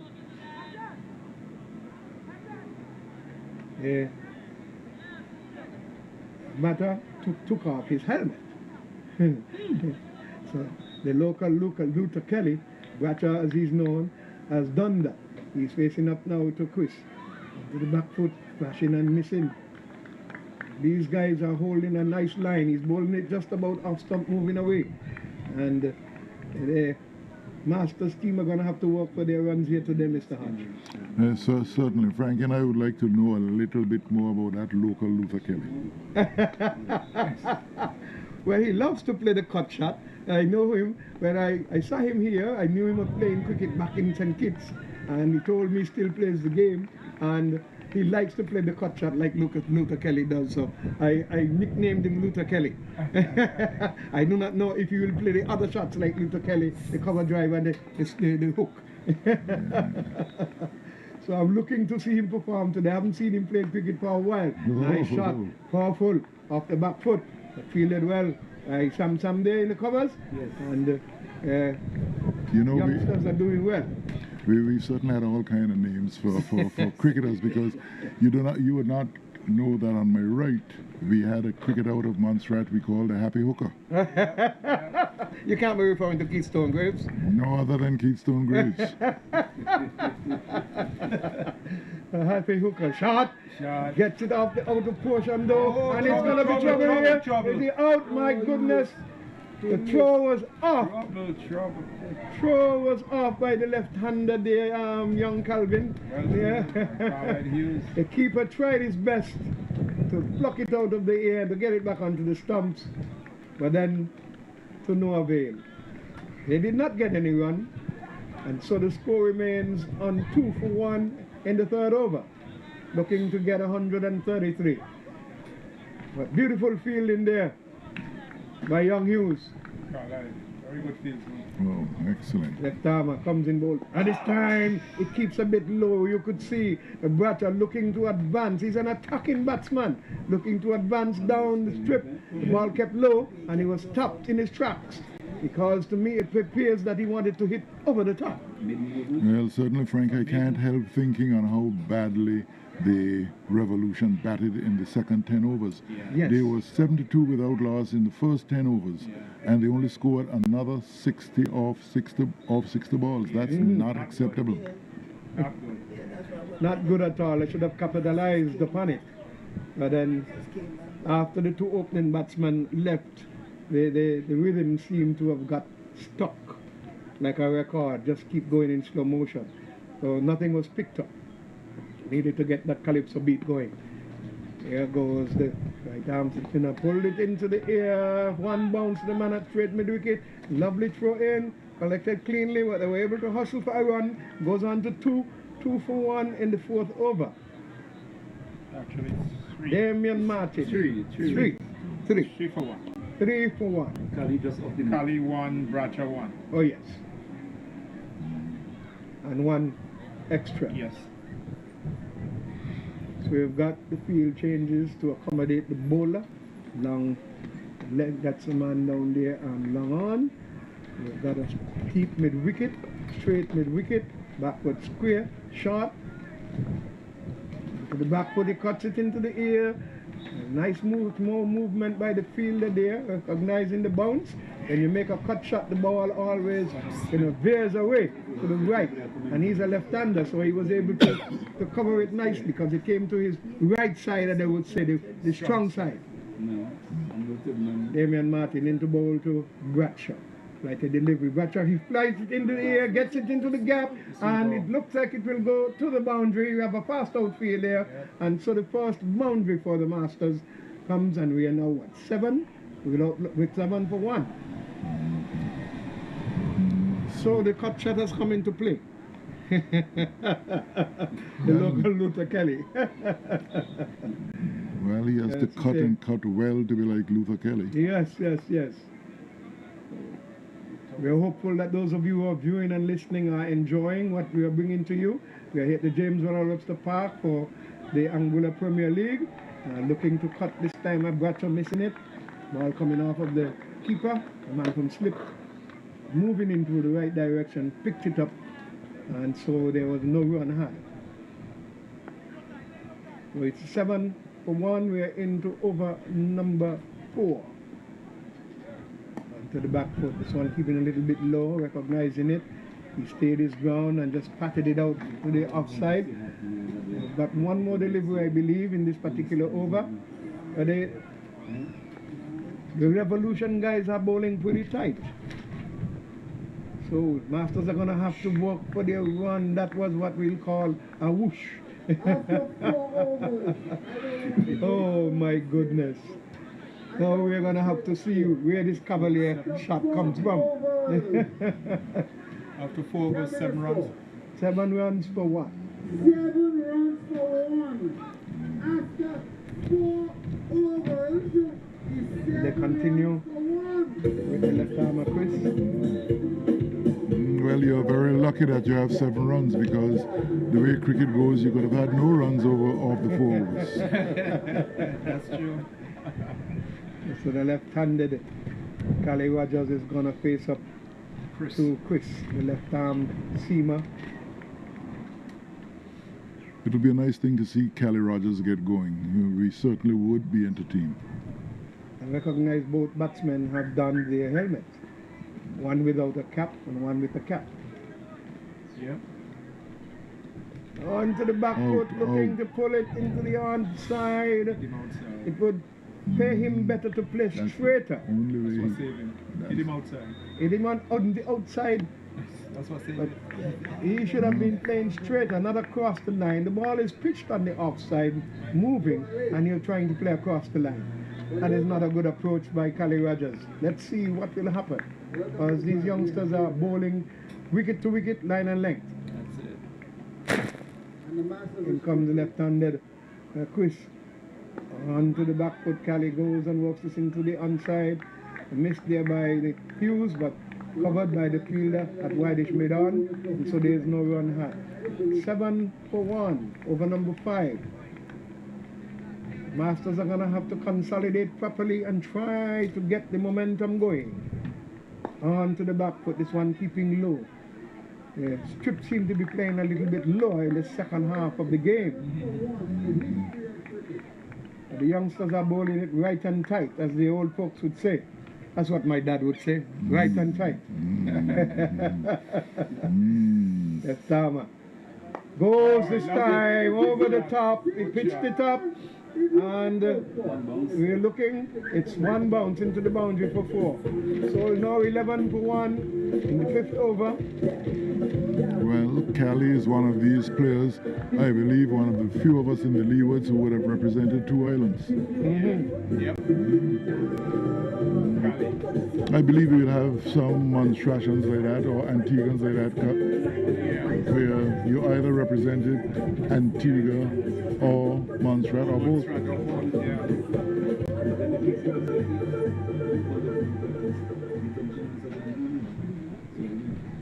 Chris comes in the ball, left arm seam, it's one further up, just getting to the pitch of it, they sit to straight mid wicket, and had this time. But the right approach with the shot before, he couldn't get under this one though, and so only content in getting it to the man at straight mid wicket. Chris, the left armer. Comes over the wicket to bowl to the left-handed Rogers, and to the back foot, he punches it into the offside, extra cover fields, and there is no run. 11 without loss at the end, 11 for 1 at the end of 5. After 5 overs, yeah, after 5 overs, 11 runs, 1 wicket. We certainly had 1 boundary in it in the innings of the revolution. We only had 11 boundaries. Yes. So, and that's a bit unfortunate, is because you're talking about a boundary every 2 overs. Yes.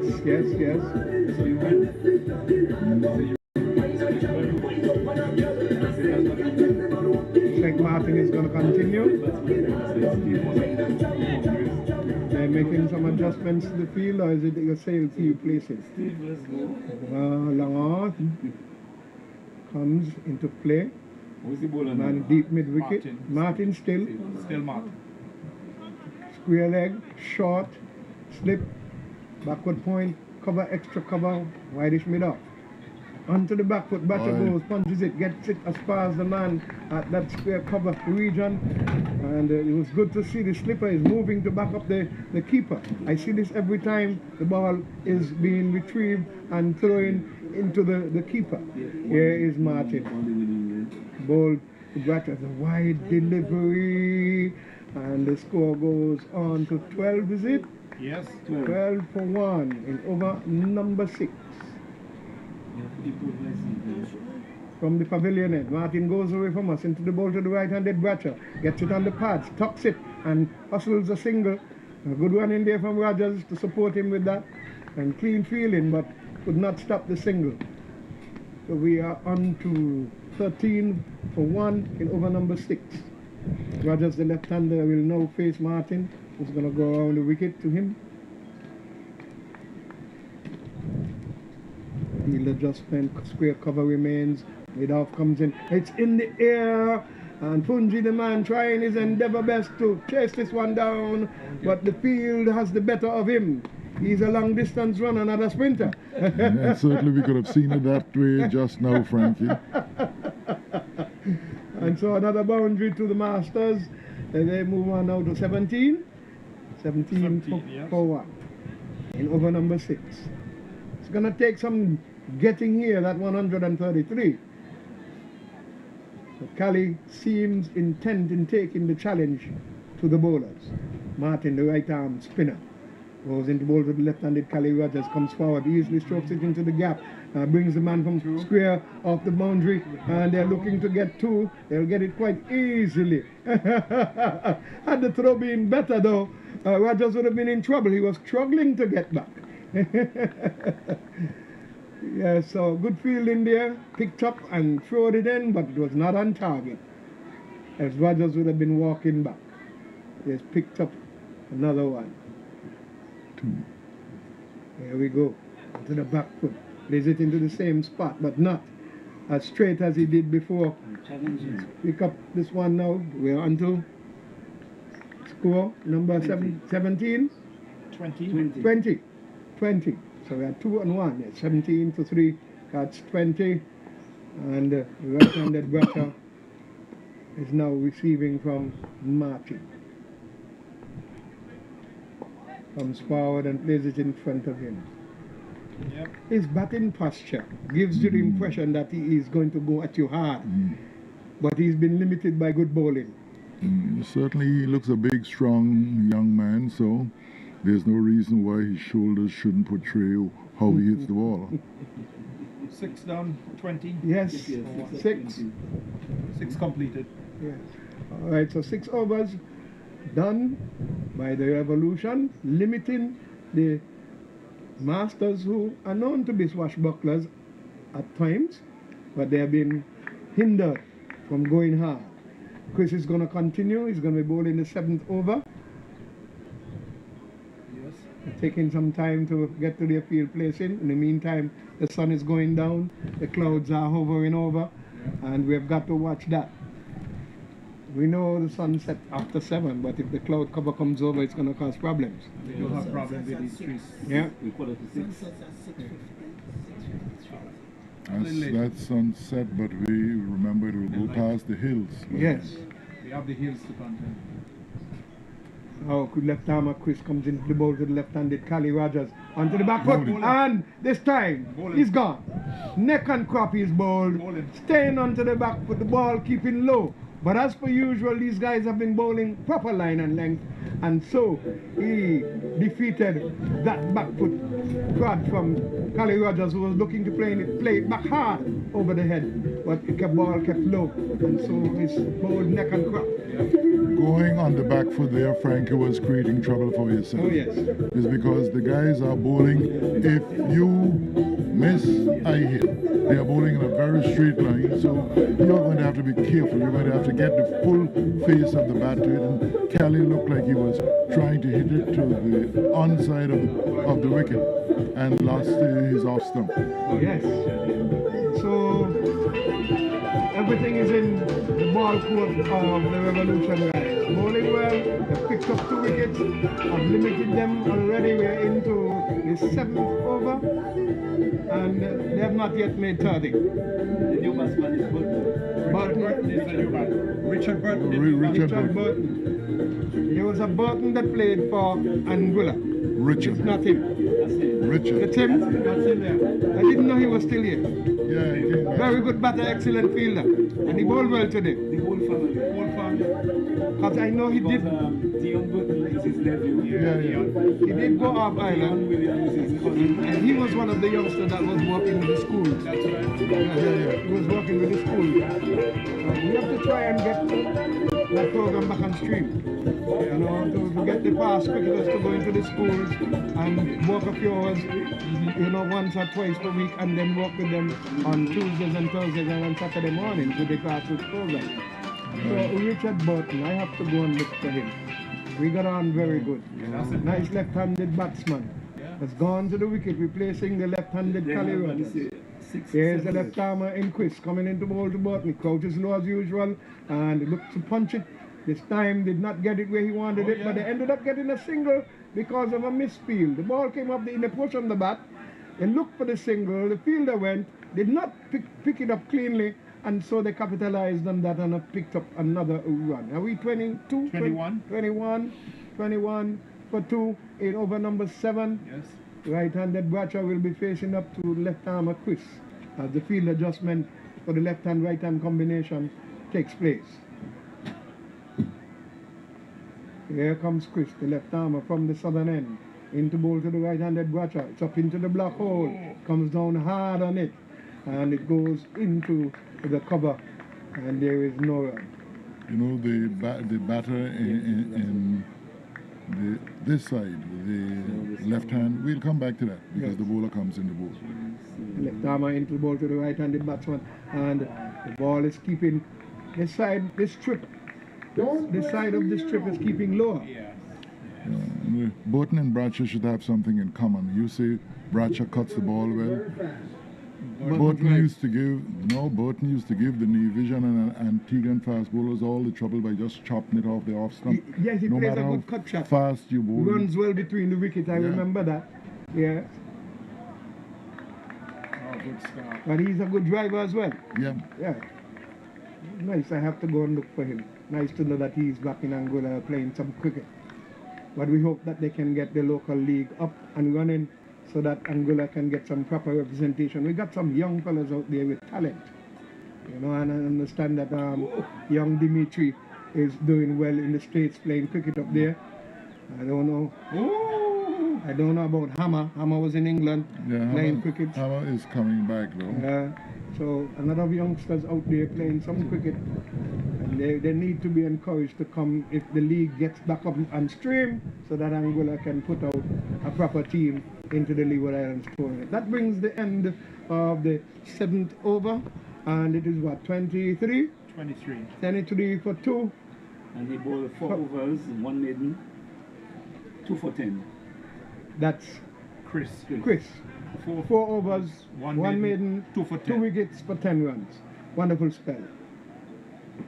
And is Martin going to be continuing? Yes, it looks like they're going to bowl him out as well. Yeah. So he'll be bowling his 4th over. Damian Martin. What is his figures looking like? He's bowled 3 overs already. 12. 12 runs, no wickets. Any maidens? No maidens. No maidens. 3 overs for 12 runs. Still very economical. He'll be going in to bowl to the left-handed Burton, right-handed Damian Martin. Kelly Rogers looking to get this one. That's Burton. That's Burton. He likes to go for that shot, but it was a little bit too wide for him. So he just left it alone. It's closer to him now. He punches it into the offside. There it is. The youngster fielding well. Is that Hodge or? That's Hodge. Yeah, yes, Ashan Hodge. Yeah. Captain of. Yep.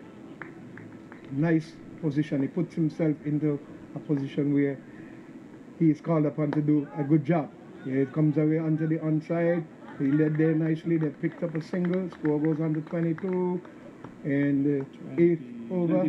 24. In the 8th over? Yes. In the 8th over. 24 for 2.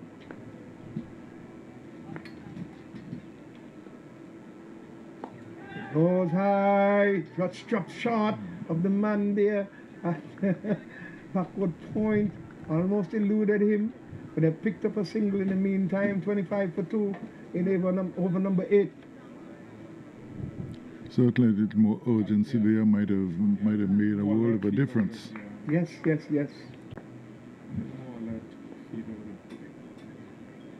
At the delivery, he pulls it into the onside over mid wicket. It's going to be 4 runs. Just 4 runs. Wheeler run just running to pick it up, to retrieve it. Is 29 for 2. 28 for 2. 29. Single and the 4.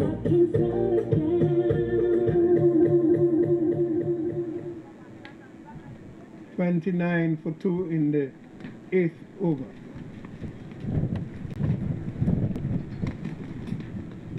Overs to go, 100 plus to get. Shot flat, and he is flashing at this one, but the wicketkeeper did not collect cleanly. It's the end of the 8th over, 29 for 2, and comments from Ralph Hodge and Keith Stonegraves will be picking up the ball by ball. Yes, certainly very well bowled by the 2 opening bowlers, and the problem we are having now is the going down of light, but the Revolution certainly did not go on and bat in a manner that we think they should have, and we also had the Masters. They are bowling quite well now, and it's time actually for me to give way to Renford Kelsey. So thank you, Ralph. So the Revolution Cricket Club doing quite well here, restricting the Masters to 29 for the loss of 2 wickets after 8 overs. We are about to see the start of the 9th over. We are looking to see who will be the bowler. It looked like Carlisle Hughes, yes, the left arm spinner from the far end of the ground. He's just coming out through. He's giving his cap to the fire Rachel Gordon. And as kids, let me say good afternoon one more time. The light is deteriorating at this time, and it's just about 7 minutes or so before 6 o'clock. So don't know if this match will be completed, but the light is deteriorating at this time. Yes, certainly. Certainly, it's a little overcast. Side. It's 8 overs have been completed. Here is Carlisle Hughes, the left-arm spinner from the far end, into Bracha. Bracha goes back and plays the ball back up along the strip, and there is no run. So Jeffers going without scoring, and then we have Kali Rogers going for 13. Here's Carlisle Hughes outside the off stump, chopped down to backward point. Short third man area by Bracha, gets his 10th run, and it's now 30. 30 for the loss of 2 in the course of over number 9. And this is going to be a challenge here for the Masters, because this is over number 9, and you still need 102 runs.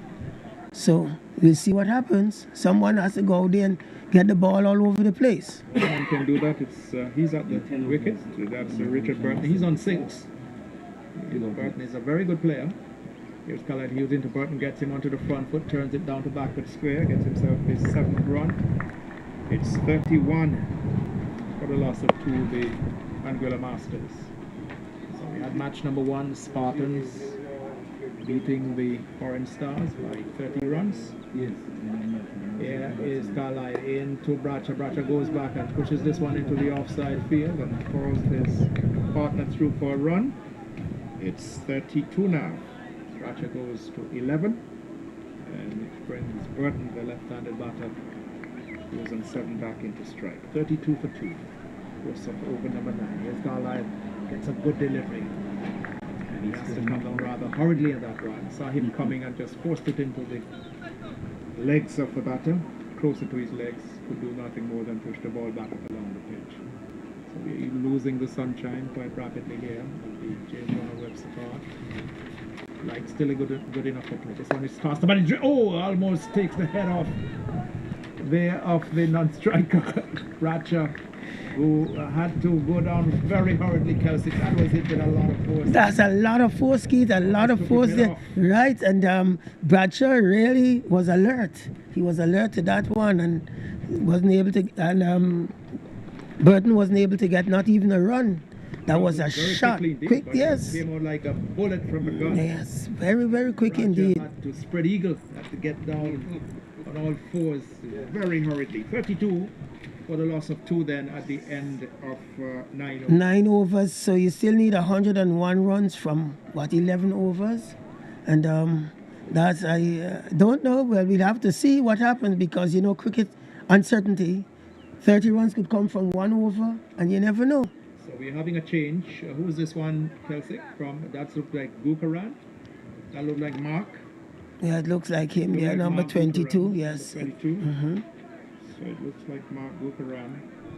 And they have some tight bowlers there because there's Pals is there. Jacob Pals is here. That's right. Ashan himself. A little medium pacer. Yes, so they still have quite a bit of bowling. He's in outside the off stump and pushes the ball into the offside and they go through for a run. One more to Bracha. Bracha is now on to 12 and it's now 33. 33 for 2. One thing for sure, Keith, as we know that Bracha, he can hit the ball. If he gets going, he's able to hit that ball because he has his broad shoulders. So we just have to wait and see what happens. But the Masters, as we say, plodding along. They are plodding along. Yes, you're correct. You call it right there. Plodding. They are 33 for the loss of 2 of the Masters. They have been set 133 if they are to win this contest. They've lost 2 wickets. Kali Rogers for 13 and John Jeffers without scoring. Burton has got 7, 12 to Bracha, the non-striker. Let's go around in, right arm over the wicket to Burton, who steers this one down to backward a point. Goes past the man there, he has to run and retrieve, but they only got a single. Punji having some trouble keeping his legs on the ground. As someone mentioned earlier on, he's a long distance runner. Not a sprinter. Burton goes to 8 and it's now 34 for 2. So Punji representing the Revolution side here. He loves cricket. Someone who really loves cricket. Really, very, very, yes, one of his likes. One of his sports that he likes is cricket. What are we having here? We're having someone is retiring. Yes, Yes, I'm seeing. Bracha is coming on. Yeah, limping. Yes. He's retiring hurt. But he's coming out. Who's going in? And who's going in here for the Masters, Kelsey? Who's this? I don't know some of the Masters. Broad shoulders. Not familiar with him at all. But Bracha is coming out. He's limping. He's limping. Sustained an injury to his right leg, favoring that right leg. It's 34 for the loss of 2. We are in over number 10, so we're coming up to the halfway mark. Still 10 overs remaining. The light is fading fast. Very fast indeed, very fast. And one thing, Keith, that I would observe too, as I mentioned to someone, we as members of the Masters, we have to be very careful running quick singles, because even though we think that we are fit, getting that quick single sometimes, that will cause you a little problem. So 12 to Bracha, he's gone out, retired. The new batter in, we're just trying to get his name. He's taking guard from umpire Jimbo Proctor. This is the commentary box then. It's 34 for 2 in the course of over number 10. Getting up to the halfway mark. Here's Gokaram, he's in now. Most of this one is driven high in the air. The fieldsman from mid-off came across and just stuck his hand out, could not hold on to it. And the batsman gets 2 runs. 36 it is now. Still some way away from the 133 required for the Masters if they're to win this game. So 2 runs. To the new man who's gone out. He's on strike. Still trying to get his name. Slipper run goes in, right arm over the wicket, goes back and pushes one square of the wicket on the offside. The man at the back could point. Feels well, gets a throw in but not quick enough. So he collects his 3rd run. 37 the score is now. 37 for 2. The football anthem is blaring up behind us, just to the back of us here in the commentary box. Football action about to start, just to the back of us. This one is carried up to him. There's a loud shout for LBW. A chance of a run out is all happening here. Burton just nudging the ball into the onside call. His partner through for a run. So Burton gets another run. He goes to 9 now, and it's 38. 38 to score for the loss of 2. Umpire Proctor just indicating that the bowler was in front of him. He could not see, so he's just saying, look, you needed to move away so I can see, so I can make my decision. This one is carried up, good delivery, tucked into the onside. Hustle through for another run. 4th run for the new batter, and the 39th of the innings for the Masters. So 10 overs completed, 39 runs scored for the loss of 2 wickets. Kenroy Herbert? Kenroy? Yeah. Kenroy what? Kenroy is the new batter. He's on 4. So we are at the halfway mark. 10 overs Kenroy Herbert. completed. Okay. So we are at the halfway mark, and what is happening? The umpires have taken a decision that they won't take the break, Kelsey. They won't be taking the normal break that they normally take after 10 overs. So they're going to continue. I guess, of course, because of the light. The fading light, Keith. The fading light, yes. Over, yes. The light is fading. So it's just about decision. 6 o'clock. Just about 6 o'clock. Yeah. So that's a good decision by the umpires to do that at this time. So we're getting a little feedback coming into our box here. Right, so we're all settled now. So 39 is the score. 39. Kenroy has 4, and Richard Burton has 9. And we are seeing Carlisle Hughes will continue from the far end, the southern end of the ground. And Kenwood, Keith, as we know, Kenwood is a big hitter. He likes to go for his shots, and let's see if he gets something work out here. So from 10 overs, you need just about 90 runs. So after 10 overs, 39 for the loss of 2 for the Masters. And Carlisle will continue with over number 11. Here he is now, coming in, goes to Kenroy, who hits this one powerfully through the offside field. The man out there stops it with his boot, partially stops it. Has to go and retrieve it, and they come through for another run. So Kenroy goes to 6, and it's now 41 to score the Masters for the loss of 2. The target for the Masters, 133, if they are in this contest. Thank you. 8 wickets for the Spartans. This one is pushed into the outside. They hustle through very quickly. Or run, the ball misses the non-strikers, then back to the onside. Another run there for Kenroy, goes to 7. He's been doing quite well since he's been out there. It's now 42 for 2. This is over number 11 of 20 for the Masters. Revolution team scoring 132 for 4 of their 20 overs. Hughes bowling now to Richard Burton. Burton goes down and hits this one high over the mid-wicket area. That's gone all the way. One bounce into the rope. That's 4 runs. Dancing down there was Richard Burton and just hoisted that high over that straight mid-wicket area. Lots of empty space out there, and it went away for 4 runs. 46 it is now, and Burton goes into double figures. He's gone now to 13, Cassie. Yes, a very good shot there from Burton. And we know that Keith, those 2 batters there for the Masters, if they get going here, it will be something else. It will be something. The light is coming back a little brighter. So short outside the off stump, and it goes to crash this through the offside field. Burton does, misses, and is taken behind by the keeper. Yeah, the light is improving a little bit. We see some of the dark clouds just shifting a little, so we have a little more light. This one's a better line delivery. Coming a little closer to the stump that time, and just pushing that one in very quickly. Alcala Hughes, and Burton just nudges it into the onside, and there is no run. Burton is kept on 13, Kenroy has 7. It's 46 for the loss of 2 Masters, going at 136 for victory. And we are in the course of over number 11. This one is tossed up and is driven. And coming off the long off boundary fields.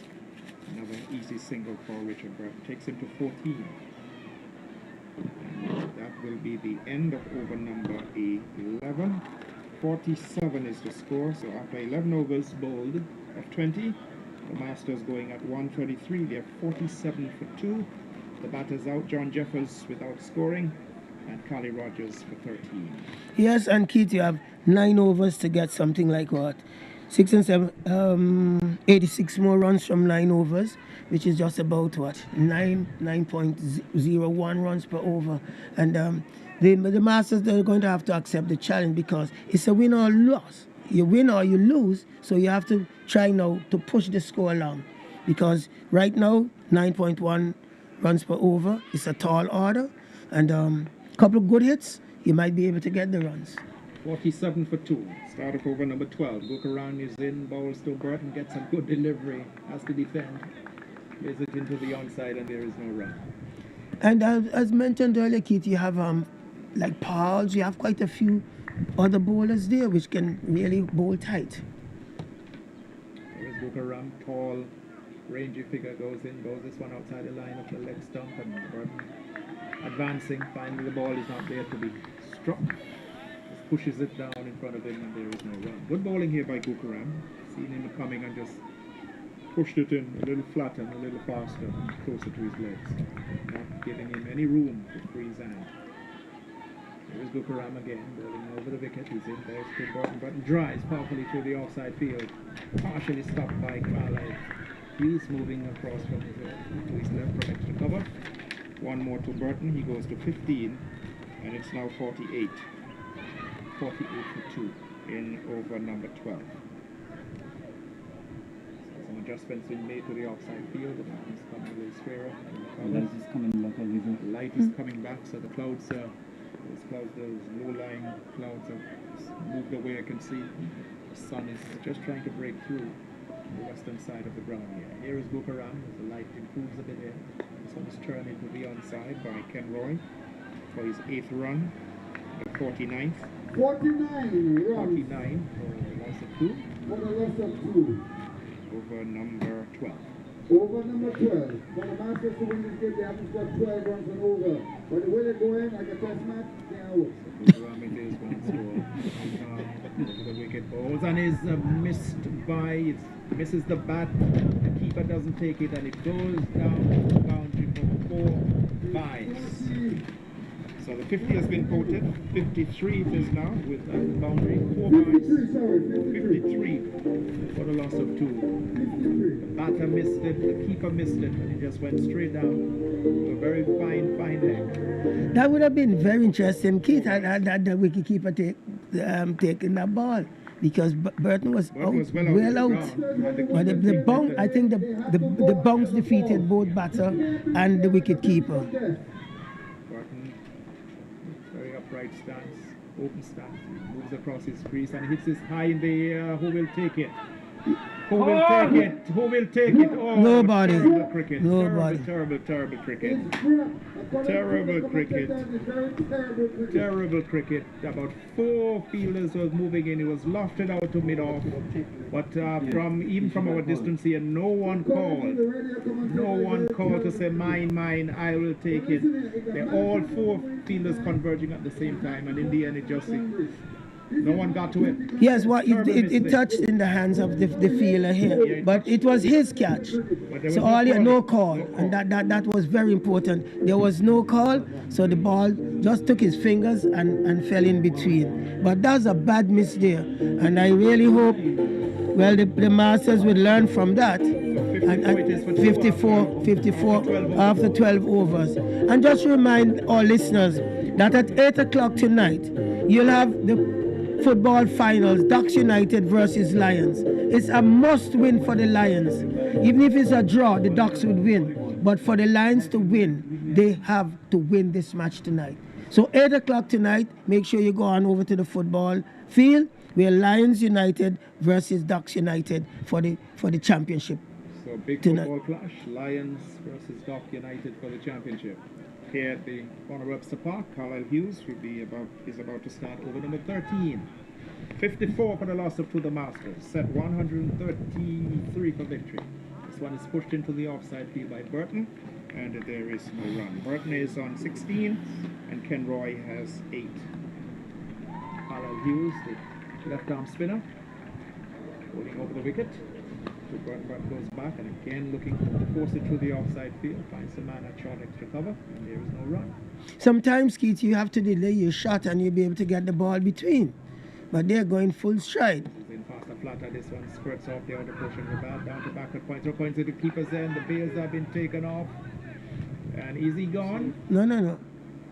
He's gone. Umpire Proctor raised his finger to signal him to continue running, which he's stopped and then started to walk. So Ken Roy is out, run out.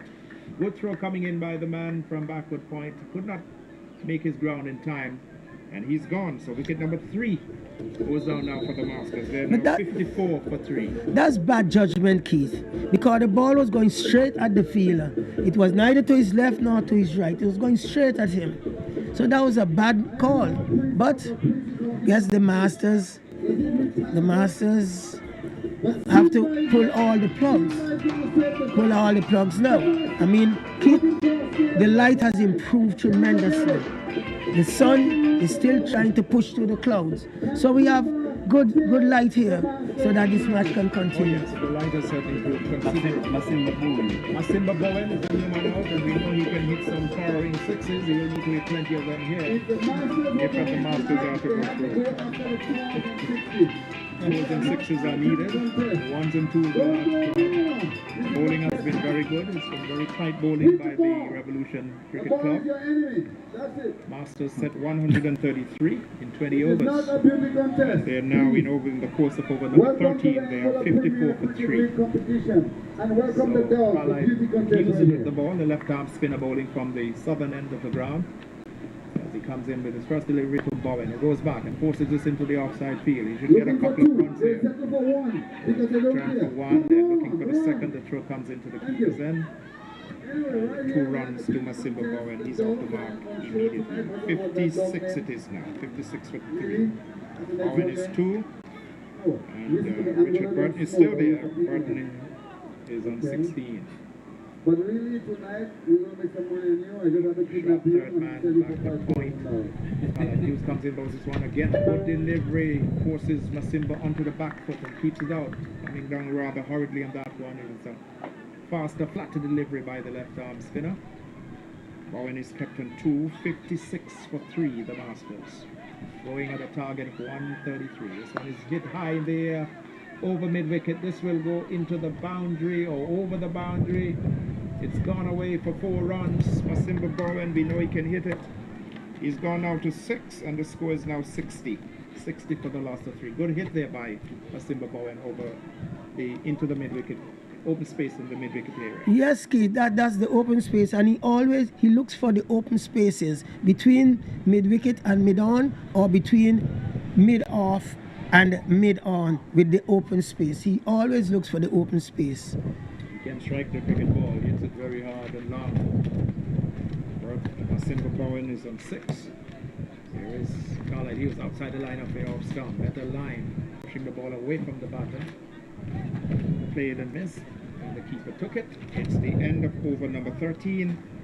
60 is the score for the loss of 3. The Masters, again, the target, we need to remind you, is 133. So the Masters need another 73 runs from what, 7 overs? 7 overs. So that's about 10.01 runs per over. And something that I observed to Keith with our batters these days, some batters, they're not coming across. They're just going to stay there instead of moving like the leg across and the ball is going away from them and smash the ball. They just stay firm and just try to swing. So work around is going to continue. Right arm off break from the commentary box in. He'll be bowling to Richard Burton. Burton is on 16. Masimba Bowen is there with him. He's on 6. It's 60 for 3. The Masters. The light is still quite good. Coming through a lot better now than, say, 10-15 minutes ago. That's correct, Keith. That's correct. Around the right arm off break bowler. Rolling over the wicket to the left-hander batter in Richard Burton. Keeper standing up. Backward point, cover. As a sweep on the deep cover boundary. This one is driven back past the bowler on the outside. Powerfully sent in. Bowler can't stop it. It's back up in the onside field. 1 more to Burton. Burton is on 17 now, and it's 61. 61 for 3. In the course of the 14th over. Masimba Bowen faces up for the first time. Look around. You see a man being sent out. Square leg boundary is right back. Mid wicket is right out. Long on is out here. Long off is open. That's what I was showing Keith. Yeah. Straight. Yeah. So swings across this one. His intent is quite clear. He wants to go into the open spaces on the onside, swinging across the line. So hence there's a man right back on the road. Square leg, backward square. Mid wicket, right out on the ropes. Long on is out on the road. Mid wicket is in a bit. Here he is. Look around. This one's outside the off stump. He comes off the outer portion of the bat. This will run into the boundary down at the third man. It goes across the line now. And that's 4 runs. Peeling off the outside edge. And Masimba Bowen, up the bat of Masimba Bowen. He goes to 10. And it's now 65. 65 for the loss of 3 in over number 14. So that one just peeling off the outer portion of the bat and going down to third man. Feel the chasing ball is worth. Just going to retrieve that delivery. So around will continue. 10 to Masimba Bowen, 17 to Richard Burton. Burton is the non-striker. 65 for 3. Grant picks this one up and he lofts this one over the top of mid-off. The ball is trickling into the boundary. It hasn't gone in. He has been blocked. It's turning now for what would be the second run. So 2 runs, did not reach the boundary. The fielder is coming in. No signal from the No, it didn't reach. So 2 runs, 2 more to Bowen, goes to 12, and it's 67. 67 for 3. So Bowen is certainly showing that he's going to open his shoulders. Run goes in, both to Bowen. And Bowen swings this into that mid-wicket area. There's a man posted there just for that. Goes over his head. Lands inside, and that's 4 more runs to Masimba Bowen. 16 he's gone to now, and the score on with that boundary to 71. So Masimba Bowen clearly showing his intent here. He's going to hit the ball, and he's going to score as many runs as possible. 71 now. Keith, an alert fielder would have taken that catch, but it was an easy catch, Right, but he misjudged it. Yes. Mid-wicket. And he's right back on the fence. Here's Gukarang in, balls to Masimba, who swings this one high now. Down to the man on the deep backward square boundary. Knocks it back in. Well fielded, my friends. Well saved. Very well saved there. The throw comes into the keeper's end. And they have gone for... no ball has been called for height. Yes, a no ball, so there'll be a free hit. There'll certainly be a free hit. It's 73. 74 now. 74 is the score. So a no ball for height. Bukaram goes in once more. Balls to Masimba. Masimba hits this one high in the air, but it's gonna land safe between the man at mid-off and long on. Throw goes into the bowler's end, and the 2 more runs to Masimba. Bowen takes Bowen now on to 20, and the score on by 2 to 76.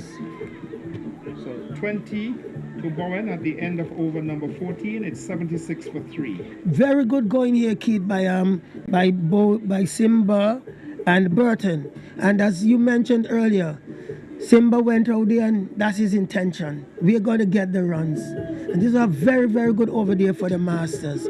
And as we observe to Key that he's using the space, the open spaces. And that's where you have to look around the field and see where you can play your shots. Yes, he's certainly using the open spaces. There are lots of them. The field is pretty well spread now. So we've had 14 overs completed, 76 runs scored for the loss of 3 wickets. And we will be seeing a change in bowling at the far end. I think Carlisle Hughes, I think he's completed his quarter of 4. And there's a new bowler picking up the attack at that far end. Trying to see if is that Carlisle still with the ball? It's Carlisle. Carlisle is still there, so I must have miscounted. So after 14 overs, right? So after 14 is 76 for 3. It was Carlisle. Into Burton. Burton dabs this one into the offside. Can't get a run. Ball goes out into the offside. At the end of this over, Frankie Claxton will come in to take over from me as we look forward to the completion of this particular game. Masters need 100. That's a good shot. Straight down the ground, straight back over the bowler's head. A very good shot, as straight as you can get it. 4 runs, good-looking runs there to Burton. Takes him to 21, and the score now on to 81 it is now for the loss of 3. Very nice stroke there, Redford. Yes, it is. Straight back over the bowler's head. Not a man move, except the fielder that is going to retrieve the ball. And you need something like, what, 50, just about 50 runs, a little more than 50 runs, 52 runs to be exact. And the Masters, they're going to go at that. They'll be going 52 runs. Yeah, 52, yeah. They'll certainly be going at it. Simba Bowen and Burton are capable. They do hit the ball very hard. This one, he drives again. Hits the stump at the non-striker's end. Driven powerfully, but so straight. And it broke the wicket at the non-strikers and no run scored. And as we saw to Key that the umpire was taking cover, yes, moving away. Struck very powerfully. Umpire Mitchell Morton trying to get himself out of the way. The ball just crashed into the stumps at the non-strikers. 21 to Richard Burton. 20 to Masimba Bowen. He's got there quickly. This one's outside the line of the off stump. The bailers have been taken off, but his back foot is grounded. No run. Every time a dot goes in, it's good for the Revolution. Yes. Bad for the Masters. Masters are now 81 for the loss of 3. And we are in over number 52. 52 more runs. 52. The score is 81. 81 is the score. 81 for 3. Yeah. This is the 15th over. 15. This over. Driven down the ground. This will go pretty close. No, there's a man coming from long on. They should get at least 2 runs here. So they will settle for 2. 2 more to Burton takes him to 23. And it's now 83. 83 for the loss of 3. Burton is on 23, 22 Masimba Bowen, non-striker. This is over number 15, been bowled by Carlisle Hughes. Here is the left armer. Drives this one back up along the pitch. The bowler can't stop it. The man had long off. stops it. One more to Burton, 24 years now, and it's 84. 84 for the loss of 3, and we've had 15 overs completed. So it's 84 the score. We'll have further comments from Renford Kelsick, and then to take you through, it will be Frankie Clarkson. That's a very good over there for the Masters. Masters need some 49 runs from 5 overs, which is what, 5, 6, 30 balls to get 49 runs. And that is not impossible when it comes to 20 games. Very good going here between Simba Bowen and Burton. And let's see over number 16 what it can bring. Very exciting match we'll have on our hands here. Clacky. I like the look of Burton. He's the Burton of old. And if our West Indians who are playing cricket now can watch him, he's playing cricket shots. Very selective and not going over the top, putting his head all over the place. He is playing cricket shots, and that is what we need to see, right? Bowen is giving him good support. I'm pretty surprised. I've never really seen him bat, but I know him to be a bowler. Yeah, but he can bat. He bats very well. He bats very well. Yeah, he bats very well. Yeah, so it is good for the Masters to have this kind of foil, a left-arm, right-hand combination going at the attack of the Revolution team. Wukarang. And this time, Missed stump. He got him. This time he's got him. No, he didn't get him. He didn't get it. The umpire, okay. Yeah, because the ball, he didn't have the ball in his gloves. Oh, right. He broke the wicket, but he didn't have the ball in his gloves. Oh, see, the umpire is showing him what he did. Yeah. Stomping chance. So Burton was on the move to hit straight back over, and that is his normal strength. Straight back, right and left of the bowler, unless he gets a pull. He plays cricket shots. If you will observe too that they have a feeler right down here. Yep. Long off, long on. This time he drives and drives it flat. That's the beauty about it. He's not looking to go skyrocketing. And so it's safe for him to pick up a single or 2. If he gets it into the gap, he's bound to get a boundary. So it goes on to 85 for 3. The DJ say he's very disappointed, and he has 2 persons to blame for the Masters loss today. And I call the names now. One name started R and O. Yes, the bowler holds it hard and high. Is it going to go into the gap? He feels well there, some, and gets it in. They've picked up 2. 2s are not going to do it for them. They have to get the boundaries. In the meantime, the game is still going good. It's nicely poised. And so we are 91? 87. Oh, I'm jumping far ahead. 87 for 3. We're into over number 16. Yeah, 16th over. Goes away from the offside. And this time pulls it hard and high. Will somebody get there? Oh, it's cleared the boundary eventually. Nice hit from Bowen. So run on to 93. 93 for 3. So we need 40 runs. 40 runs. Can they do it? Whatever happened from there? Can they do it? They're taking the challenge to the bowlers of the Revolution team. I have a flight ticket. Right. So Bowen, he goes on to 20 or 30. 28. Flattered the trajectory this time. Is he out? Oh, capitalizing upon the field, not responding. And so they've gone on now to 94 for 3. 94 for Burton. It's a leg by. They lead another one. 40 runs. 39. 39. In the darkness. 39. My brother. Here he goes into bowl to the left-handed button. Jump straight down. This time he'll be out. This time he'll be out. Yes. Oh! What a miss. That's a 3rd catch going a begging. Off of the same bowler.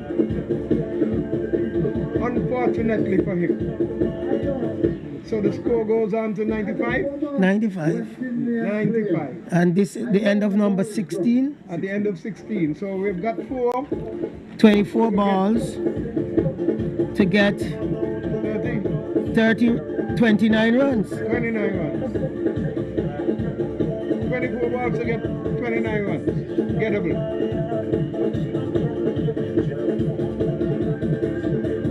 No, 39. 39, yeah. To get 39 runs. Yeah. 24 balls. 39 runs from 24 balls is gettable. It's gettable. It's gettable. The bowlers, Chris, 4 overs for 10.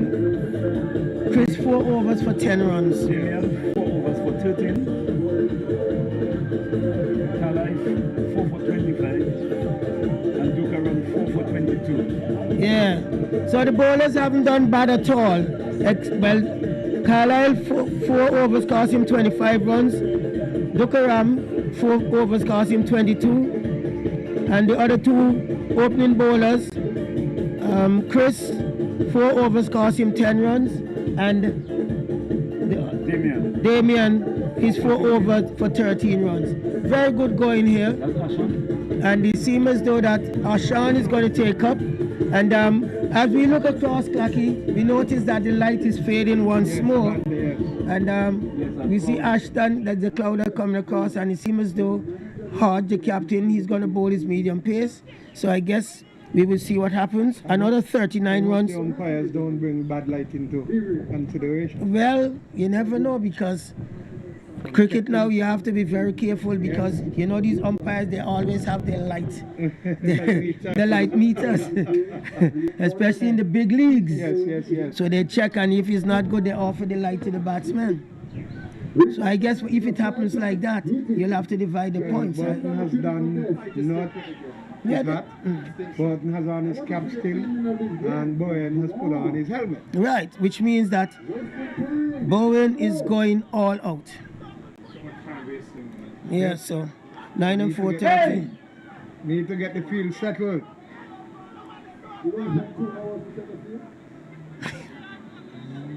You have to make up their mind as to what field positioning they want.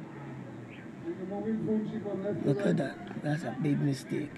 You keep the man down on the boundary to save the run. I think that's a bad move. Yes, Clacky. That man should have stayed on the boundary. What is going to happen? This is a wide That's ball a wide, delivery yes. by Hodge. And the score moves on to 95, 95, 96, 96, 96.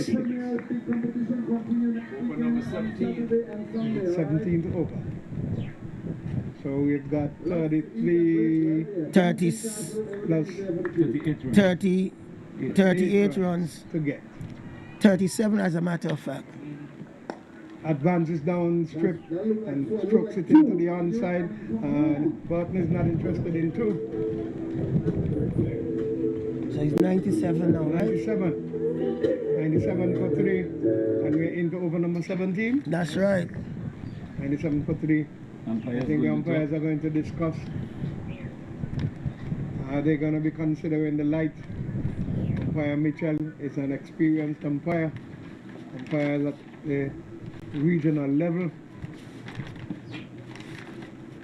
So I'm sure he's speaking to his comrade to take that into consideration from his side where he can watch the ball. What was that? Hitting and missing there was Bowen. Looking to go over the top. Score remains on 97. Thank the organizers for the Anguilla Premier League competition. You have done a great job to bring back 97 for 3. Looking to get 133. The Masters cricket team. The youngsters started out bowling very tightly, but then Burton and Bowen capitalized upon some good stroke. And he's out. Ball and caught. Ball the slow delivery. Ball the slow It seems as though Burton is questioning it, that the ball dropped before it reached to him. Oh, we see yes, the ball dropped. Yes, the ball dropped before it reached to him. That's correct. It was a very good try, but the ball fell just in front of him. Okay. Not a Mitchell star. It is Steve Smith, but give him not out. Well, the things that happen in cricket. Here comes Captain Sean Hodge, the ball to the right-handed boy. And he's been listening to going into the onside, not getting it where he wanted to go. Came off the inner portion of the bat there, hustling for two. And is he at home? Yes, he's out. He's out. He's out. Yes. Burton is run out. Burton is run out. I can't Yes. Burton is run out. So that's the fourth wicket That's going down. it. Clacky, that is so important you push your bat. Burton did not push that bat. He tried to get in. You don't do that. You push your bat so that if there's any doubt, the umpire will see that. So, yeah, very good throw. Very good throw. Yeah. So what's the score now? 98? 97 still. But they didn't get the second one they were going for? 98. That's the second one you're going for. Yes, 98, yeah, 98. Yeah, 98. Yeah, they're going for the second, yeah. Yeah, the completed ones. Yeah, that's what I thought. Very good piece of feeling there. And the throw was very good. Was good running, but Burton was just short of his ground. Handing up from him though. Very handy. Bringing back his team close enough, but not as close as it should be. Yes. What's the button? I have Next no weekend we idea. have lights. The rest of the show, we have lights. Here comes Captain Sean Hodge. Ball to Bowen. Bowen going again, but he comes off the inner portion, runs into the onside. He's looking for two again, and this time they've gotten it easily. That young man, in my day they will call him Wasteland. He drop catches, he moves slowly, he's got to do some work, get his agility together. That's 100. That's 100 for 100 for 4. 100 for 4. 100 for 4. 100 for 4. So you need 29 runs. 29 runs to win. In the 17th over. In the 17th over. I need to go home. Down again, but he gets it firmly this time into the mid-wicket area, brings the wicket fielder off the boundary. They cannot get a second one, and so it's 101. 101. 101 for 4, with 3 overs to go. Yes, 17 completed. 17 overs gone. So you need 32 runs from 3 overs, which is 18 balls. 32 runs from 18 balls, and that is gettable runs. It can be had. It can be had in 2020 cricket. You don't want to hear that. You don't want So to you hear have to that. bring the Right, what's T20 that? T20 cricket game into action now. They were 102 for 4, 17 overs. So we are 17 overs. The other side, they had 102 for 4. For 4. And now 17 overs, 101 for 4. Okay. So anything can happen in this game. Anything can happen. Anything can happen. Yeah, well, you have to bring your T20 game into play. That's right. But it takes sensible bowling and extraordinary fielding, and it would have to take some belligerent batting to get them over the line. And then you have the experience.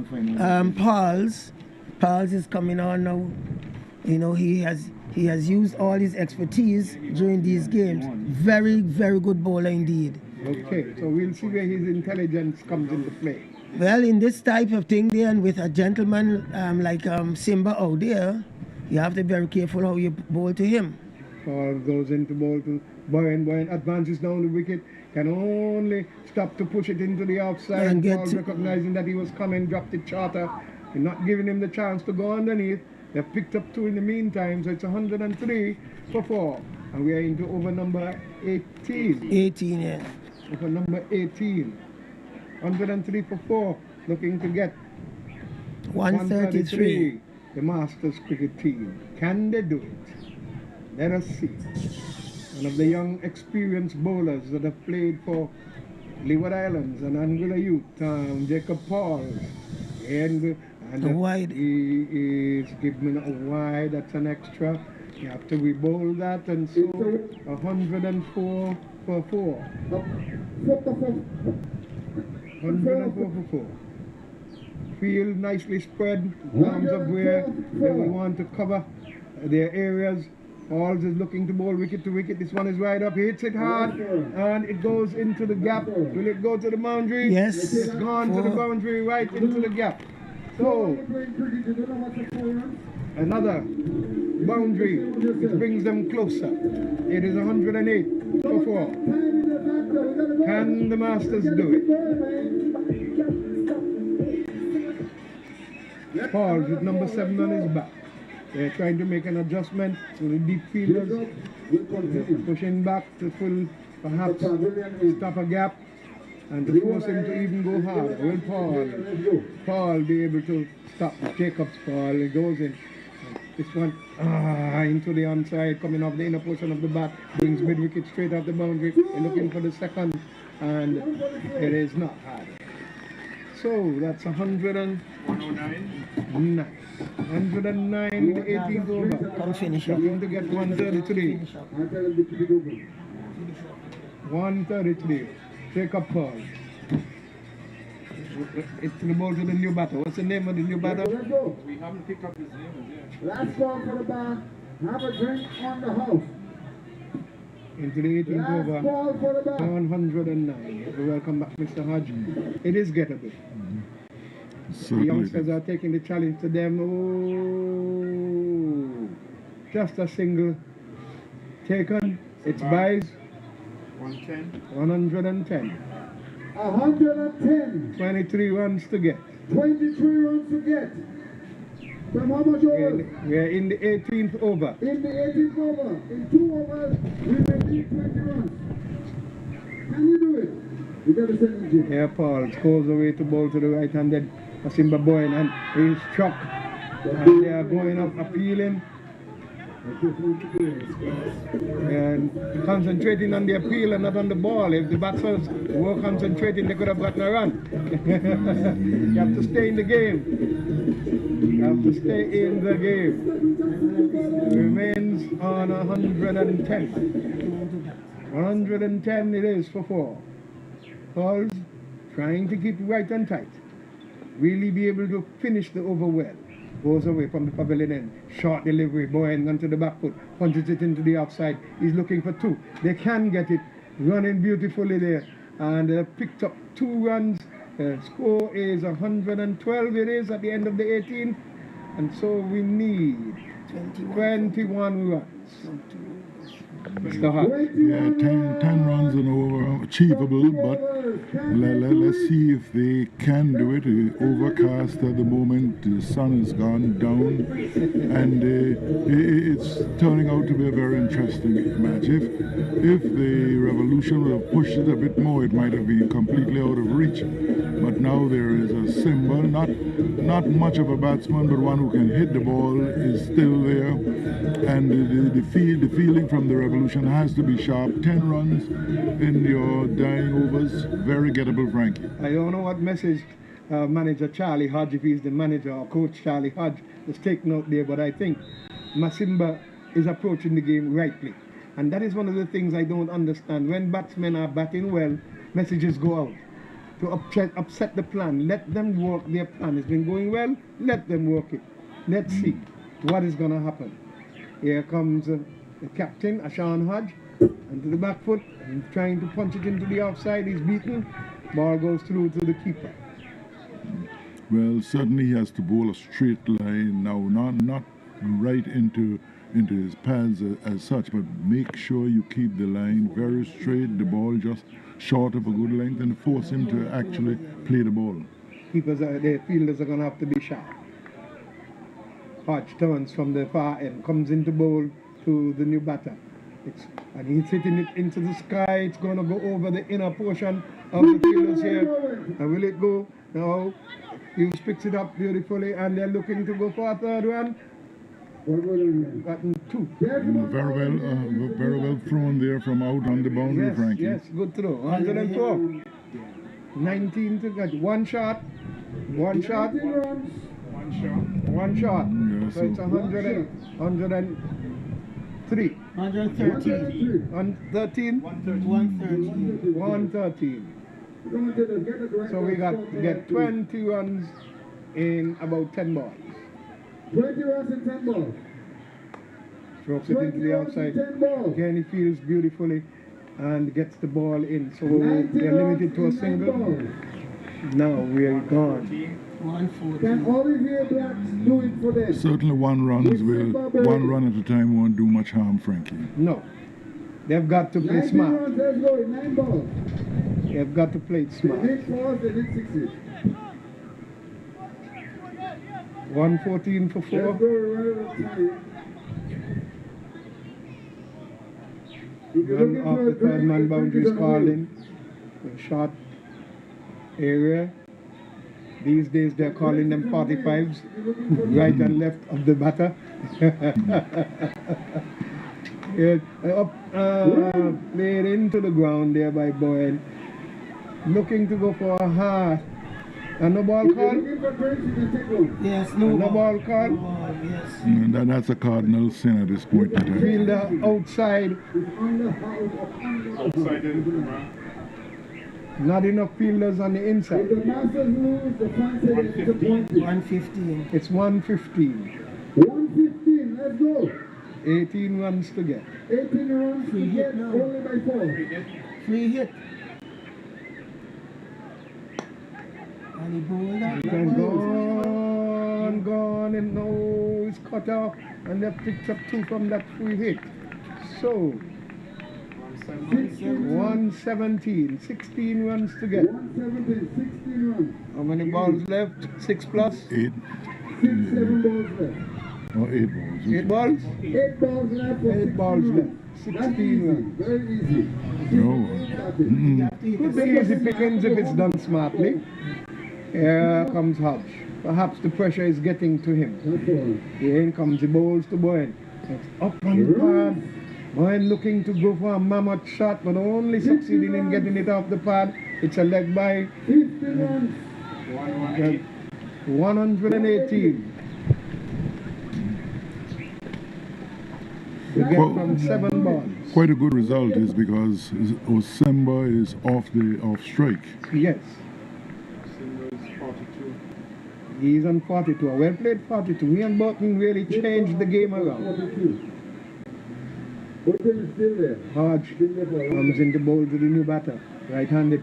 And he plays it into the onside. Bouncing it came. Ball came good. He was trying to stroke it away. But only succeeded in getting it into the onside. The keeper collects. I think the umpire is coming to verify the score. 118. Need 15 to win. Last over. Yeah. Final over. Just reach out to him. Yeah. Final over. Bumps. 1:15 to go. 8. 118. 15 balls. 15 runs to make. 15 to get 15. from 6. 15 from 6. 118 it is for 4. An interesting position. What will Pauls do at this time? Can he defend 15? Certainly, I think knowing Jacobs that well, he has the ability to defend 15 runs. He's quite a canny bowler. So the experience is going to come into play here. Of course. I've played some cricket over the years. 15 runs to get from 1 over. That's why you have to start it.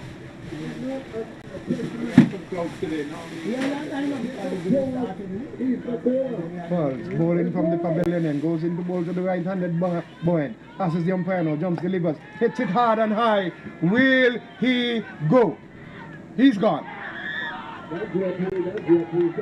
You're serious? Good catch. He Drop it? Yeah. Are you serious? He take it first. That He take it first bounce. he took it First bounce. and dropped it. Drop it. Yeah. He took it and he dropped Oh inside. my goodness! Straight in his lap. Took it once. You can't be serious. 120 runs. How, We need to get 13. He drives flat. Gets it there to the man. There's going to be a run out. Yes, there's going to be a run out. And so the dangerous batsman in Bowen comes back to the pavilion looking dejected. He has made 44. Yes.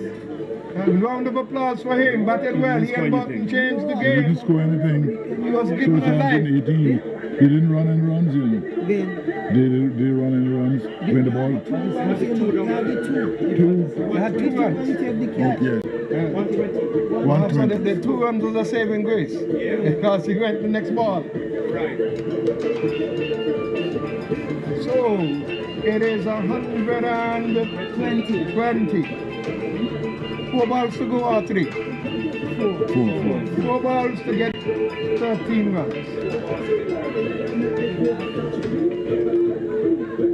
So the new batter joins Olivier.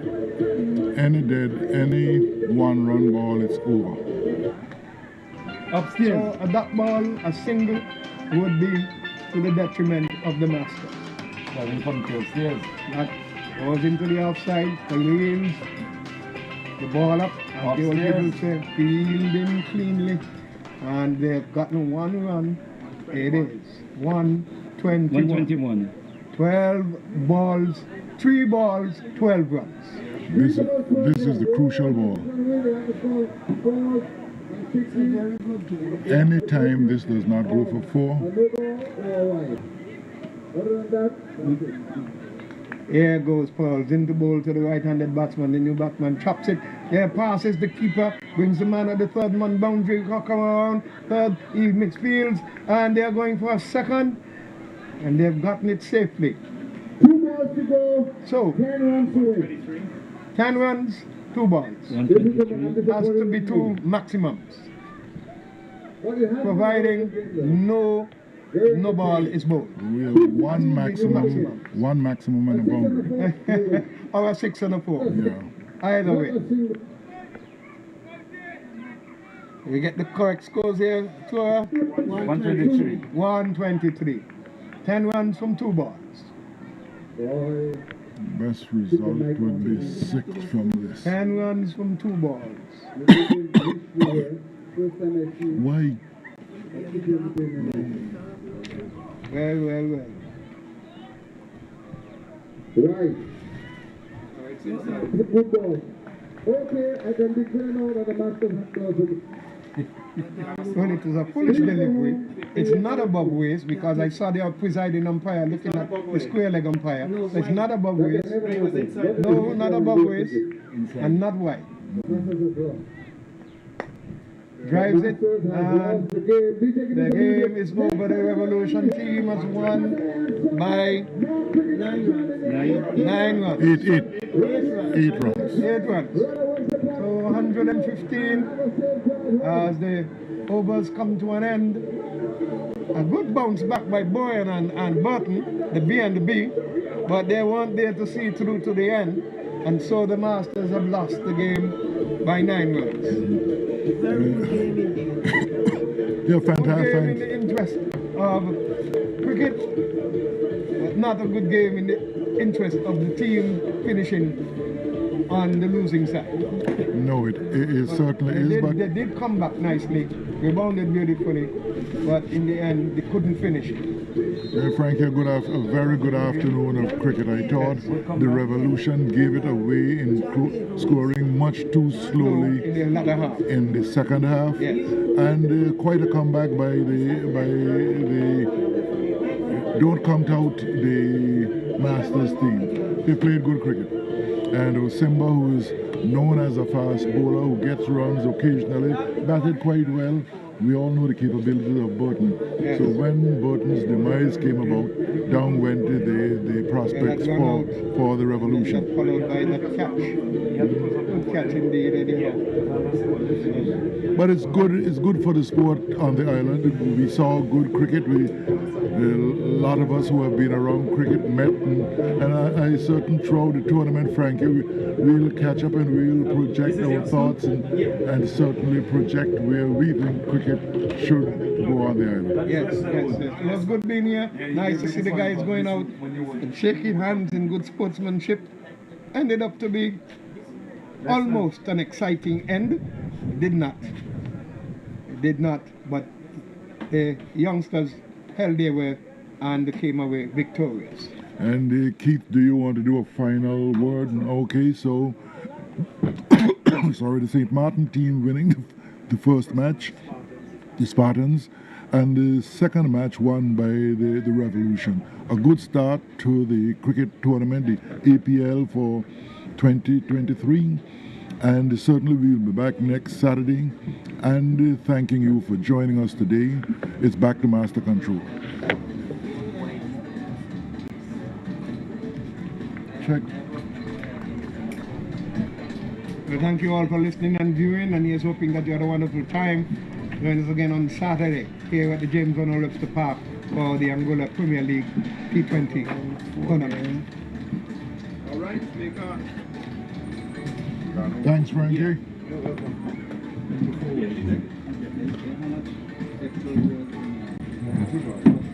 All right, gentlemen. Yes, again. You guys. Next time, see you next week, last minute. Bring you out to the